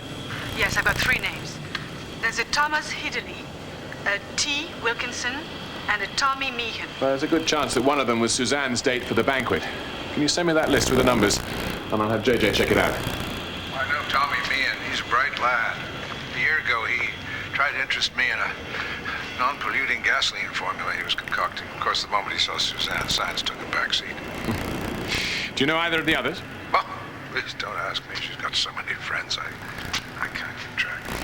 Peter, I've got to run or I'll miss this flight. Is there anything else you need from here? No. So, is it possible that they just changed their plans? Oh, he's so bloody naive. Of course it's possible. But why the phone call? Why didn't she finish it? They weren't disconnected. All right, sir. Maybe it's time to bring the police in. I'll get back to you as soon as possible. All right. Okay, Peter. Let's see. Wilkinson's calls are being forwarded as of November 15th to an LA number. Hidley hasn't seen Suzanne for months, and there's no answer at Meehan's. Okay. Then track down Wilkinson in Los Angeles. Keep trying Meehan. I'm going to go and have a good look around Union Station. And would you get in touch with Detective Larwin? Have him meet me there? He had this strange call which she cut off. She never called back. She never showed at the awards banquet. She still hasn't returned to her hotel. Sinclair, I got a daughter, remember? With kids these days, that's par for the course. No, not this one, Larry. What do you got? Well, she took a cab from the hotel to here at around about 10 o'clock. Now, I've been all over this station extensively asking questions, and no one seems to have seen her. And the guy we think she was supposed to be with hasn't come home either. What's the guy's name? Tommy Meehan. Peter, Tommy Meehan was shot here last night. Why? We don't know. Was it a robbery? No, we found traveler's checks, $2,000 in cash in his pockets. Well, then if it wasn't a robbery, what do you think it was? At this stage, it could be anything. What does he do? Who does he work for? Nuxo Pharmaceutical. Verithion Division. I'm going there later on. I'll let you know what I find out. Great. Can I keep this? Oh, and Larry, can you keep Suzanne's name out of the press? Well, I'll do what I can. Great. Thanks. Bye.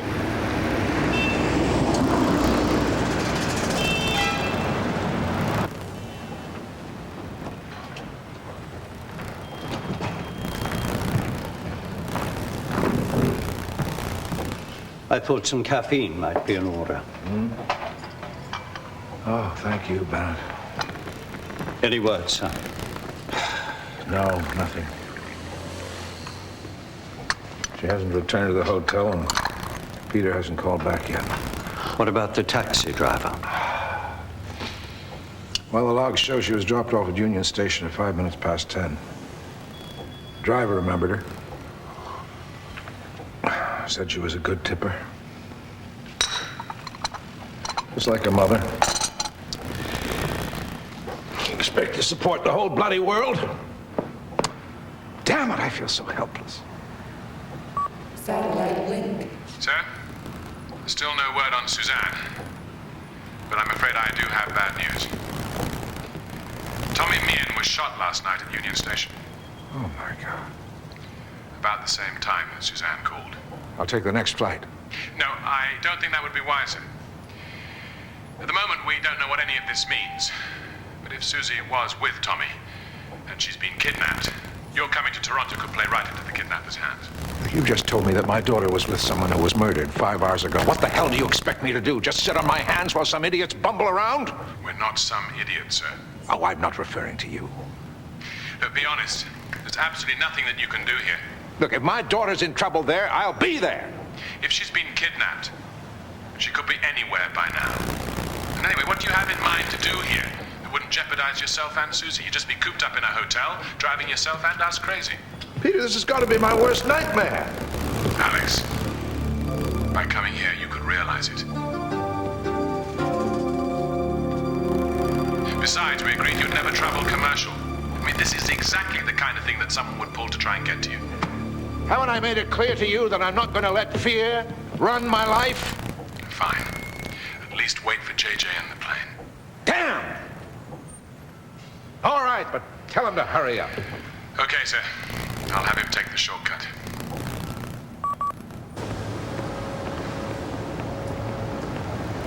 I hope you've got good news.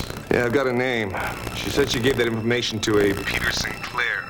Mean anything to you? No, I never heard of him. All right, I'll get back to you. Look, don't get back to me until you find him, all right?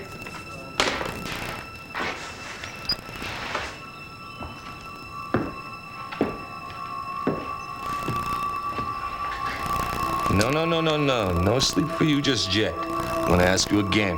Where can I find this Mr. Sinclair? Where can I find him? I don't know where he is now. Well, that doesn't do us much good, does it? So, I'm gonna need a little more to go on. One more time. Where can I find him? He works for the Addington Group. For your sake, I hope they know where to find him.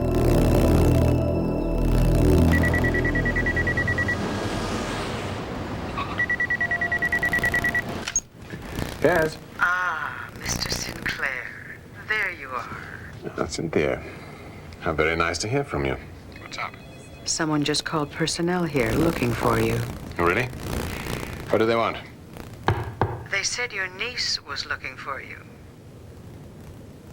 I didn't know you had one. I don't. Did they leave a number? A name? I'm afraid not. But they did say they'd call back. Fine. Hi. Well, when they do, would you please tell them that I can be reached here at the Hilton, room 3207? I'll do that. Perhaps this trip we might actually meet. I think I'd like that very much. Goodbye, Cynthia. Not Cynthia from personnel. Oh, give it a break, Nikki. Listen, Susie's trying to get a message to us. Oh, great. When... Let me bring you up to date. Because I think I know exactly where you have to start. Mr. Wiley, according to your press kit, Verithion is the miracle drug of the century. Well, we hope it'll become the basis for oral vaccines to combat a wide variety of contagious diseases. But at the present time, you're only selling it to third world countries. Why is that? Well, at the present time, it's only being used to combat malaria. Isn't that because you don't have government approval to market this drug in the Western world? Ms. Dupre, as you know, to market a new drug in the Western nations could take up to 5 years of bureaucratic red tape. In the meantime, there are millions of people who could be benefiting from Verithion. Including, of course, Amnoxo. Your projections indicate that sales will exceed $200 million. Isn't that so, Mr. Wiley? Ms. Dupre, you'll have to check with head office about that. I'm just in charge of research and development. Now, if you'll excuse me. Isn't it true that untested drugs are routinely sold to developing countries for huge profits? That's utter nonsense. Those stories are simply not true. I see. Mr. Wiley, last night a young man who worked for you was fatally shot in front of Union Station. Can you tell me anything about that? It was a tragedy.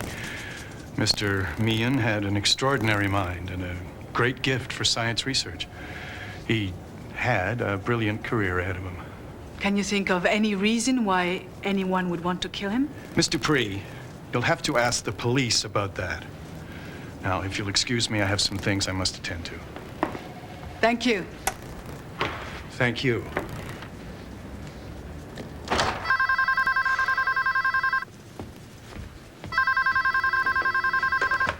Yeah, Wiley. We found Sinclair through Addington personnel. He's staying at the Hilton.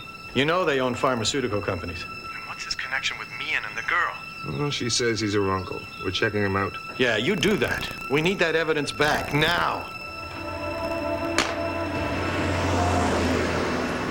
Would you like a beverage with that? Yes, and a cup of coffee. Yeah, thanks, bud.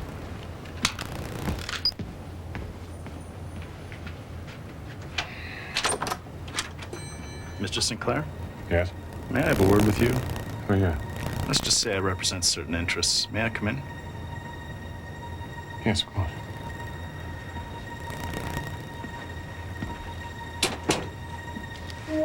Have a seat.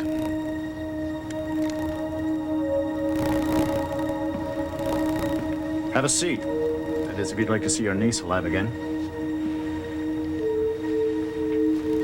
All right, where are they? I really don't know what you're talking about. I want the reports that your niece gave you.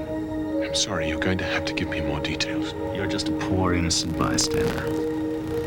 No, I want those reports or you're going to be a dead, innocent bystander. I can't tell you anything. Then if you can't help me, there's no reason for you to stay alive now, is there?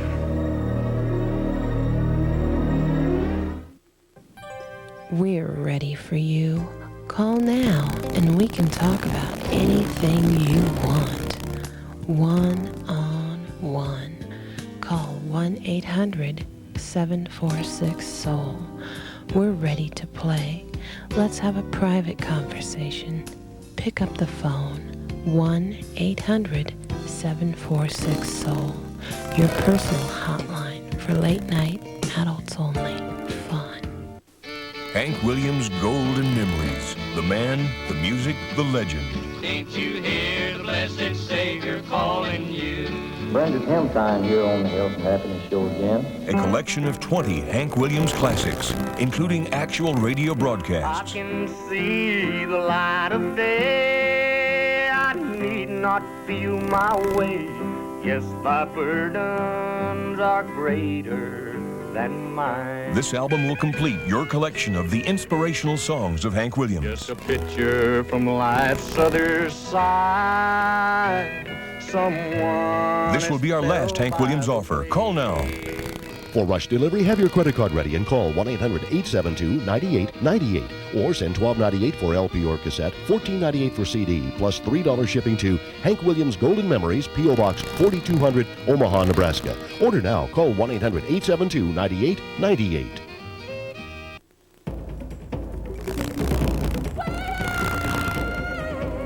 We're waiting for you.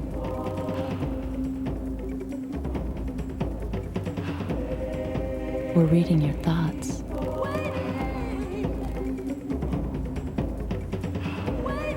Wouldn't you like to talk about them? It's easy. Pick up the phone. Call me.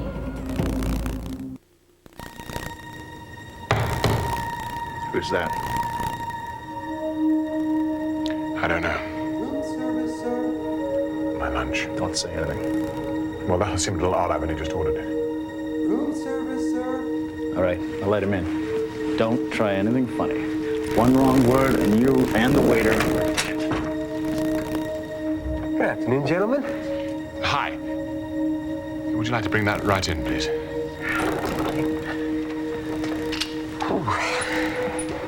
Is this okay right here? Yeah, just perfect. Great. Hope everything's to your specifications, as you ordered. Mean cuisine.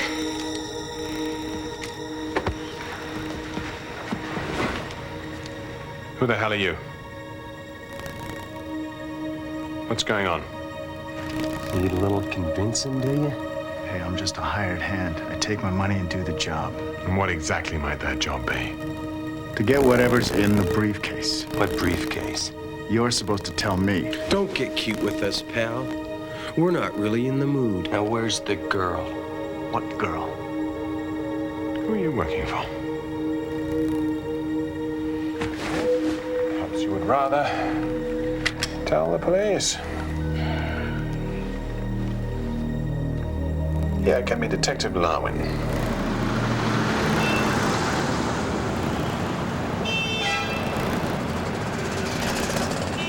Oh, Bennett, aren't you ready yet? We have to go to the airport. The luggage is already in the car, sir. Good. Chief, are you there yet? Well, of course I'm here. What's wrong with your transmission? Oh, hell. Okay. positive ID on our uninvited guest. He's a professional hitman out of Hamilton, a Nick Samuels.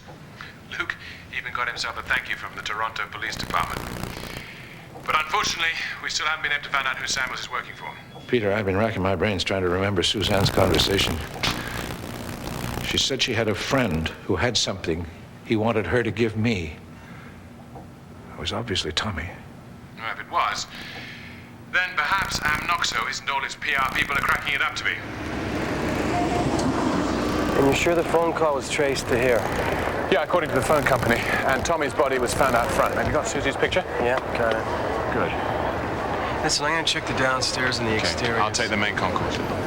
Train number 66 Express to Montreal is now boarding in 8011. Show me. Oh, look at this. Here, give me that. I didn't tell you could try it on. I ain't gonna hurt it. I just want to see it. Well, you can't. It's mine. Where'd you get it? I got it. That's all you need to know. Probably stole it. That's what you did. Didn't. Clara, give it to me. Girls, no fighting. Now, come on, huh? Gee, that's a lovely cape. Where'd you get that? You get out of here. It's none of your business. No. Now, it just happens that I'm in the market for a cape like that, and I'm willing to pay top dollar for it, Clara. Thank you. Now, if you tell me where you got it, I'll throw in an extra 10 for each of you. It's mine. She gave it to me. Who did? It was in the locker. The nice lady gave me the key. She must have wanted me to have it. What else was in the locker?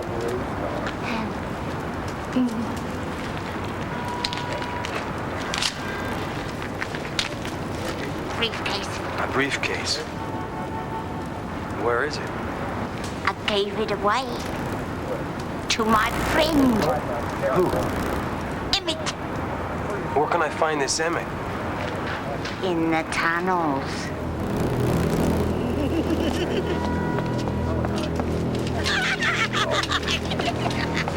What does she mean in the tunnels?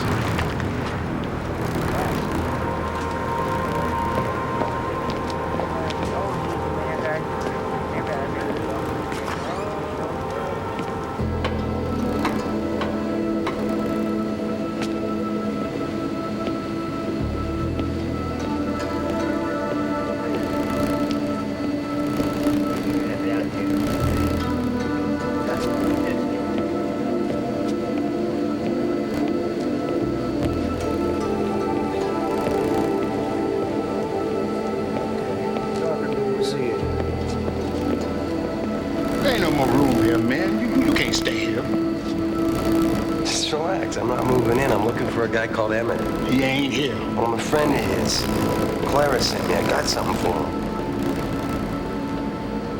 He's over there underneath the stairs. Thanks.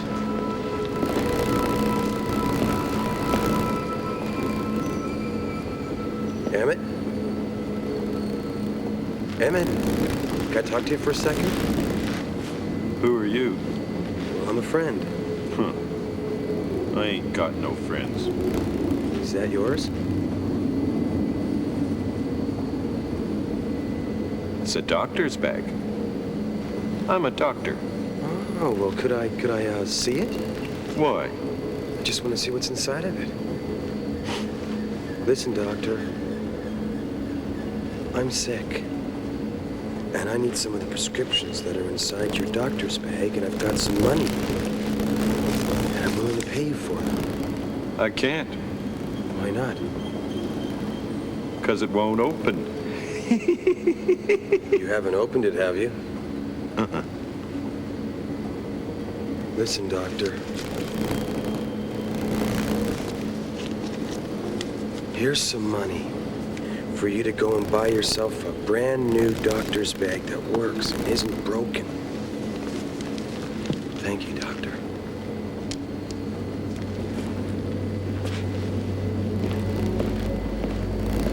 What do you mean Samuels was arrested? It was a setup. Damn it! This whole thing's going up in our faces. Just what the hell kind of game are you playing? Who are you? Who are you? Damn it! Who are you? I'm Suzanne Addington. Addington? Alexander Addington's daughter? Oh, you know what this means. We gotta let her go. Maybe you'd like me to drive her to the police station so she can turn us all in. You were the one who let this get out of hand. Damn it, Craver, you've ruined everything. Sinclair's probably onto us, too. Leave them both to me. There'll be history before the goods hit the market. Look, I told you, no more killings. Yeah, right. No more killings. Who will be in today's Winner Spotlight, Dave or Kate? Keep watching. Imagine our friend Kate on TV. Oh, I hope she wins. She's had such a rough time with money since Peter died last year. Didn't he have insurance? Social Security. Well, at least she could bury him with that. Don't count on it. Social Security pays only $255. The funeral costs over $4,000. She had to ask her kids for help. What are people our age supposed to do? Well, Tom and I got additional life insurance from Colonial Penn. That's gotta be expensive. No. We each pay only $6.95 per unit of coverage a month. Nobody would insure me at my age. Colonial Penn will. They won't even ask about your aches and pains. No health questions? None. You can't be turned down for any reason. I bet they raise your rates every year, right? No, you're wrong. My rates stay exactly the same. In the Winner Spotlight, it's Kate! Congratulations! Kate was due for a win. Sounds like everybody wins with Colonial Penn. Here's a winning idea for you and your friends. If you're over 50 like me, you can still buy the life insurance protection you need from Colonial Penn. Your rates are only $6.95 per unit per month and never go up. There's no medical exam, no questions about your health. What's more, your benefits never go down simply because you grow older. This plan builds cash value, unlike some veterans plans offered by other companies. Best of all, if you're a man or woman over 50, you cannot be turned down for this protection. To find out more, call now. Call toll-free 1-800-482-2200 for your free information kit. Operators are here 24 hours a day. That's 1-800-482-2200. I'm calling Colonial Penn. Get information for me, too. Call toll-free 1-800-482-2200. You'll also receive this free guide to Social Security. Call now. There's no obligation. 1-800-482-2200. More than all the others, Anderson Brothers. At Anderson Brothers, we understand that you must feel confident with the company you choose to perform plumbing service for your home or business. Our plumbers have the experience and know-how to get the job done right. For 24-hour plumbing service, make one call. Call Anderson Brothers in Kearney, Holdridge, and Broken Bow. More than all the others, Anderson Brothers.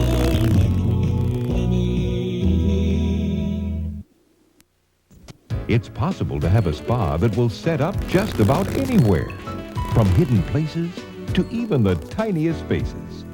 It's possible to have a spa that's always warm and wonderful. It's very possible if you call 1-800-899-TUBS. How long is 15 seconds? It's long enough to sell your product or service, and it's long enough to reach your audience. At Cable West Advertising, we offer 10 different networks to advertise on to help your business grow. We understand time is money, so invest wisely. After all, isn't it about time? Cable West Advertising. So you see, at first glance, Verithion seems to be a miracle drug. It's only 10 to 15 years later that the side effects begin to show up. Cancer, brain damage, sterility. Which means anyone who takes Verithion is as good as dead. And Tommy Meehan found out. Yes. He kept extensive notes of all his findings. Dates, places, times. The last entry was 6:15 p.m. yesterday. Challenge Wiley. Offered a substantial bribe to remain silent. Declined. He obviously gave the papers to Susie, so she would get them to you. Exactly. By getting them to someone like yourself, Tommy was sure that information would be brought to light. And he knew Suzanne was someone he could trust. According to the press kit, Verithion is due to be released in Africa and Asia this week. Peter, tell me the truth. You think she's still alive? She's their only insurance to get these papers back. But if they're made public, whoever's holding her will have no further reason to keep her alive.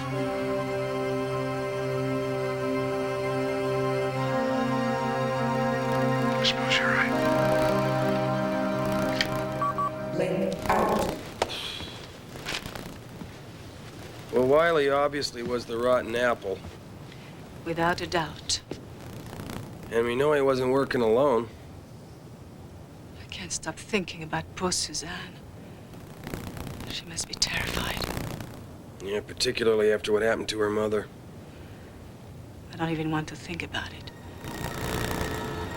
You know, there is one thing we can do.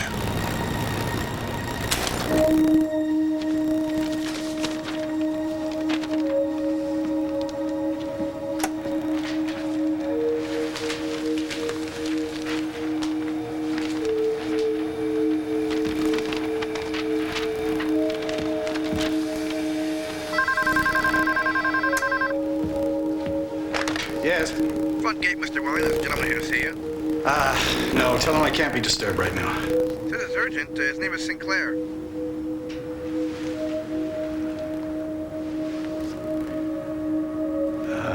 Okay, bring him up.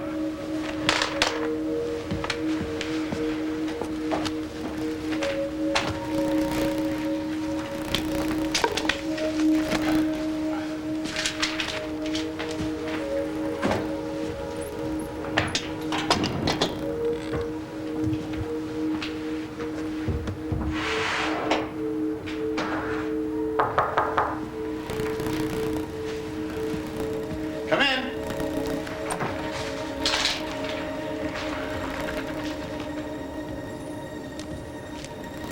Thank you.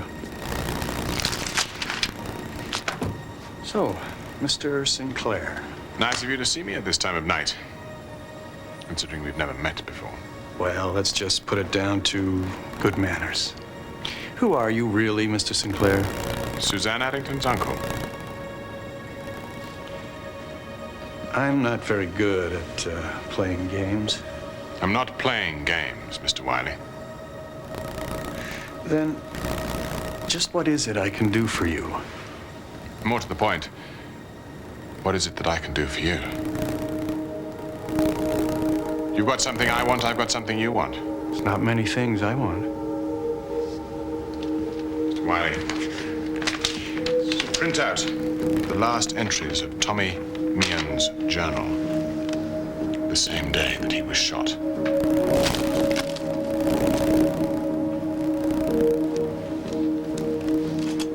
Now you can have the briefcase and its entire contents. All I want is my niece. Murder and kidnapping are very serious offenses. I had nothing to do with that. Please, you must believe me.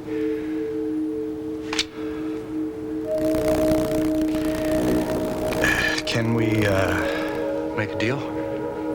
If you can get me the rest of these papers, I'll take you to them. I think you've got yourself a deal.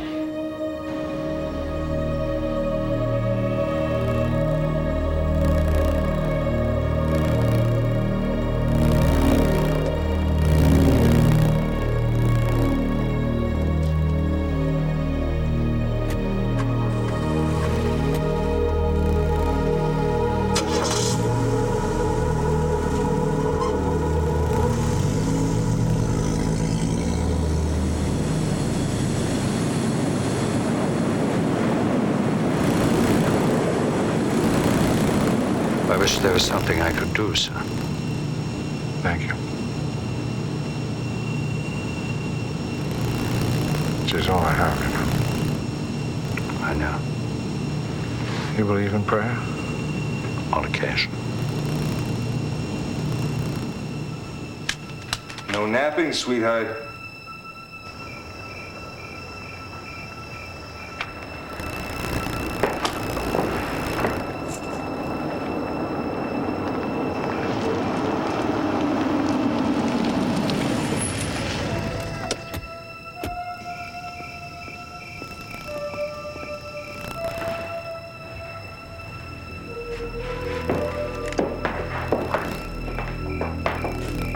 Well, are you out of your mind? Who's he? Sinclair. He gets the girl, we get the briefcase. Put a bullet through his head and we also get the briefcase. No! How can you be sure it's the right one? You'd be ashamed to kill me and then find I'd made a fool of all of you again. Where's the girl? In here. Susie.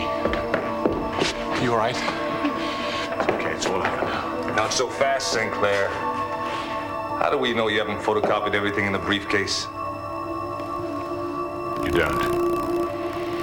But I'm not a complete fool. I wouldn't do anything to jeopardize her life. Why don't I believe you? Check it out.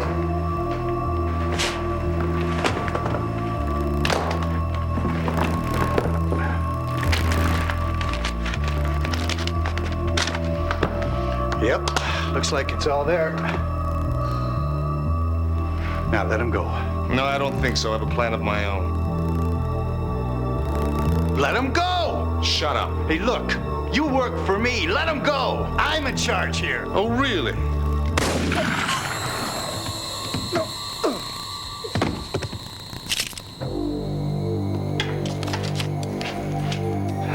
Albert, get the car.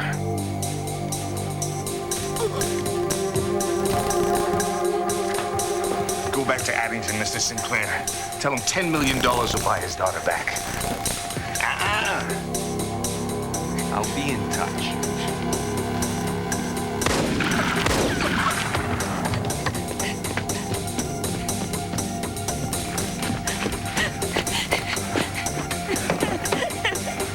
Get in.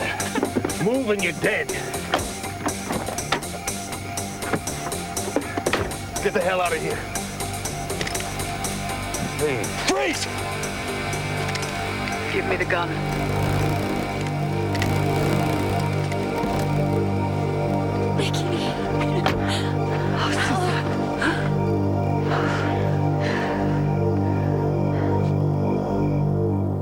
Comedy, coming at you faster than the speed of light, it's Robin Williams. Check it out, I'm incredible, check it out. Let's party!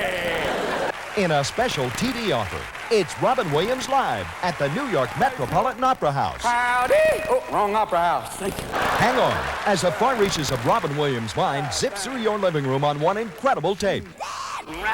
Maybe you have a choreographer working with a football team. All right, everybody line up, everyone, line up. All right, what I want you to do, a simple pattern, everybody. Run long, do this, attempt to catch the ball. The rest of you push, push, push, push, push. From Parenthood. You don't need drugs when you have a kid. You're awake, you're paranoid, you smell bad, it's the same thing. To International Crisis. But we believe now the accident at Chernobyl has been taken care of. If you'd like to follow us into the plant, I'll show you around. Robin Williams Live features additional material never before seen by home viewers. If you let this one get away, you'll miss one of the most luminous hours of comedy, proclaims The Hollywood Reporter. So hold on for the comedy ride of your life. Don't miss your chance to own Robin Williams Live, a videotape you'll watch again and again. Order your Robin Williams video for only $19.98. Have your credit card ready and call toll-free 1-800-848-9000. That's 1-800-848-9000. Or send check or money order for $19.98 plus $4.50 shipping to Robin Williams, P.O. Box 4200, Omaha, Nebraska. She'll tempt you with her beauty. Every fantasy has to have a little pain. Seduce you with her touch. But beware, the face of an angel hides a kiss of death.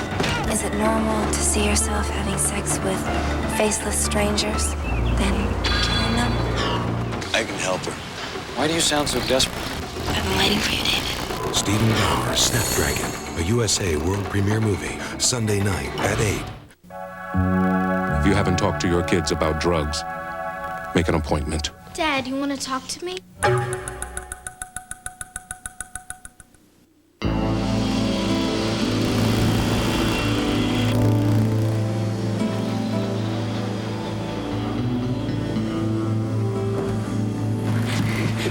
Papa?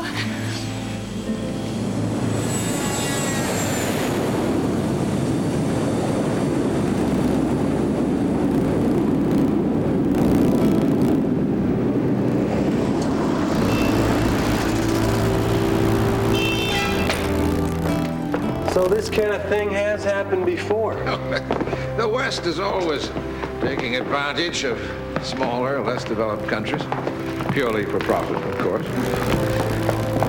Thank God in this instance that won't happen. I imagine Amnoxo will never recover from this.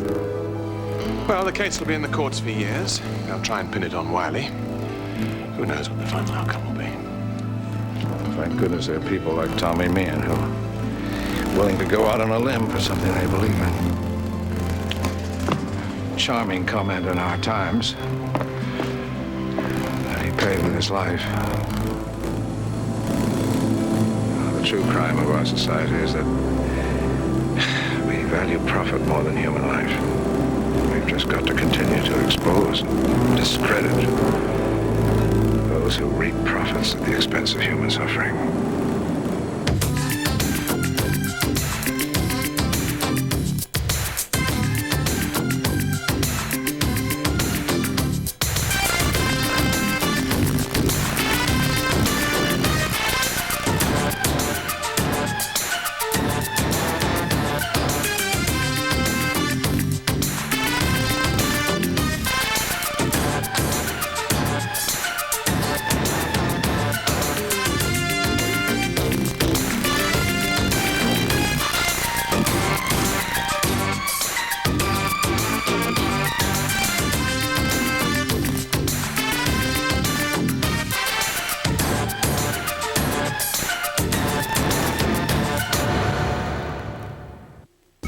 USA, we don't just run movies, we make them. USA, the remote stops here for original movies. The show you are watching is a paid program or advertisement. USA Network is not responsible for the claims and representations made by the sponsor. The following is a paid advertisement for the Body by Jake Hip and Thigh Machine presented by USA Direct. Is there any part of your body that you're not happy with? My thighs. I hate my thighs. They're thunder thighs. I think you have what kind of thighs? Thunder thighs. The biggest part that bothers me is all in here in my hips and my butt. Have you ever felt that there's a certain part of your body you would like to do something about? Oh, yeah. What part? My whole bottom half. Thighs. They could definitely improve. If I could get rid of this part of my body, I'll be happy. But how would you walk? How many of us would like to have slimmer, firmer, more shapely hips and thighs? Today, Jake, a man known to millions as Body by Jake, the star of Big Brother Jake, the hit show on the Family Channel, the creator of the Cable Health Club, the first all-fitness network, and a pioneer of personal training as well as the entertainment industry's trainer to the stars, will show you a remarkably simple, effective, and affordable way to improve the way you look and feel with the first serious home exercise machine designed solely for women. And now, so you can get fit and don't quit, here's Jake. All right. All right, are we psyched? All right. Ready to go? All right, gang, now last year, I introduced you to the FirmFlex, which went on to become the most popular home exercise machine of 1993. Our FirmFlex was easy to use, it was effective, and it was a great value. In fact, it met with almost 100% customer satisfaction and was voted best product offer of the year. Now, today, I want to introduce you to another quality home exercise machine that's also a great value. It's a machine designed especially for women, and it could slim, firm, and tone those hard-to-get-at areas of the hips and thighs. Now, gang, I've trained hundreds of women, and I know the hip and thigh area can be a real problem. But let's stop thinking of it as a problem. Let's call it a challenge. Let's start thinking positive. Because today, you'll find out how you can take on that hip and thigh challenge and come out a winner. And you'll be amazed how easy it could be. But first, you have to know what you're up against. So, I'd like you to meet an expert on women's fitness, sports medicine physician, Dr. Elizabeth Joy. Let's hear it for her, gang.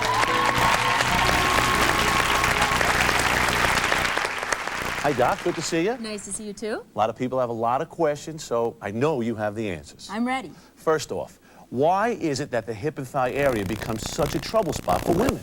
Well, Jake, as you get older and less active, you start to lose your muscle tone and fat tends to build up. Now, you men get it here and here, but women, we tend to get it in the hips and thighs. Unfortunately, our bodies change. But how can you reverse this change? I mean, that's really the challenge. What you have to do is two things. First, burn off fat, and second, firm up the muscles. Now, the hips and thighs consist of 5 major muscle groups. There's the adductors, the inner thighs, the abductors, the outer thighs and hips, the quadriceps in the front, and the hamstrings in the back. And finally, there's the gluteals. Those are the 5 areas a woman has to work on in order to have slimmer, firmer hips and thighs. Fantastic. Thank you very much, Dr. Joy. We'll see you a little bit. Okay. All right, let's hear it for her, gang. Dr. Joy. All right. Now, here are the 3 Health Club machines that isolate those 5 hard-to-reach areas. This one works the inner thighs, this one the outer thighs, and this one firms the quads, hamstring, and the old buttissimo. The problem is, you have to go to a health club to use them. And wouldn't you rather be doing these exercises in the privacy of your own home, where you can do them anytime you want, dressed any way you want? Well, these machines just aren't designed for home use. They take up too much space, they weigh a ton, and guess how much they cost? Over $7,000. The truth is, there's never been an affordable home exercise machine designed specifically to slim, firm, and tone your hips and thighs. Until now.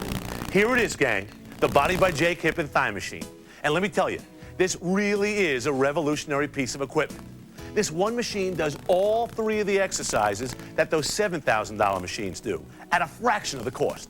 It's lightweight and easy to use. It has a steel frame construction, a wide, thickly padded, comfortable seat with lower back support, heavy-duty resistance bands, which are built to last.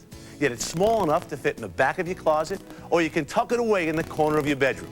And it's so quiet, you can watch TV while you're using it without having to crank up the volume. But the best thing about the Hip and Thigh machine is it works. Just wait till you see the results you get after just a few weeks using it. I mean, I was just amazed at how fast my thighs firmed up. I wasn't really paying that much attention, and I got on the machine to work out and put my hands down on my legs, and I couldn't believe how really firm and toned they had become. I bought Jake's FirmFlex, and I love that. I got excellent results from that. I get the workout where I need it. Concentrated on my hips and thighs with that easy band resistance. So it's just made for me. I felt like he made this machine for me. You just get on it, work those areas, those specific areas around your hips and thighs, the backs, the fronts, and it's just wonderful. It isolates those areas and you really feel the difference. With Jake's Hip and Thigh machine, I saw progress immediately. I felt tightening, and I saw my problem areas going away. All right! Well, I'll tell you, gang, I'm convinced that this machine is the best way to tighten, firm, and tone your hips and thighs. But what are some of the other things you can try? Okay? Diet, right, okay. Yes, you can go on a diet. We should all watch our fat intake and eat the right foods. But as you know, even if you lose weight, the toughest place to take it off is hips and thighs, right. And if you regain that weight, where's the first place it comes back? The hips and thighs. And you can end up bigger than they were to begin with. Plus, dieting doesn't firm and tone your muscles. And you have to remember, our old pal Dr. Joy told us, you have to do 2 things. Burn off fat and firm up your muscles. Okay, let's see. Is there anything else that you could try? Jogging? What about jogging? Right, jogging. Okay, well, if you are running, it's great for you. If you're doing it, great, keep it up. It's good to keep the old heart pumping. But running doesn't isolate all 5 of those hard-to-reach areas we talked about, particularly the inner thighs and the outer thighs and hips. No one single exercise does. But there is one single exercise machine that does. The Body by Jake Hip and Thigh Machine. All right.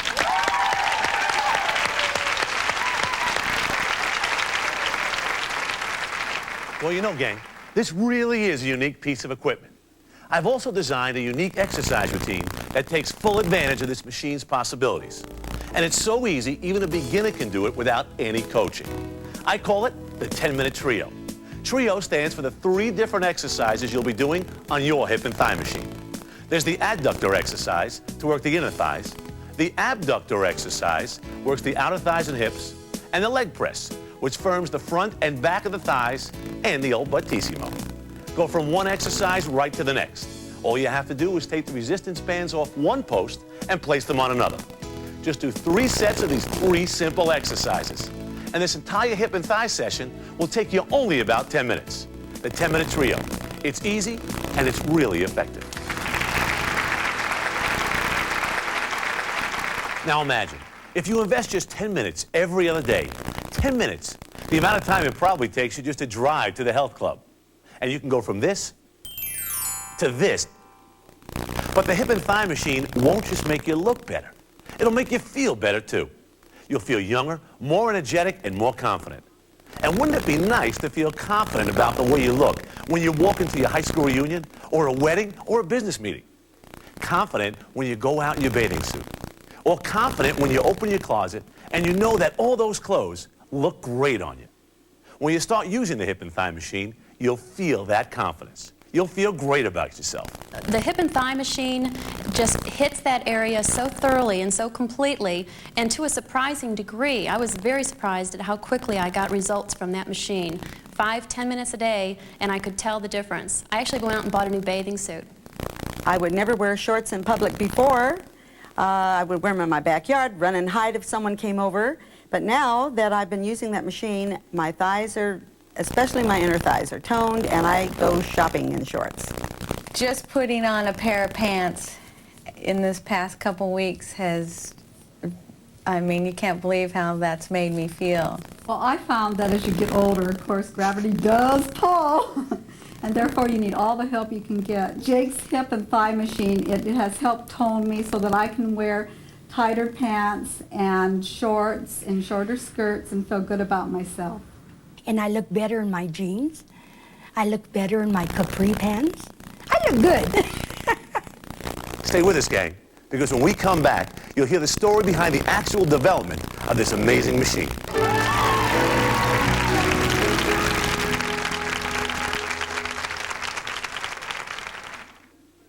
Would you like to have slimmer, firmer hips and thighs? Well, now you can. Introducing the Body by Jake Hip and Thigh Machine, the only home exercise system designed specifically to reach those hard-to-get-at areas of the hips and thighs. Designed especially for women, this one-of-a-kind, easy-to-use machine allows you to perform 3 targeted exercises. The adductor exercise for the inner thighs, the abductor exercise for the outer thighs and hips, and the leg press for the front and back of the thighs and the gluteals. It's easy to go from one exercise to the next. Just remove the resistance bands from one post and place them on another. In fact, with Jake's 10-minute trio, your entire hip and thigh session will take you only about 10 minutes. Just 10 minutes every other day, and you can have slimmer, firmer, more shapely hips and thighs. The Body by Jake Hip and Thigh Machine really works. And the part that I've noticed the most improvement on is my outer thigh right here. And everybody, all my friends say, oh my God, I can't believe how much thinner you look. So I love it. And you do feel the results right away. You can feel the tightening in your hips and your thighs, and you feel good about yourself, so therefore you do want to use it. The Body by Jake Hip and Thigh Machine has a welded steel frame for durability, a wide padded comfortable seat, and an assortment of resistance bands, so you can adjust it to your own fitness level for maximum results. It's compact, lightweight, and operates smoothly and quietly, and it comes almost completely assembled.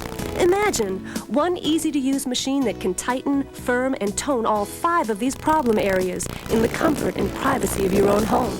You'll look better, you'll feel great about yourself, and you can say goodbye to camouflage clothing because you'll have nothing to hide.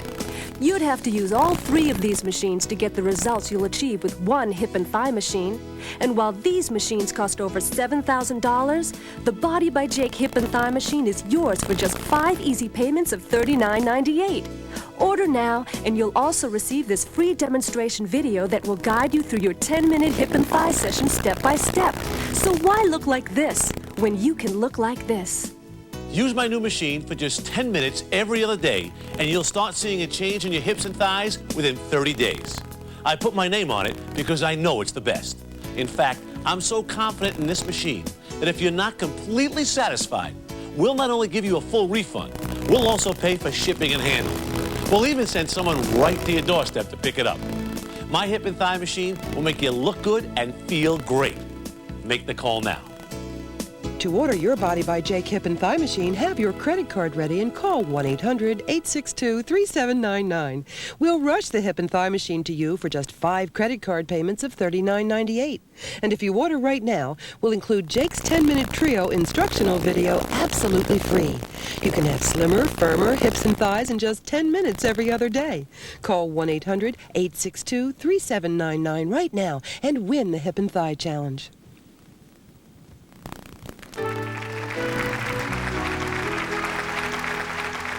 All right, we're back. Now, we've been talking about the Body by Jake hip and thigh machine, the only home exercise machine designed especially to get at those hard-to-reach areas of the hip and thighs. Now, I know those areas could be a real source of frustration. In fact, we talked to some women about it. Let's hear what they had to say. I don't feel good about myself. Like when I put things on, I get real aggravated because it doesn't fit the way I want it to fit, and it doesn't look the way I want it to look. It seems like no matter how hard I work, my thighs are still out of proportion with the rest of my body. I wanted to cover it all up. It's very frustrating for me to buy clothes because the waist is too big and the thighs won't fit. I'd always be the one that left the shorts on over the bathing suit. You wouldn't put on a bathing suit? No, not for anybody to see. I mean, I don't think I would even want to see me in a bathing suit right now. Sound familiar? Now, obviously, a lot of women share this problem. But on this show, we're calling it a challenge. And in just 10 minutes every other day, you can win the Hip and Thigh Challenge thanks to this revolutionary machine. Now, you know, it took us over a year to actually develop the Hip and Thigh machine. I mean, we had to start at square one. After all, no single home exercise machine that isolated the hip and thighs had ever existed. Now, the Body by Jake design team came up with dozens of design concepts before we were satisfied we had the one we were looking for. Then I went to DP, the same company that built the FirmFlex, the most popular home exercise machine of 1993, and one that met with almost 100% customer satisfaction. And I challenged them to make a new machine that was every bit as good. And you know what? They did it. We tested the Hip and Thigh machine for over 300 hours of use, the equivalent of 10 years of actual home use. And we brought in women to try out the machine and made refinements based on their suggestions. The result is a machine we're very proud of. One that's designed specifically for women, one that's small enough and light enough for home use, and one that's comfortable, durable, effective, and affordable. It's proportioned for a woman's body, and if you compare it to a similar type of machine at a regular gym, you'll find that it really is built for a woman as opposed to a man. The exercises on the Body by Jake hip and thigh machine really did isolate the areas that I found I have problems with. I could feel it on my outer thigh. I could feel it on my inner thigh. I can feel it on the top of my thigh. And better yet, I could see it working. And when I walked away from the machine, I felt like I had really done something to solve my problem. I had to get on it and really start working with it, and before I was convinced that it was going to be an effective piece of equipment, and I'm convinced. The Body by Jake hip and thigh machine is really easy to use. It's compact. You can move it from room to room if you need to. If company's coming and you want to move it out of the room, no problem. It's lightweight. And you can really feel the results, and that's the bottom line. That's the important part. I can feel it working. I can see the results in the way my clothes fit. It's a great machine. So the machine has really been great for me. I love it. I don't like it. I adore it. I love that machine. Now, you know, I've given personal training sessions to hundreds of women over the years. And you should have seen what I had to put them through to slim, firm, and tone their hips and thighs. I mean, it was pretty brutal. But there was just no easy way to get the job done. But that's all changed thanks to this machine. Those hard-to-get-at areas of the hips and thighs, now they're easy to get at. And with a simple exercise routine I call the 10-minute trio, you can get maximum results in a minimum amount of time. Now, the trio is the 3 different exercises you'll be doing on your hip and thigh machine. One works the inner thighs, another is for the outer thighs and hips, and the third firms up the front and back of the thighs and the old buttissimo. You'll do 3 sets of these 3 exercises, and the entire circuit will take you about 10 minutes. And you know, another great thing about this machine is how easy it is to go from one exercise to another. Now, Tanya is going to show us right now. Let's all count and see how long it takes. Come on, Tanya, here we go. 1, 2. Let's hear it, gang. 3. All right. 4 and 5. Smoke it. And the hip and thigh machine's not just easy to use, it's effective. Just 10 minutes every other day, and before you know it, you'll be looking great and feeling great. The convenience is just unbeatable. To be able to do a workout routine 10 minutes a day, 3 times a week is just unmatched. The reason why I love this is because you do 3 different exercises, 3 sets, under 10 minutes, and then you're done, and you have a great workout. It's so easy to use that I don't have to think about how easy the exercises are, and I can do it while I'm watching TV with my little remote in my hand, which makes it really convenient. But the hip and thigh machine is right there. You see it every day when you walk out that door, and you said, I got to get on it, I got to get on it. And it only takes 10 minutes, and you're done. You're done for the day, and you will see results. You know, to me, having the machine and the convenience of it and being able to move it around and just being able to go to 3 different exercises in one compact little piece of equipment is the neat thing. Well, I found that the hip and thigh machine was great for toning my inner and outer thighs and also for my glutes. I could really see a difference, feel a difference. Okay, joining us once again is sports medicine physician, Dr. Elizabeth Joy. Welcome back, Dr. Joy. Thank you. Now, I've been saying that our hip and thigh machine is the easiest and best way to tighten firm and tone the hip and thighs. But let's talk about the alternatives. Let's talk about liposuction. Well, Jake, liposuction can remove some fat, but it just doesn't firm your muscles. Only exercise can do both. Okay, exercise is great. I believe that. I love that. What about aerobics? Aerobics are great. I do them myself. However, they just don't isolate all the muscles of the upper legs and the gluteals. And the same holds true for both walking and jogging. Okay, but the other factor is time. I mean, most people just don't have a lot of time to exercise. That's true, and most aerobics classes take about an hour. But in just 10 minutes, the time it probably takes you to get to aerobics class, you can complete your entire exercise circuit on the hip and thigh machine. And it targets those muscles in the hips, thighs, and the old buttissimo. In fact, you'll feel it working right away. And to prove it, we went to a health club and asked some women to try the machine. What they didn't know was we had a hidden camera in the room. Now, this was the first time these women had ever seen or tried the Body by Jake hip and thigh machine. Let's see what happened. How's that feel? Good. Where are you feeling it? Right here. Oh yeah, that's good. For what part? Right here. As far as the resistance goes, it's equivalent to the one that we have used to. It feels good. It feels just as good as, as the other ones that I use. I like it. I like the inner and outer better than those. This is more comfortable, I think. In what way?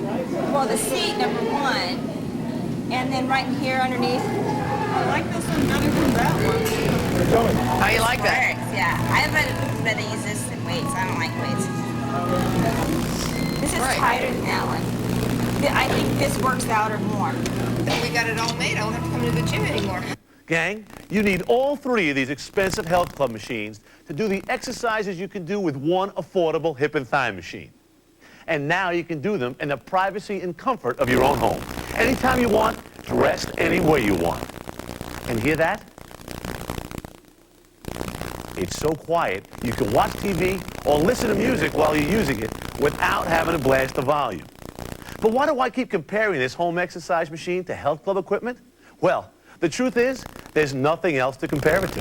There's never been another serious home exercise machine designed for women's hips and thighs. There are no other options.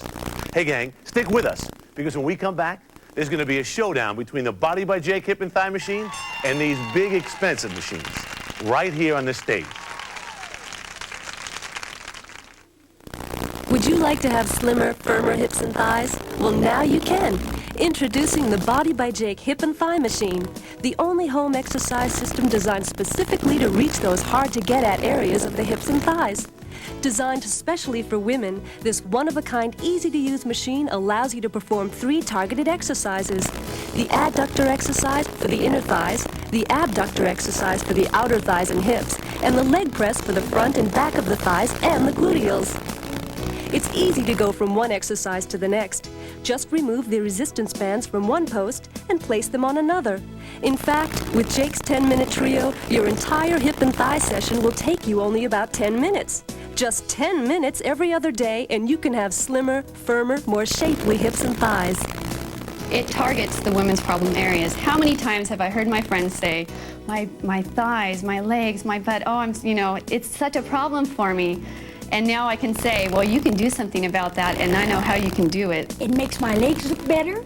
It's firming my thighs, and I never knew I had those muscles before until I start using the machine. The Body by Jake hip and thigh machine has a welded steel frame for durability, a wide padded comfortable seat, and an assortment of resistance bands so you can adjust it to your own fitness level for maximum results. It's compact, lightweight, and operates smoothly and quietly, and it comes almost completely assembled. Imagine one easy-to-use machine that can tighten, firm, and tone all 5 of these problem areas in the comfort and privacy of your own home. You'll look better, you'll feel great about yourself, and you can say goodbye to camouflage clothing because you'll have nothing to hide. You'd have to use all 3 of these machines to get the results you'll achieve with one hip and thigh machine. And while these machines cost over $7,000, the Body by Jake hip and thigh machine is yours for just 5 easy payments of $39.98. Order now, and you'll also receive this free demonstration video that will guide you through your 10-minute hip and thigh session step by step. So why look like this when you can look like this? Use my new machine for just 10 minutes every other day, and you'll start seeing a change in your hips and thighs within 30 days. I put my name on it because I know it's the best. In fact, I'm so confident in this machine that if you're not completely satisfied, we'll not only give you a full refund, we'll also pay for shipping and handling. We'll even send someone right to your doorstep to pick it up. My hip and thigh machine will make you look good and feel great. Make the call now. To order your Body by Jake hip and thigh machine, have your credit card ready and call 1-800-862-3799. We'll rush the hip and thigh machine to you for just 5 credit card payments of $39.98. And if you order right now, we'll include Jake's 10-minute trio instructional video absolutely free. You can have slimmer, firmer hips and thighs in just 10 minutes every other day. Call 1-800-862-3799 right now and win the Hip and Thigh Challenge.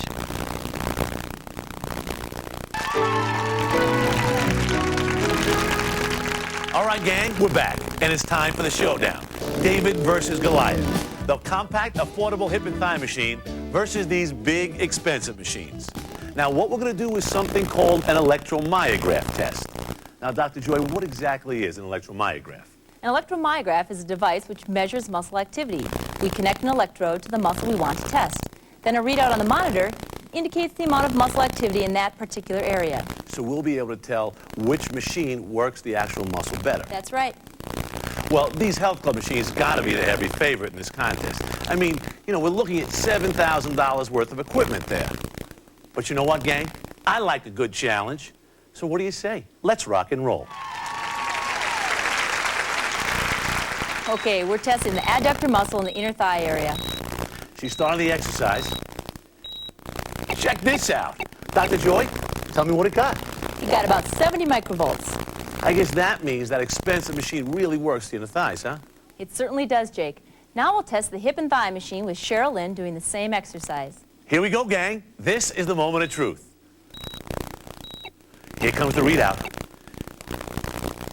Wow, check it out. It's up to 70. The same score the other piece of equipment got. Now, does that mean that both pieces of equipment can work the inner thighs just as well? Yes, it does. In fact, complete electromyographic testing was conducted on all 3 exercises, and the results indicate that the hip and thigh machine can isolate and work the hip and thigh muscles equally as well as these 3 machines combined. But they're sure not equally priced. I mean, gang, could you believe it? The hip and thigh machine works just as well as all 3 of those $7,000 machines put together. All right. Well, gang, I spent the last 10 years of my life motivating people to get fit. But what could be more motivating than a machine that can slim, tone, and firm your hips and thighs in less than 10 minutes per session? Well, let me ask you a question. Are you satisfied with your hips and thighs? If you're not alone. It's a natural, common challenge. But now imagine how you want your hips and thighs to look. Now, just thinking about it isn't going to make it happen. But the hip and thigh machine can. Just 10 minutes every other day, and you'll be looking great and feeling great about yourself. It doesn't cost a lot of money, and it doesn't take a lot of time. And best of all, it works. So come on, make the call. Then get fit and don't quit. All right. Come on, you guys, come on down and try it with me. Come on down, let's try it. Yeah. Let's try it.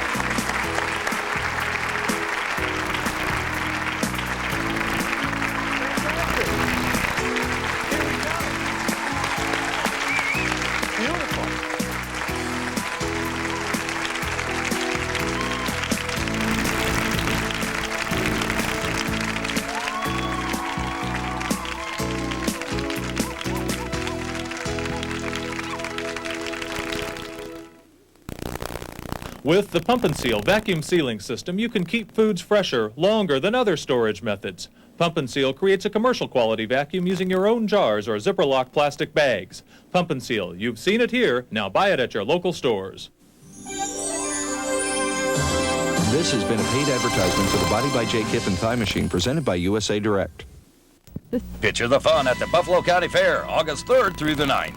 On Saturday night, the stars come out as Faith Hill takes the stage with an electrifying show. Then Tracy Byrd has his turn on stage. On Sunday, Confederate Railroad hauls out their brand of country music, all at the Exposition Center.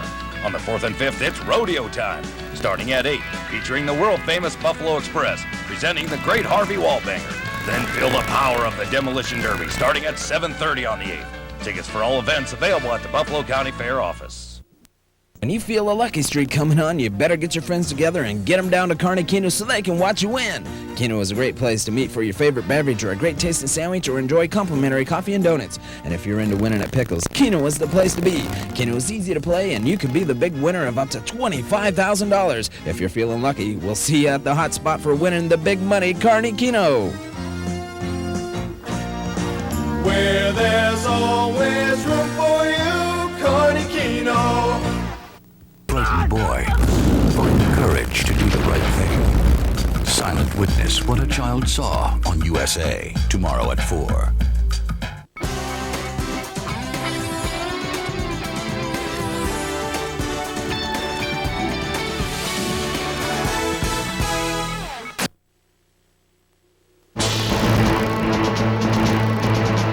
In the dark of night, Democratic leaders tell the president he has to change his health care reform game plan. And the president says, okay. More fiery punches for Jupiter as the curtain comes down on a week-long comet spectacular. First Business, Friday. Brought to you by Connecticut Mutual Life Insurance, the Blue Chip Company, and by the U.S. Chamber of Commerce.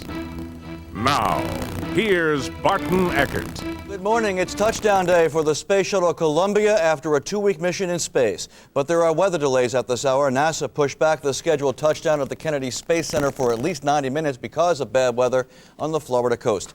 Runways at both the Space Center and Edwards Air Force Base in California were made ready for a shuttle landing. As for the week-long fireworks on the planet Jupiter, the last of the chunks from the comet Shoemaker-Levy 9 should have come crashing down just hours ago. In the latest display observed by scientists here on Earth, 3 pieces tumbled toward Jupiter, but one of them broke in 2, sending 4 pieces of the comet slicing through the Jupiter atmosphere and creating a string of huge scars on the planet's surface. O.J. Simpson is scheduled for arraignment later today in Los Angeles to be officially charged with the murders of his ex-wife Nicole and her friend Ronald Goldman.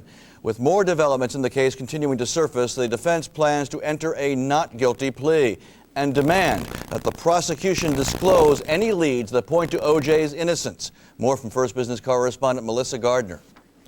A notebook detailing Nicole Simpson's activities last winter was found in the car of O.J. Simpson's girlfriend, Paula Barbieri. Barbieri's car had been stolen and used in 4 armed robberies when Newport police recovered the notebook January 31st. It is now in the hands of Los Angeles police.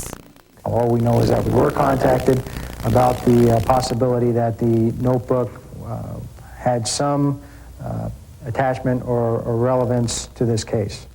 Newport police had previously given the notebook to the lawyer of the man who stole the car, thinking it belonged to the criminal, now serving a 20-year sentence in prison. The lawyer said the notebook contained a detailed schedule of Nicole Simpson's movements. Still, it's unclear who the notebook belonged to. I didn't touch it.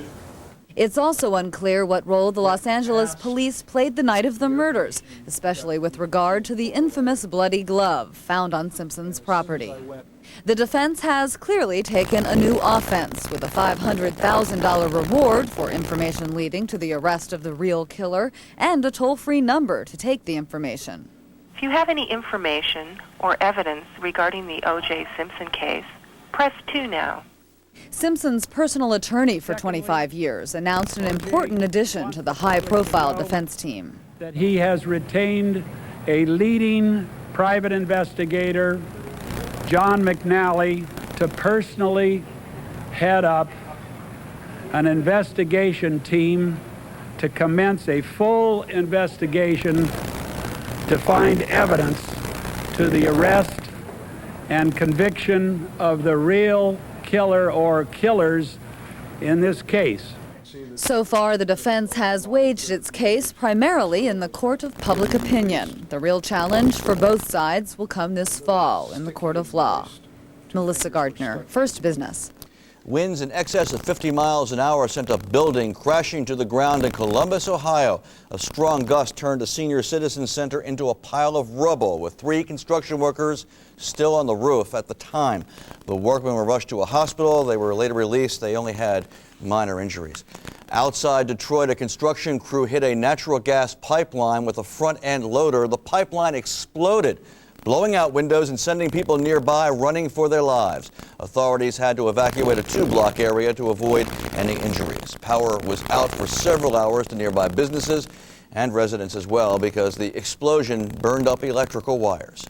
On Wall Street this morning, traders will start the day on the rebound after surprising strength in earnings at IBM and help from a stronger dollar. The story from correspondent Catherine Oliver of Bloomberg Business News in New York. A rally in IBM helped Wall Street put an end to its recent slide. The Dow gained over 5 points to close at 3732.45. The broader market measures finished higher. The dollar posted its largest rally against the German mark in 7 months, and that helped the bond market. But the reaction was muted by investor expectations that the Fed will soon raise interest rates. In late trading, the benchmark 30-year bond was basically unchanged, the yield at 7.55%. IBM was the most actively traded issue on the big board. It added 17.5 points to the Dow Jones Industrial Average. Big Blue reported second quarter earnings of $1.14 a share compared with last year's loss of 8 cents a share. IBM's gains more than offset a decline in United Technologies, which dropped 3 7/8 as the maker of Pratt & Whitney engines and Otis elevators reported its second quarter earnings came in way below analyst expectations at $1.18 a share. QVC says it will review a new $44 a share offer from Comcast and Liberty Media, the programming arm of telecommunications. This latest twist comes about a week after Comcast broke up the merger of QVC and CBS by offering $2 billion for Barry Diller's home shopping network. Comcast closed up 7/8, Liberty up fractionally, while QVC fell 1 3/4. Bell South credits growth in its wireless operations and cost-cutting efforts in its local phone business for a 19% rise in its second quarter profits, while NYNEX saw its profits in the quarter fall 14%. Expenses were up, revenue down.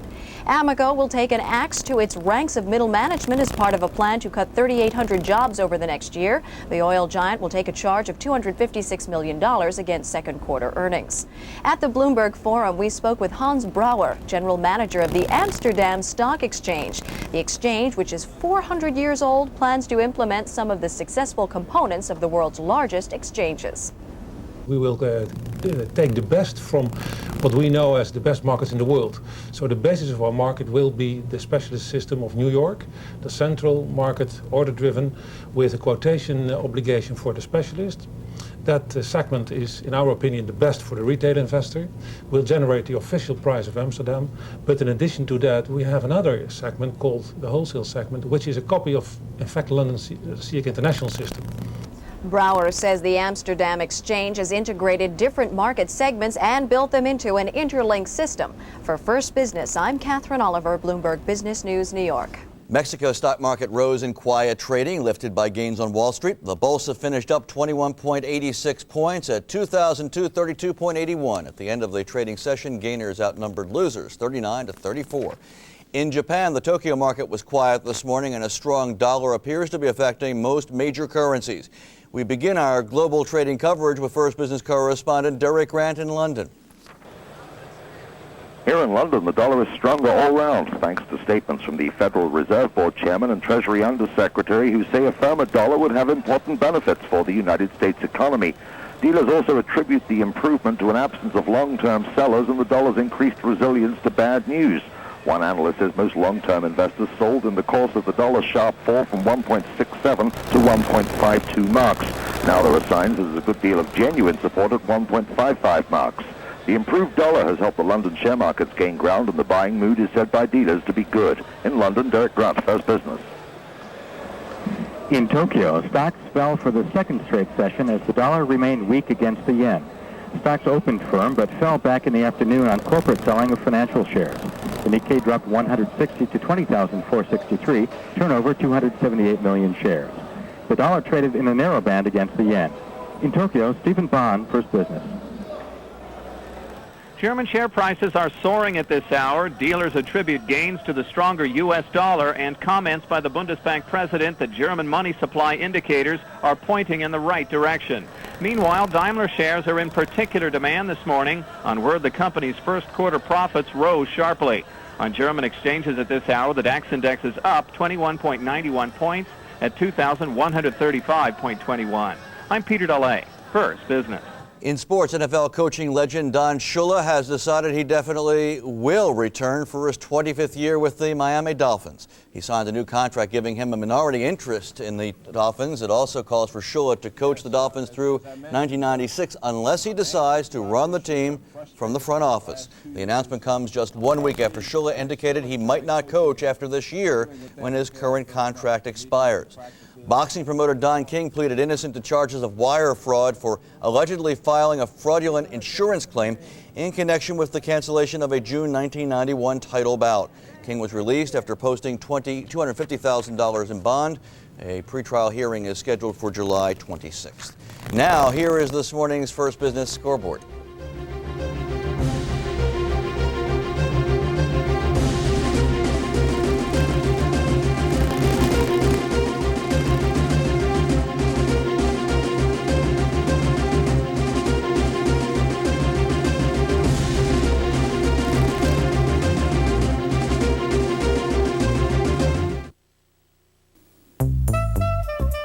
My baby sister Rita, the bargain hunter, the smart shopper, told us about this new True USA savings from AT&T. She told us.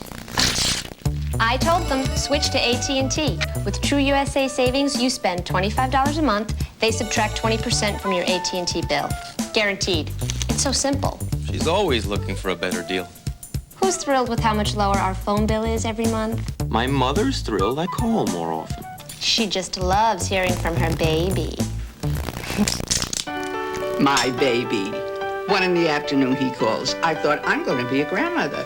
He told me to switch to True USA Savings so I can call anyone, anytime, anywhere in the country and save 20%. It's simple. Switch to AT&T today. Switching is free, and with True USA Savings, you'll get 20% off your long-distance calls to anyone, anytime, anywhere in the U.S. Guaranteed. Call today. Your true voice. Day 3, fresh flowers.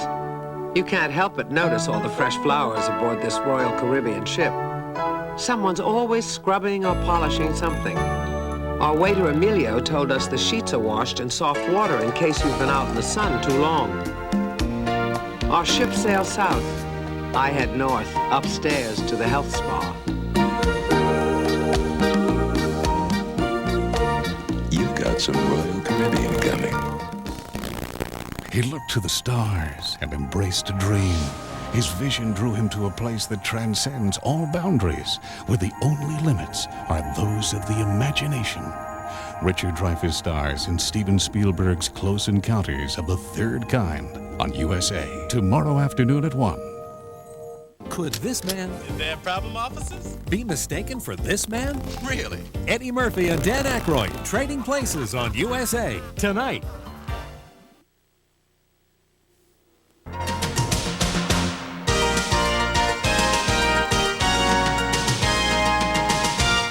The United States and North Korea have agreed to resume talks on North Korea's nuclear program. The talks were stalled after the death of North Korean leader Kim Il-sung. The talks are now set to begin 2 weeks from today on August 5th in Geneva, Switzerland. The Clinton administration is trying to get the Stalinist regime, now headed by Kim Jong-il, to abandon its plans to build nuclear weapons. In return, the U.S. will make economic and diplomatic concessions.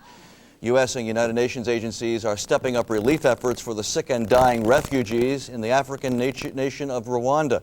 At the White House, President Clinton ordered a new plan of action to help the refugees, committing $200 million in supplies and Air Force planes to a new relief effort underway in Zaire, where tens of thousands of refugees have fled. The first task is to try and halt an outbreak of cholera in the refugee camps with medical supplies and clean water. The disease has already claimed over 1,000 lives. Democratic congressional leaders say they are going to come up with a health care reform plan of their own, minus some of the president's key proposals. Meeting late into the night at the White House, they say they want a plan that's less bureaucratic and more voluntary. They emerged saying the president has agreed to go along. First Business correspondent Dan Cush joins us now for the latest developments in the health care debate. Good morning, Dan. Big developments overnight, Barton, indeed. To get a bill through Congress, the president and Democratic leaders have agreed to make major changes in their health care reform plan. The goal is still eventual coverage for all Americans, but the new compromise would reportedly eliminate the requirement that small businesses must join regional health care insurance purchasing alliances, and delay the implementation of an employer mandate requiring businesses to pay half or more of their workers' health insurance premiums. Smaller businesses may also be exempted from the mandate. One big reason for the Clinton administration's decision to change its plan is the growing opposition of the business community to the employer mandate. The business community does support meaningful reform that will not hamper this nation's competitiveness, will not hamper its productivity, and will not hamper job growth. The employer mandate to us, and I think most Americans, is a dead issue. It's a fatally flawed financing mechanism. And I think, as you can see, the business community is united and will remain united and fight mandates every step of the way until this issue is resolved, we hope, productively. Any way you say it, a mandate is a tax on jobs in this country. And that is a better way to reform health care rather than putting people out of work. After a long and late White House meeting, Democratic congressional leaders say they're hopeful that their new health care reform compromise can pass Congress this fall. Our plans, one which will be offered by Majority Leader Gephardt in the House and one by me in the Senate, will be less bureaucratic, more voluntary, and will be phased in over a longer period of time. The answer is yes. There will be important differences between the legislation introduced in the Senate and in the House of Representatives from that outlined or in the original Health Security Act offered by the President. More details on the new health care compromise are expected over the weekend and next week. Dan Cush, First Business. Thank you, Dan. New developments this morning in the sexual harassment suit against President Clinton by Paula Corbin Jones. A federal judge in Little Rock says she will consider an argument of immunity by the president and his lawyers before deciding the merits of the Jones case. The president's lawyers have until August 10th to file a motion to dismiss the suit on grounds it would distract the president from his duties. Forrest Gump begets a business boost for some small companies. Just ahead on First Business Friday, how this movie and other film projects mean new opportunities for one small business in particular, a special effects firm on the East Coast.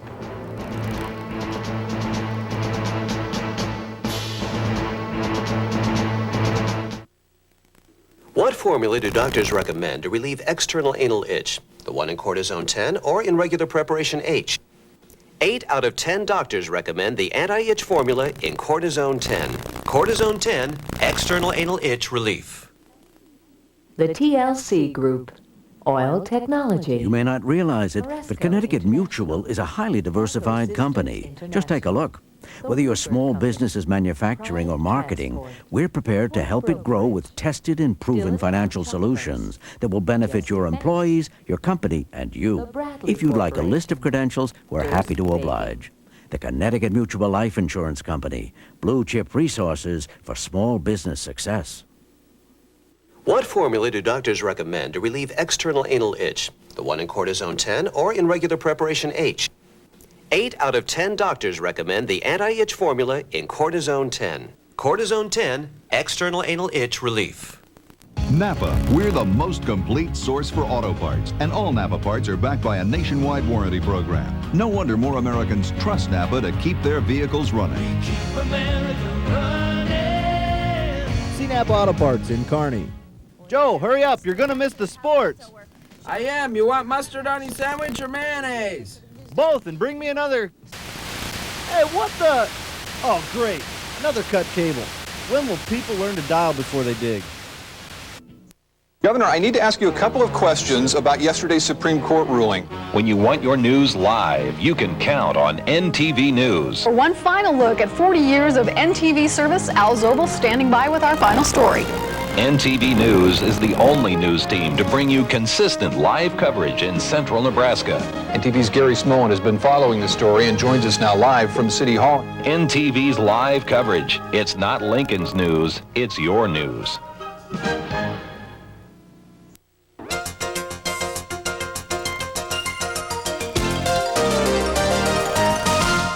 Relief for homebuyers this morning worried about rising interest rates. Rates on 30-year fixed mortgages are at their lowest point in a month, averaging just over 8.5%. Analysts attribute the fall to lower inflation numbers. 15-year and adjustable rates are also down.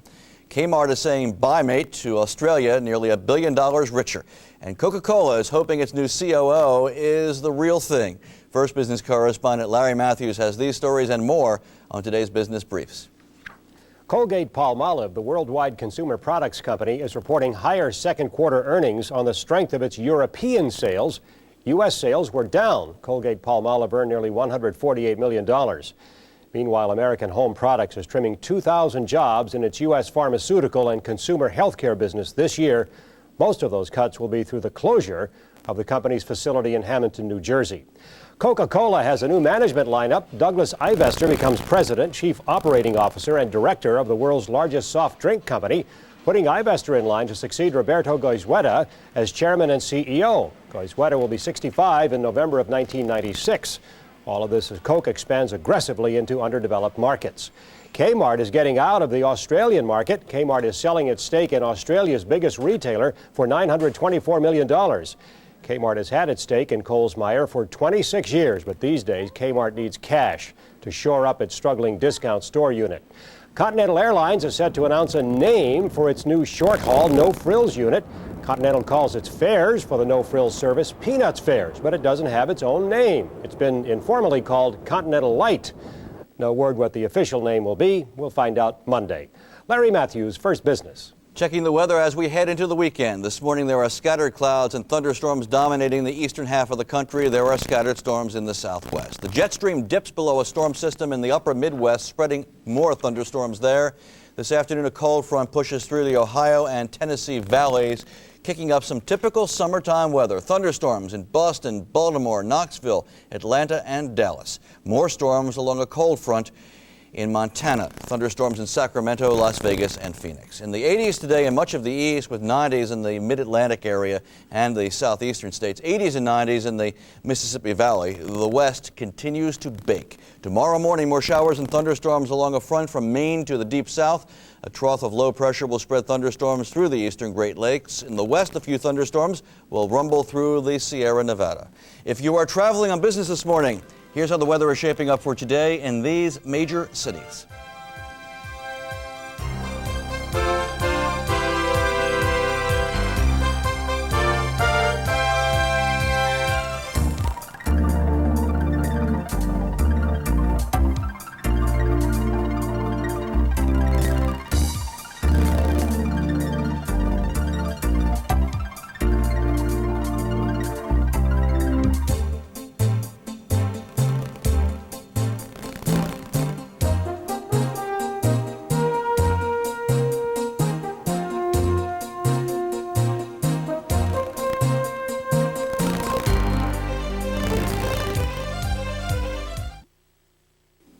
What's IBM doing for customers these days?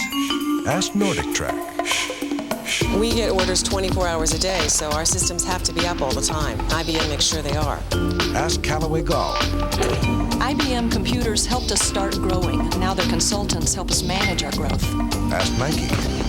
We wanted a laptop on the leading edge of technology. IBM delivered with the ThinkPad. You want people who really help you? Talk to us. There's never been a better time to do business with IBM. Your special invitation to preview the new New Yorker may come as no surprise. You see, everyone's talking about the new New Yorker edited by Tina Brown. Filled with brilliant color, innovative features, and star-studded contributors, it still provides the best fact Fiction, humor, criticism, poetry, ideas, and entertainment in America, only differently. Which for some means that the best magazine in the world, probably the best magazine that ever was, hasn't just changed, it's gotten even better. Now get 50 issues of the new New Yorker for just $18. Save $107 off the cover price and receive this special cartoon collection. 28 pages of hilarious cartoons with a style all their own, free with your paid subscription.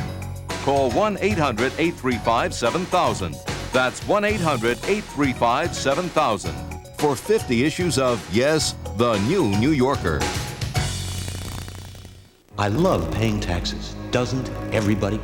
As a small business owner, every dollar you pay in taxes is one you cannot spend on your employees, your company, or yourself. Consider your options. Connecticut Mutual can help you create tax-favored solutions to give you more control over your money. So file this number under tax relief, and you could realize a substantial return. The Connecticut Mutual Life Insurance Company, blue chip resources for small business success.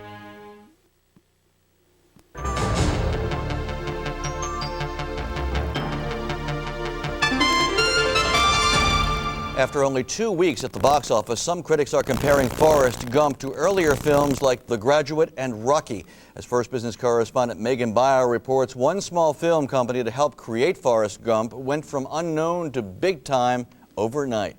Would you like a chocolate?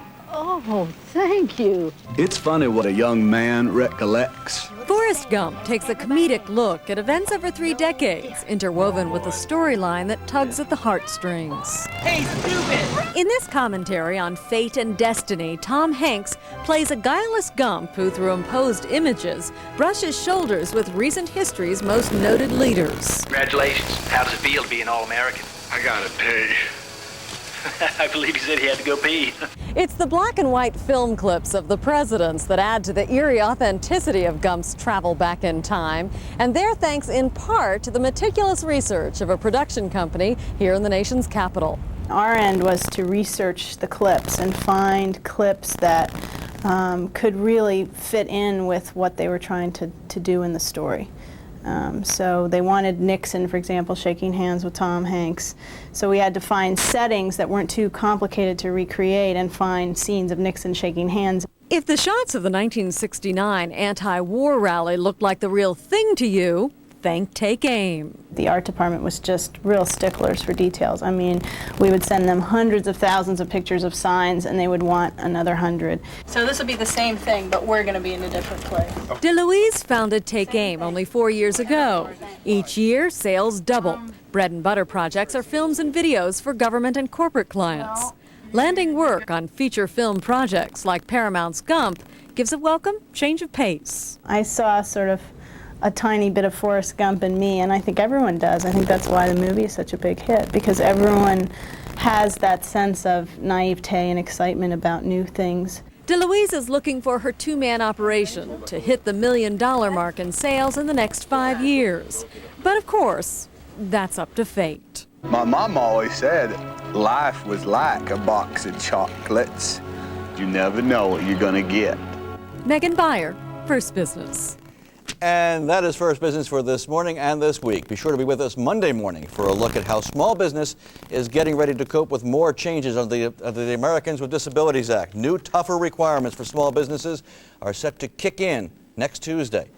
For Dan Cush and all of us at First Business, I'm Bart Neckert, wishing you a good morning and a good weekend. Take care. I see skies of blue and clouds of white.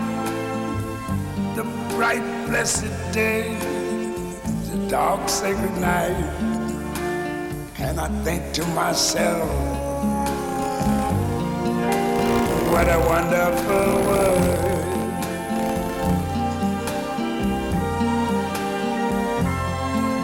The colors of the rainbow, so pretty in the sky, are also on the faces of people going by. I see friends shaking hands, saying, how do you do? They're really saying, I love you. I hear babies cry.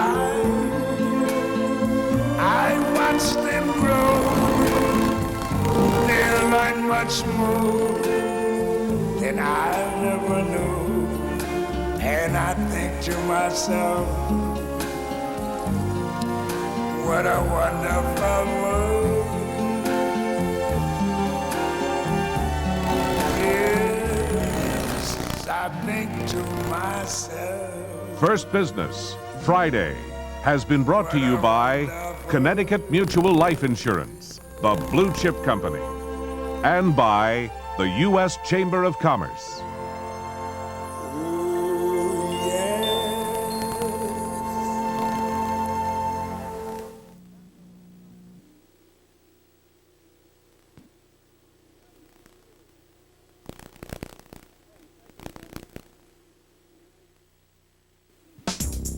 My principal can't stand me.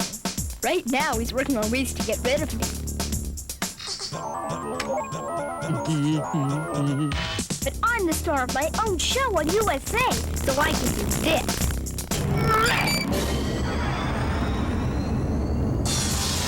I'll get you, Junior!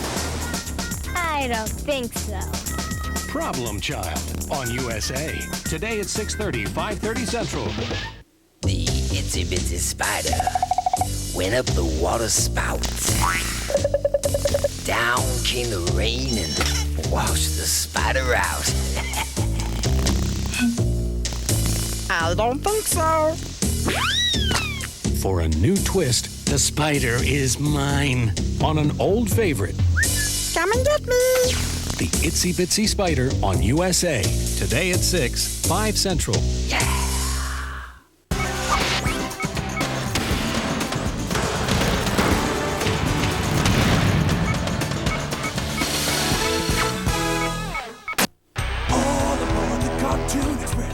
USA Cartoon Express. Traveling east and heading west. It's a great big all-out cartoon fest. I'm Hudson here, your engineer. It's time for cartoons right now, right here. Well, Cody helps keep things right on track. With famous cartoon stars writing and back. Hop on board for the daily run. Animals, cartoony kind of fun. Action, adventure, and all the rest on the USA Cartoon Express.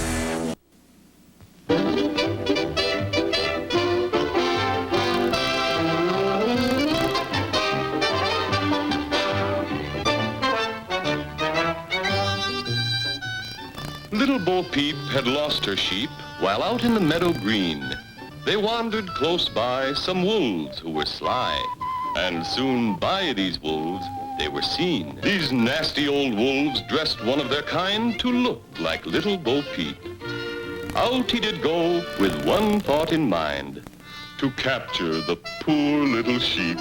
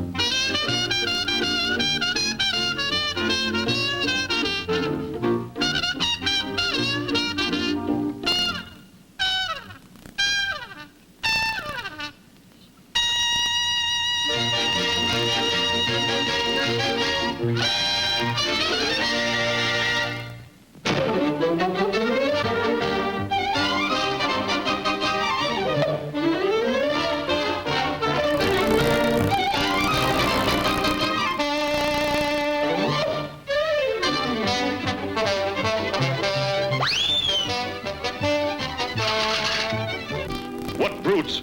What cowards! What fiends! What lamb chops!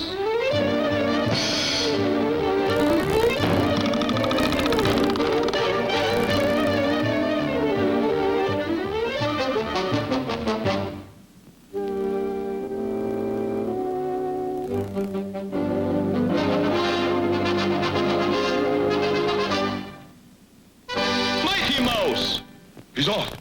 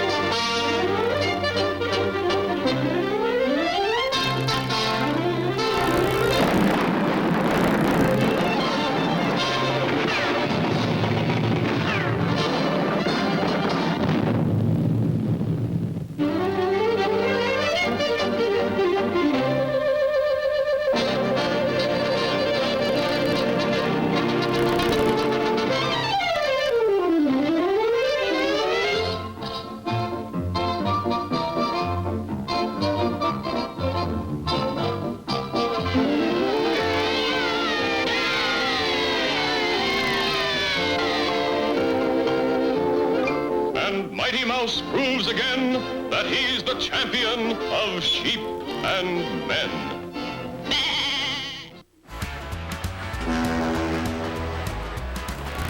We'll be back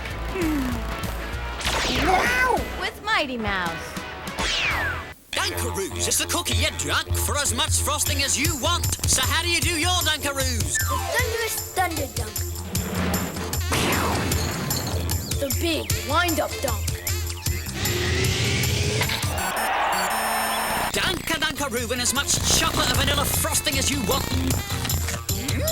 So, how do you do your Dunkaroos? Now we've mixed yummy chips of chocolate in a creamy vanilla frosting. New chocolate chip Dunkaroos. Hip hip for chocolate chip. Dad, can we use your tools? No, but I got you some of your own. Cool tools! These tools look real. Cool tools. The look and the feel. Cool tools. Cool, cool, cool. Cool tools. Ready for real metal tools? You can get Cool Tools. Keep them in your handy tool belt or in your Cool Tools toolbox. You got my tape measure. Yeah. Cool, cool, cool. Cool tools. Cool Tools. Tools, belt, and toolbox. Each sold separately, batteries not included. Presenting the one and only fruit-bearing gummy bears, Amazin' Fruit. Made with real fruit juice, Amazin' Fruit is so fruity, you can hardly bear it. Tropical flavors, too. Boring restaurants make you wait. And wait. And wait. Sure, say Chuck E. Cheese, please. Yeah, remember, Chuck E. Cheese, please. It's the restaurant where a kid can be a kid. Do your kids like animals? Really wild animals? Then they'll love National Geographic's Swinging Safari, a new video created just for kids. Your kids will meet a lion family, learn why zebras have stripes, and discover some of the fastest and funniest animals of all. Learning has never been so much fun. About every other month, you'll receive another really wild animals video. Each one is 45 minutes of animal adventures your kids will want to watch again and again with great original music. Young thing, smile for the camera. Call now for National Geographic Swinging Safari at the introductory price of $4.95 and receive these animal trading cards free. Use your credit card to take your kids on a swinging safari. Call 1-800-752-6300 or send $4.95 plus $2.95 shipping and handling to the address on your screen. That number again is 1-800-752-6300. More Mighty Mouse and all the rest on the USA Cartoon Express.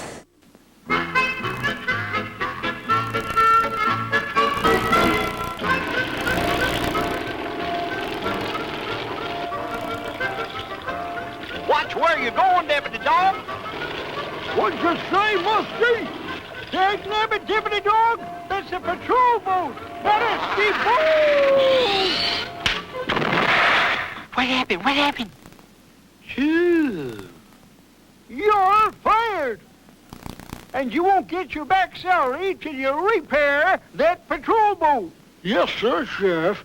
A very fair thought. Vance, we helped old D.D. lose his job. Now it's up to us to help him get it back. Oh, it is? Why? Well, the way I see it, the sheriff will have to take over until he can get a new man. So, now you sabi you want to say. I got you. Hi, Sheriff. Muskie, you come back here. Sorry, Sheriff. I got plans for these delicious eggs. You're under arrest for egg stealing.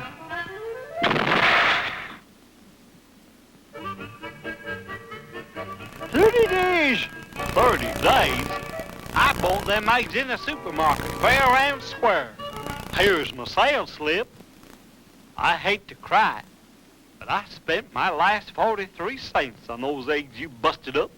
Dagnabbit, here's your money.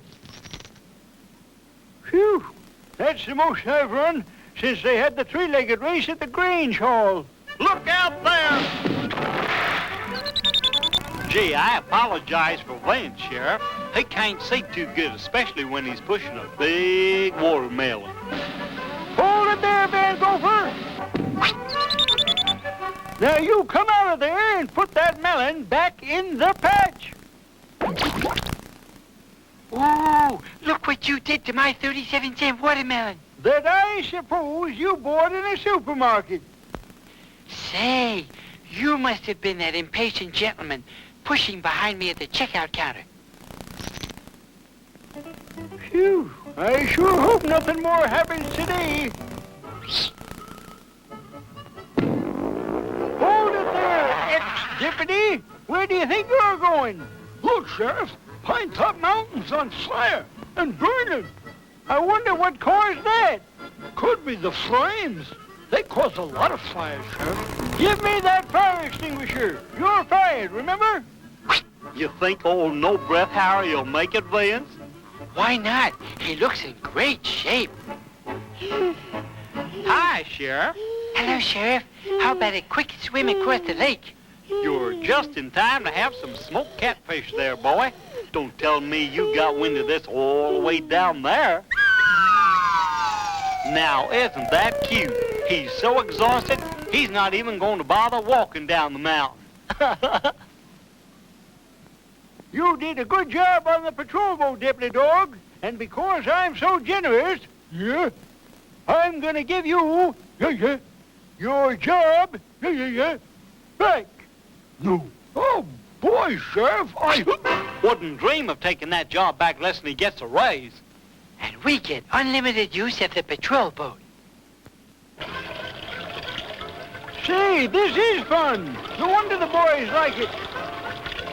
Hey! I knew the sheriff would like it. He's signaling to go faster.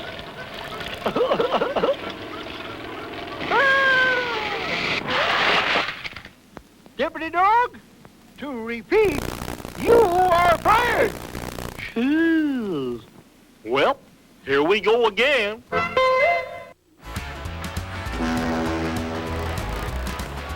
We'll be back now with Mighty Mouse. Come on, let's go. I need breakfast. And don't shut the... My Kellogg's Corn Pops. My keys. They're locked in. Stay calm. Smooth move. Maybe we could call for help. Yeah, sure. Help! I want my Corn Pops. Oh, like sweet popcorn, I could be having them now. But thanks to the little dweeb bet, I'm locked out. My Pops are locked in, and what am I gonna do? I was gonna do that. Kellogg's Corn Pops cereal is part of this complete breakfast. I gotta have my Pops. It's the Pizza Head Show. Hey, everybody! Now Pizza Hut has Connects. Buy a $2.99 Munchdown meal and you can get a different set each week. I just made this plane. Oh, you like planes? Yeah. Well, look what engineer Steve just made for you. Wait, he's not an engineer! Sure he is. Whoa! Hey, this isn't bad. Oh, look, it's Pilot Steve. Oh, not him again! Uh-oh! Mayday! Going down! Woo! Quick, Pizza Head, slip this on. Oh, thanks a lot. See you next time. Boy, what a lousy flight. Bunny and I were mixing up some quick when magically we were in the spaceship of the terrible Choctomatron. He's taking Nurse Chocolate. Oh. Some Quick'll change his program. They're chocolatey quick. Hit the scrambler. Pull harder. He's toast. Nestle Quick. It's magic in the making. We've got tunes with attitude, we've got tunes under us, they're aboard the USA Cartoon Express.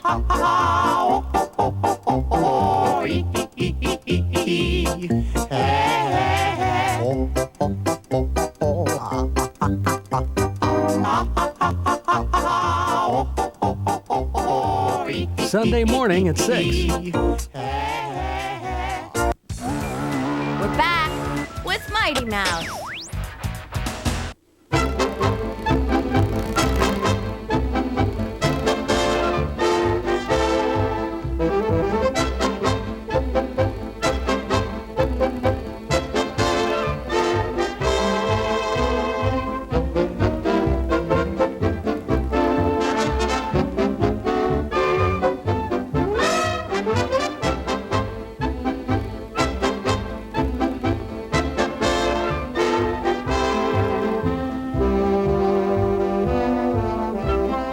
I say, what a perfect spot to build our log cabin. You're right, chum. And there's plenty of lumber already cut for us.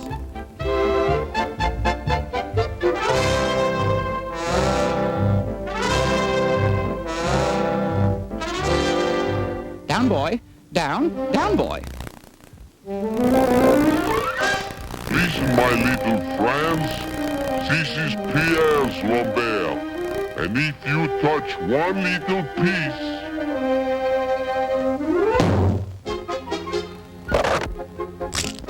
I said one little piece,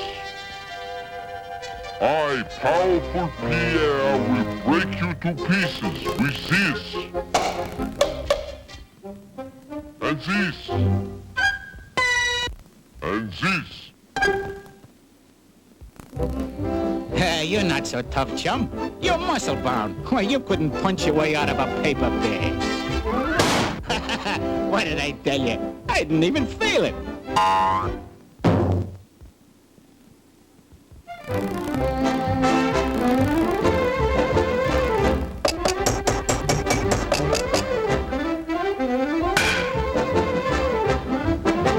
Give me that.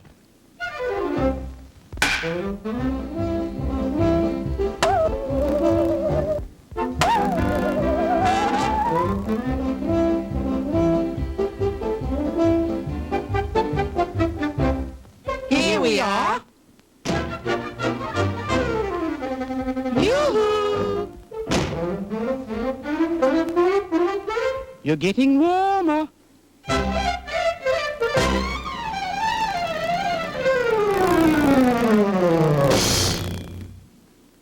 I fix them.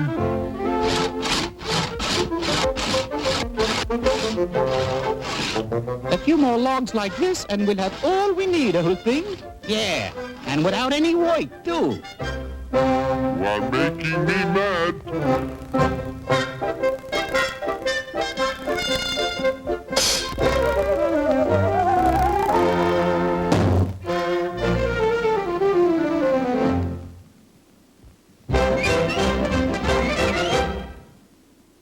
Pierre's too smart for them.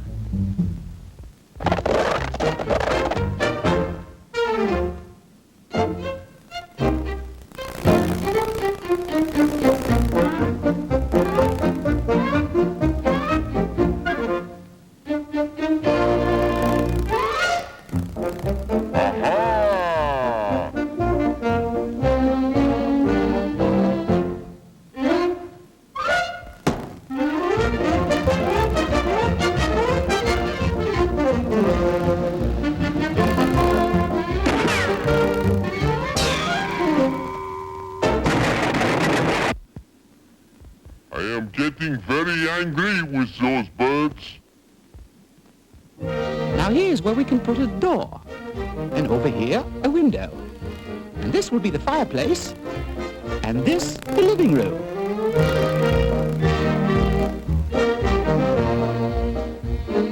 This time I fix them good.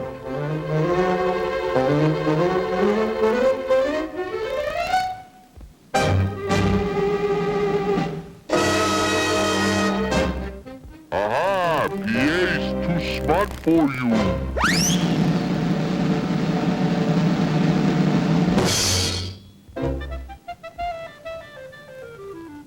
Toodaloo!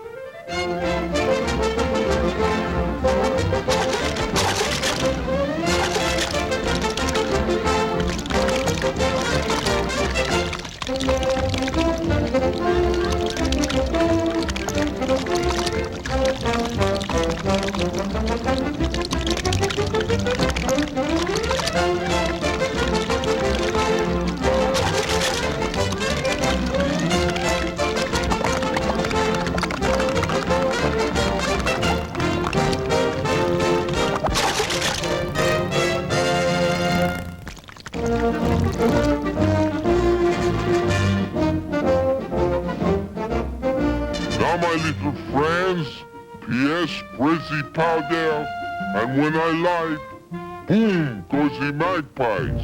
No? No. Sacre bleu!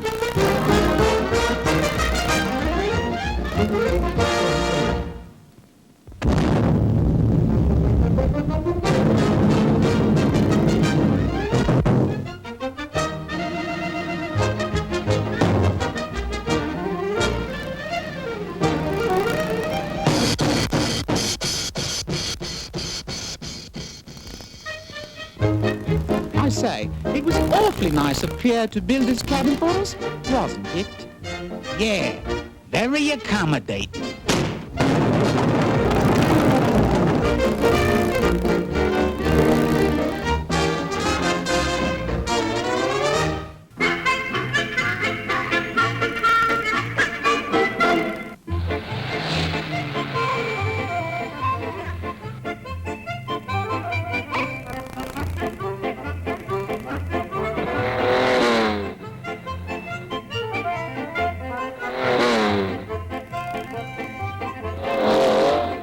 Nab, those cotton-picking tourists, they ought to all be locked up, or even put in jail. Deputy Dog, you haven't been at your desk for 2 days. Where were you? Been trying to get back across Route 301, Sheriff. There's so many tourists on that road, the only way to get to the other side is to be born there. Those tourists are what I came over to see you about. We're going to try to get them to spend some of their money here instead of zooming right through. I've got it, Sheriff. A speed trap. I'll set the speed limit at 2 miles an hour and make everybody pay a fine. Deputy Dog? No speed trap. No speed trap. You're going to build us a regular tourist attraction, boy. Who, me? Yep, a chairlift to take people to the top of Outlook Mountain. That's pretty high, Sheriff. And you know I get dizzy just standing up. You can see 5 states from up there, boy. Might get 100 tourists a day in here. Well, what are you waiting for, Deputy Dog? Get cracking, boy. Yes, sir, Sheriff. Yes, sir. Yes, sir. Dagnabbit. Always something, always something. If I wanted to build chairlifts, I'd go to Switzerland.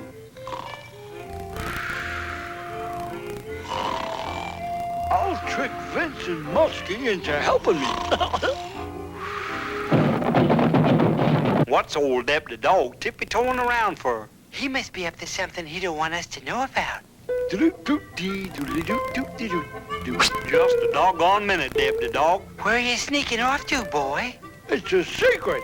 I'm not telling anybody the fun that I'm going to have building a chairlift up Outlook Mountain. Oops. Ooh, I said it. A chairlift up Outlook Mountain.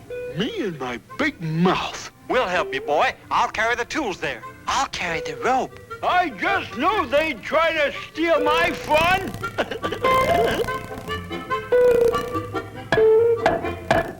Nice work, boys. Come on, Vance. We'll get this rope up to the top of the mountain. Dagnabbit, Muskie! Let go of that rope! Oh, wait. I better handle this myself. Okay, Deputy Dog. Boy, this is gonna be real exciting, riding a chairlift. Sure is, Vance. I can hardly wait till it's finished.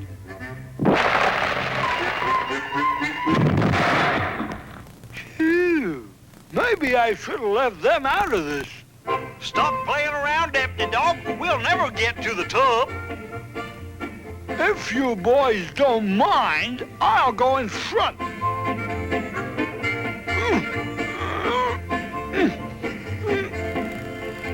I'll choose you for who gets the first ride in the chair, Vance. Dagnabbit, I'm no cotton-picking pack mule.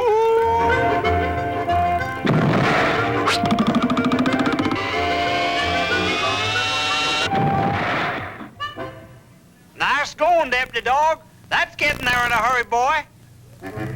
Phew. Be glad when this is finished. That musky and Vince are always giving me trouble. There. Now all I need is a chair. We'll get you one, Day-Day. Maybe they'll do something right for a change. One chair coming right up. Dagnabbit, Muskie! That's the swivel chair out of my office. And nobody's using my swivelly chair for a chairlift. Hi, Deputy Dog. Hello, Sheriff. See, you've got that tourist chairlift just about ready there, boy. Yes, sir. All it needs is this here chair, Sheriff. As soon as I get her fixed in place, Sheriff, you can be the first one to ride her up. There. Help me pull, boys. We've got our first customer, the sheriff. Okay, Deputy. Oh, what happened? What happened? Great! Great! Stop the rope! Stop the rope! Dagnabbit, Deputy Dog, do something!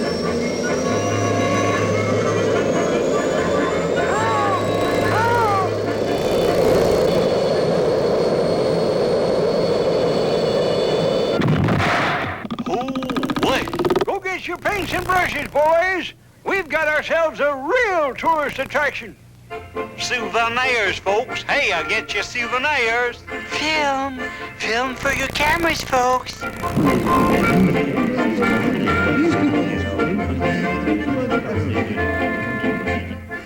Hey, Sheriff, how long do I have to sit on this cotton-picking flagpole? Till the tourist season's over there, boy.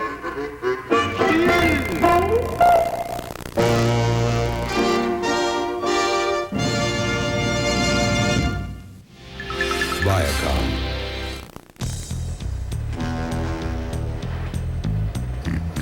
More action, adventure, and all the rest on the USA Cartoon Express. I think I know why kids love me Lucky Charms so much. They're marshmallow maniacs. Gotcha, Lucky Charms!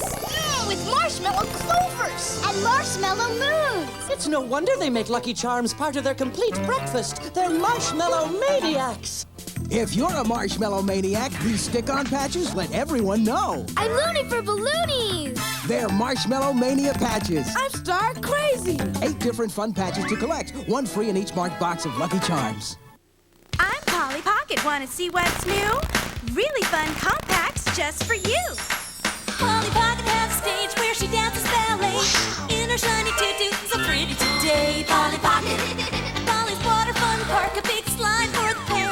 Then happy birthday, surprise, it's a bear. Polly Pocket. Polly Pocket. Now there's lots more ways to have a Polly day. Polly Pocket Party Time Surprise, Water Fun Park, and Ballerina Polly Compacts are each sold separately. These USA Kids Club kids have one thing to say. Tubuloso, dudes! Check this out! What do you mean? I mean the turtles have landed on the USA Cartoon Express. For sure, dude! And that can only mean one thing. Pizza. You said a mouthful. With anchovies on it. Okay. Hold the anchovies. Hey, man, come on. Like, you gotta open yourself up to new experiences, okay? Open yourself up to a world where superheroes are on the half shell. Whoa, how about that? Saved by the shell. The Teenage Mutant Ninja Turtles coming at you on... It's a turtle. Turtle power! It's kind of like... karate. Cowabunga! You can see back-to-back Turtles every Sunday morning on the USA Cartoon Express. And keep watching for the USA Network Kids Club. This summer, the thrill and the excitement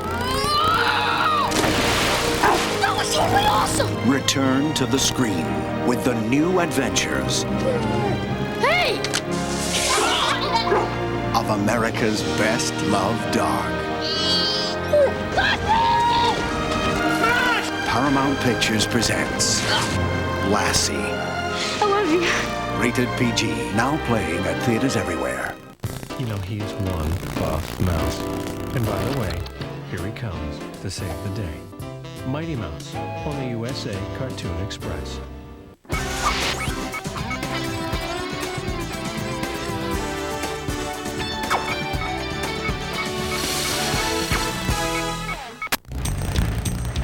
All aboard the Cartoon Express.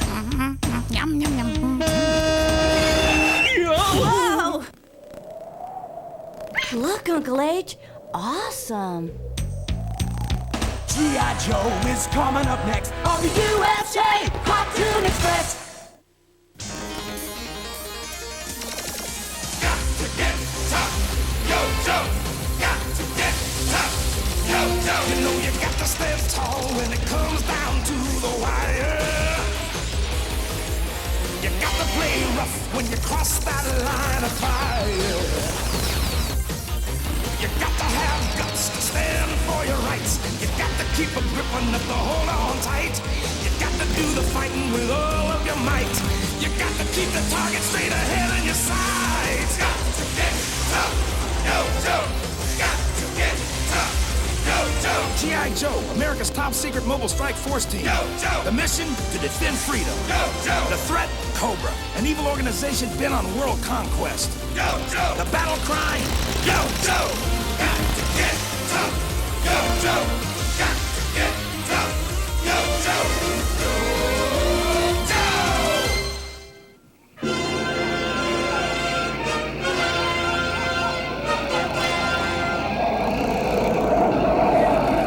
Dial Tone, you better hide the devilfish before they discover us. Report, Dr. Mindbender.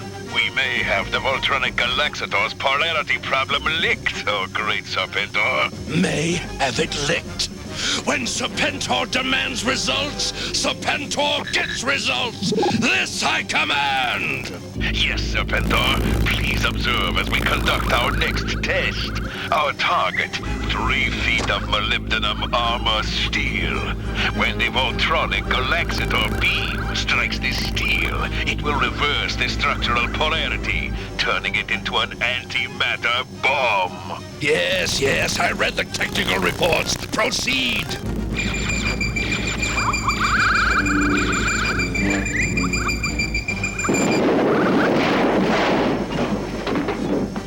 Your third failure, Dr. Mindbender. I can perfect the Voltronic Galaxator if Cobra can recruit Jeremy Penzer, one of the greatest minds in quantum physics today. I am certain he'll willingly join Cobra if we promise to make him walk. I thought I heard something. I better check the perimeter. Penzer will be at this weekend's World Science Fiction Convention. Hey, what are you doing there?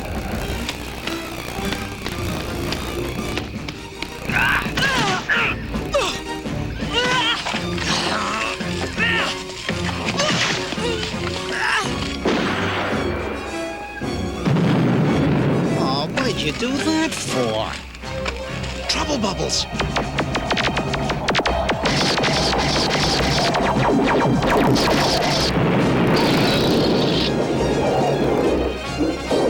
We're sure attracting a lot of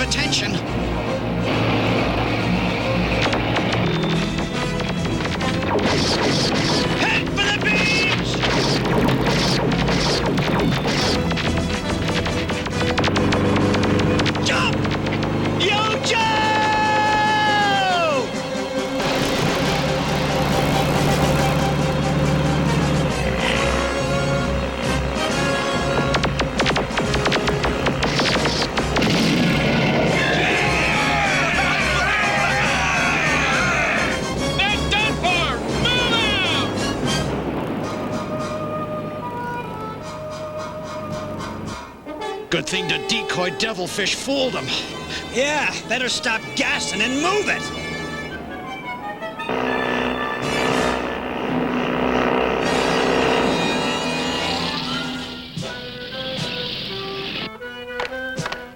Hey, Hawk! Low light and dial tone tell me you got a lead on Dr. Mindbender. That's right, Sergeant Slaughter. I owe that slime ball a busting the chops for the last time we met. He's gonna try recruiting Jeremy Penzer, a brilliant young scientist in the field of quantum physics. Penzer will be at this weekend's World Science Fiction Convention.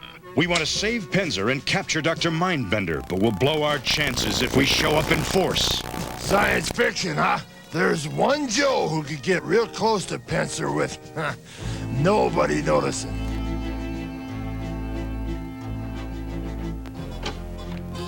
All right, Sci-Fi. You and me are going to the World Science Fiction Convention.